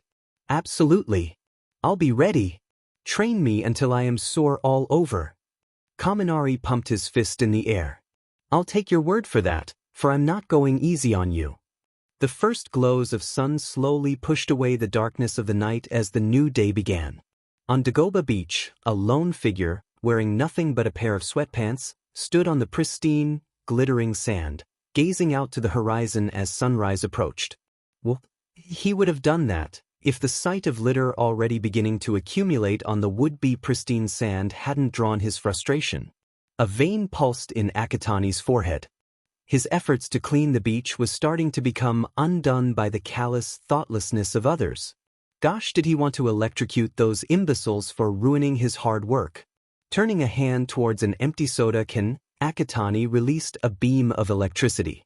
It enveloped the can, before spiderwebbing out along the entire length and breadth of the beach, hitting other metallic litter. Raising his hand, Akatani levitated the ensnared litter off the sand, pulling them into a coalesced ball, then sending it over to the nearest trash can. "That's really impressive, Akatani." Dropping the litter into the bin, the purple-haired teen broke the connection as Kaminari, dressed in exercise clothing and holding a water bottle, made his appearance. "You're early," Akatani remarked. "I wasn't expecting you for another half an hour or so." "Couldn't wait, man," Kaminari replied. "I'm too excited for your training." "I'll see how long you retain that sentiment," Akatani thought to himself. "All right, first things first, warm up. We're going to run along the beach from one end to the other until I say stop." "Yash. Let's do this." Kaminari certainly wasn't feeling so pumped up some time later, the sun now halfway over the horizon. The blonde's stamina was paltry at best. They hadn't even finished the second lap across the beach, and he was already dry heaving for air and stumbling, legs shaking and barely holding him up. Akatani, on the other hand, hadn't even broken into sweat yet, his breathing still regular and normal. "I take everything back," Kaminari wheezed. "This is hell." "You're just not used to it," said Akatani. "We'll have to work on this. But for now, that's enough. Take a 5-minute rest." Kaminari all but collapsed face-first into the sand. Unaffected by his friend's dramatics, he electrokinetically pulled the blonde's water bottle into his hand, placing it by the still-groaning teen's head. "Drink up, I don't want you fainting from heat stroke." The blonde took the bottle, pulled his face up from the sand, and gulped down the water greedily like a parched man in a desert stumbling upon an oasis. Once his thirst was quenched, he face-planted back into the sand, unmoving. Akatani sighed, turning away from his friend to stare out towards the horizon. The sun had fully come into view, the last vestiges of night being chased away by the rays of orange and yellow. The ocean shimmered under the sun's light, the waves undulating with sparkling ebbs of brightness.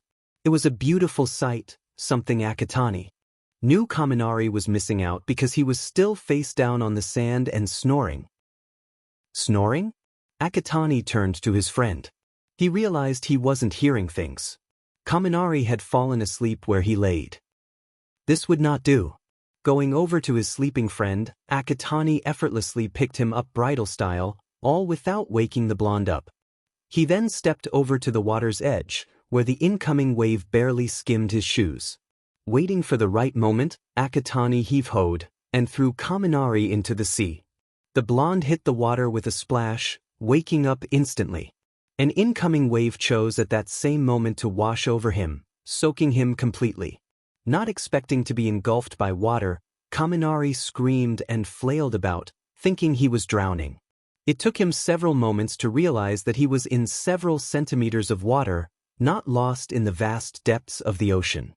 He further realized that he made a complete fool of himself in front of his friend/SLV driver, whose arms were crossed over his bare chest and giving him the most unimpressed look he could describe. Sorry? The unimpressed stare did not let up. Did you sleep at all last night? Kaminari glanced downwards guiltily. A couple of hours?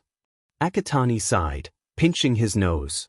You're going to maintain an 8-hour sleep schedule every night, or so help me I will break into your home and force you to sleep. Why yes sir. Akatani sighed again, walking over to pull a still dripping wet Kaminari to his feet. Right now that we've cleared things up, we're going to start with how to defend yourself. I want you to punch me in the face. What? Punch me in the face, Kaminari, Akatani repeated. The flash of horror on the blonde's face was noticeable to anyone. Kaminari, I need you to forget me as your friend for this. Picture me as some villain about to kill you. The only way to save yourself is to sock the living daylights out of me, so do it, Akatani pressed. Kaminari swallowed hard, clenching his hand into a fist. Releasing a breath, he raised his fist. Shutting his eyes, he threw the punch. Progress was ultimately slow that morning, but they did get somewhere. Kaminari, when pressed, was able to throw a decent punch, if the bruise on Akatani's cheek was any indication, along with having to click his jaw back into place. They had then moved towards the beginnings of self-defense, namely how to dodge a punch or blow from the opponent before throwing a punch yourself. It took many tries, with Akatani holding back his strength in his blows at first. Kaminari was eventually able to dodge while holding himself steady to throw a punch, but not after receiving many a punch to the face himself. By this time, the sun was well up in the sky, and it was starting to get hotter. All right, that's enough for today. Kaminari was once again on the sand, panting hard, sweating buckets. He was thoroughly knackered. Get up, we're going back to my place for brunch. The blonde shifted. Could you carry me? I can't feel my legs. And my arms are jelly. All was silent for a moment. Fine, but only this once. You're expected to pick yourself up after this. I know, Kaminari mumbled, gazing up to his friend with a tired smile. You're the best. Akatani released a breath. Going over to pick up his friend's bag and sling it across his chest, he went back to the blonde. Crouching down, Akatani took Kaminari's arm, slinging across his shoulders. With a bit of maneuvering, he was able to pick his friend up in a piggyback with no more than a grunt. Everything in order, Akatani trekked away from the beach back up to the road. Walking towards the bus stop, the purple-haired teen felt his friend nuzzle his cheek against the nape of his neck. Unable to stop the soft grin from spreading his lips, Akatani returned the gesture by leaning his head back to nuzzle Kaminari. The grin became slightly wider when the blonde giggled quietly in response. For that exact moment, as they waited for the bus to arrive, Akatani could say that life was good. That coming weekend was divided between Kaminari and Akatani training together at Dagoba Beach, and getting ahead on their schoolwork, alternating at each other's homes. Kaminari had asked why the focus on academics.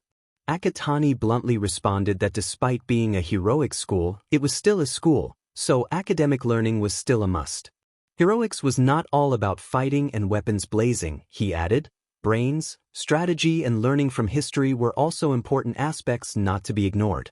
Plus, the purple-haired teen made it quite clear that he wasn't going to have his friend flunk his way through his time at UA and unable to graduate as a hero. Not on his watch. So the weekend was a busy one for the two friends. But their schedule was about to get even busier. School reopened with the new Monday. The routine to UA was no different, though Akatani heard commuters talking about the USJ incident and the statement released by the school. From what he gathered, there was concern about how villains were able to infiltrate UA's security, but there was also boundless relief that none of the students were seriously injured. Meeting Kaminari at the station, there was relief shared between the two friends to see that there was no media frenzy waiting for them outside the gates this time round, allowing them safe, uninterrupted passage to class. Entering the room and reaching their desks, Kaminari turned to Akatani. Say, since Aizawa-sensei got messed up pretty bad, who do you think is gonna replace him? Akatani glanced to the side. Kirishima was holding a mostly one-sided conversation with Bakugo. Who knows? But things wouldn't have gotten so complicated in the first place if it weren't for a certain explosive son of a beach and his masochistic red-headed friend. He replied a bit louder than necessary. Bakugo whirled around so fast he almost got whiplash. The F, did you say? Akatani turned to the snarling blonde, undeterred. If you and Kirishima hadn't gone all Leroy Jenkins on Kurojirai, things wouldn't have descended into hell in the first place. Maybe, just maybe, Aizawa-sensei wouldn't have been severely injured then. Bakugo was ready to lunge for Akatani, only held back by Kirishima. I know, I'm sorry. It was so not manly of us, the redhead apologized. Come on Baku bro, apologize too. No, I didn't do shit. Bakugo flicked the bird at Akatani. The purple-haired teen rolled his eyes. Oh don't worry, you're excused. Bakugo. It's clear that your overinflated ego and inferiority complex prevents you from understanding when you're in the wrong and having even the slightest sliver of basic decency needed to pull off something as difficult as an apology. So yeah, you can go back to being the piece of dogshite you are and spare us the agony of having to deal with your general nastiness. All conversation around them stopped. The latest roast has been dropped. Kaminari snorted, turning around. Yo Todoroki. Think you could come here and ice the Pomeranian? That burn was intense. Smatterings of laughter followed the electric blonde's jibe. Bakugo's temper, on the other hand, went through the roof. Breaking out of Kirishima's grasp with an explosion to the face, he lunged for Akatani, screaming with palms exploding, You have a F death wish, arsehole? I will F kill you, you goddamn son of a dash. There was a whoosh. To Akatani's surprise, he recognized that familiar capture weapon wrapped tightly around Bakugo. His eyes led the others to the door, centering on what looked like an ancient Egyptian mummy with their teacher's messy hair and clothes, one arm in a sling. Silence reigned for a moment, broken by Ida sputtering, sensei? A loud sigh escaped from the mummified figure. Just got out of the hospital, and I already have to deal with the explosive problem child. I feel like this is some overused story trope, which I'm not being paid enough to endure. The eternally exhausted man unceremoniously dropped Bakugo to the floor. The barrage of noise came immediately after. Aizawa-sensei, shouldn't you be resting? Are you really able to continue teaching? You shouldn't force yourself like this, Aizawa-sensei. The mummified teacher raised his free, bandaged hand for silence. Just because I look like some dry, desiccated corpse, does not mean that I am going to shirk my duties as a teacher.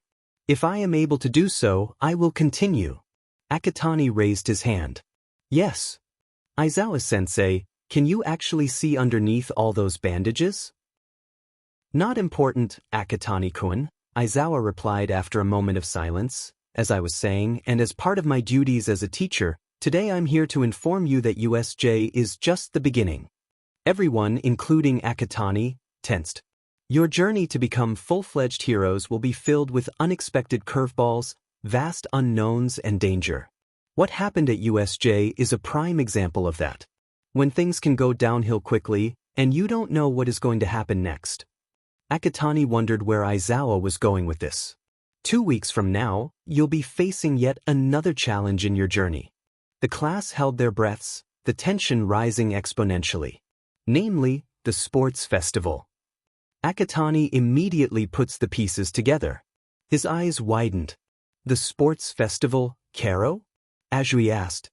It's the greatest annual event organized by UA, overshadowing the Olympics in terms of scale and spectacle, Akatani explained. Us students will be given the chance to show off our very best to the whole of Japan, if not the entire world. A wave of surprise and awe spread through the entire class. Furthermore, Yaoyorozu added, the pro heroes will be watching. There's a chance of getting scouted by them if we impress them with our performance. The level of excitement just went up by several notches. What both your class representatives said, Aizawa affirmed, this is your single greatest chance of scoring an important boost in recognition and acclaim that could jumpstart your career as a pro hero. Take this chance seriously, for they don't come often. Your very future could depend on this. Akatani could tell his classmates were planning to do just that. Right, for homeroom, you have 15 minutes to do whatever the hell you want, just keep the noise down. "Oh, Akatani-kun, I need to speak with you outside." Momentarily taken aback at being singled out, the vice president of 1A nodded. As his classmates turned to one another in conversation, he got up from his seat and followed the mummified teacher out the door. Closing it behind him, Akatani turned to Aizawa expectantly. "Akatani-kun, I honestly don't know whether to thank you or throttle you for what you did last Thursday." The student guessed where this was going but played innocent anyway. "What do you mean, Aizawa-sensei?" "You ignored my orders to escape by getting involved with the fight against the Numu and Shigaraki. You could have died. Are you aware of the repercussions that will arise from such a scenario?" Akatani stayed firm. "I am aware of what would have happened if I had died that day. But I don't regret intervening in that fight." "That is the thing," Aizawa retorted. "You shouldn't have gotten involved. As your teacher, I am supposed to look out for your well-being and safety, even if I must put my life on the line." Said student crossed his arms over his chest. "Listen, Aizawa-sensei, I don't doubt for a second your capabilities as a teacher and pro-hero. But with all due respect, you looked like you needed help then." Aizawa wanted to speak, but Akatani interrupted. "I can't imagine how painful it was to have your elbow partially disintegrated and your bones nearly ground into powder. You were in no good condition to keep fighting in such a state. Let's face it, if I hadn't intervened, you would have died pretty soon after. And before you go about questioning my capabilities, let me reiterate what I told you during the Quirk test on the first day of school. I am fully aware of my abilities and limitations. You, on the other hand, are not. If I am unable to help, I would have escaped. But I could fight back, so I did. Furthermore, if I hadn't intervened when I was able to, and you died as a result, I won't be able to forgive myself or live with the guilt for the rest of my life." Beneath the bandages, Aizawa was stunned by his otherwise cold-hearted, deadpan student's impassioned speech.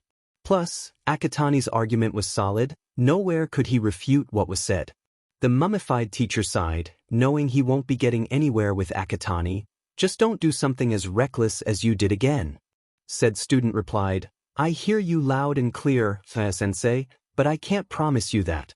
Sometimes, being reckless means a life is saved. And that's what true heroes do." With that, Akatani bowed. Turning on his heel, he slid the door open and took a step back towards the room. Suddenly stopping, he turned back to Aizawa. "By the way, you might want to consider making some eye holes in your bandages so you can see." The mummified teacher stayed still for a moment longer as Akatani slipped back into class. Sighing loudly, he too re-entered the room, wondering how he was going to deal with two problem children in his class. The general excitement simmered through the rest of homeroom and Cementos class, but things really came to a head after the bell for lunch rang across the school. "The sports festival." Kirishima hooped. "I am so pumped for this. This is gonna be so much fun." Ashido cheers alongside the redhead. "I can't wait." Meanwhile, Akatani was chatting with Kaminari on other matters that were of a more immediate need for addressing. "What do you think's on the menu today?" asked the blonde. "I'm not too sure." Akatani got up from his seat. "Hopefully katsudon. It's been a while since I had one." At the other side of the room, Uraraka and Ida were just about to depart from the classroom for the cafeteria. The brunette pulled the door open, only to be startled by what was waiting for them outside. What is this?" Eyes were turned towards the scene. A crowd of students blocked the doorway, spilling into the corridor outside. "Excuse me," Ida piped up, chopping a hand in the air. "What is the purpose of you lot blocking our way to lunch?" "Obviously to scout out the competition," Ifanji Four Eyes, Bakugo drawled, pushing his way past an indignant Ida. The explosive blonde stomped up to the gawking students, staring them down with a look of pure condescension. "Move it, Ifanji bugs." A wave of disbelief swept the students crowding outside the door. Ida went completely ballistic, berating Bakugo for demeaning their fellow schoolmates whilst chopping the air furiously with his hands. Akatani sighed, moving away from his desk to begin the process of damage control. At the same time, there was a disturbance in the crowd. So this is what we're greeted with when scoping out the students of one?" Akatani, who had come up silently behind Bakugo, peeked around the blonde's shoulder. Another male student, whose lighter shade of purple hair seemed to be defying gravity and had eye bags which signified a prolonged PRD without sleep, nudged his way to the front of the crowd. "You're really cocky and arrogant, aren't you?" The presumably insomniac student clicked his tongue. "Are all the students in 1A as despicable as you are?" Bakugo glared at the insult, while Ida and Uraraka shook their heads and hands rapidly in response to the question. "You wanna die you dash." Whatever the explosive blonde tried to say ended abruptly as his body seized up rather comically. The insomniac student and others like him watched with raised eyebrows as green electric bolts crackled all over Bakugo's body, before disappearing as fast as they came. Bakugo crumpled to the floor, lifeless, hair smoldering. You have to excuse Bakugo, his brain cells are dedicated to explosions and being a right douchebag, not towards being a decent human being. All eyes turned from the unconscious blonde to the deadpan Akatani, fingers crackling with electricity. "Who are you?" someone from the crowd asked. "I am Akatani Mikumo, Vice Class President of 1A, Akatani replied, lowering his hand. "I'd apologize for Bakugo's abhorrent behavior, but honestly he ain't worth it." The insomniac scrutinized him amidst the amazed whispers. "You appear to be a capable person, so I'll get straight to the point on this. I am here with a declaration of war." Akatani remained unfazed, even as the rest of his classmates stiffened behind him. "What brought this up?" "The sports festival is the ticket," the insomniac explained. "Students from the other courses are granted a place in the heroics course when they do well in the festival. Furthermore," tired, yet fierce eyes connected with deadpan ones, "I intend to be one of those students who will get into the heroics course." Akatani nodded. "A truly admirable goal, one I can respect you for. And you're more than welcome. You're way more desirable as a student of 1A than some I had the unfortunate luck to meet. Namely Bakugo," he pointed at the still smoldering blonde, "and Mineta," then at the grape-headed pervert, who was in the midst of getting smacked by Ajui's tongue. He continued, "But that's not to say that we're just going to be mere pushovers. We are 1A for a reason. We will fight our hardest to come out the very best. So on behalf of my class, I will accept your declaration of war, and return that declaration with full force." Silence followed Akatani's speech. The insomniac smirked.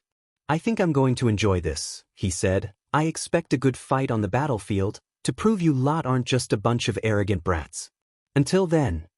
With a wave, the purple-haired insomniac turned around, nudging his way into the crowd. Akatani released a breath, turning back into the room. "Let's go, Kaminari. All this oratory is making me hungry." Coming." As his friend caught up, Akatani turned to the crowd. "Please excuse us, we need to cut through. Lunch takes priority over fame and glory." To be continued.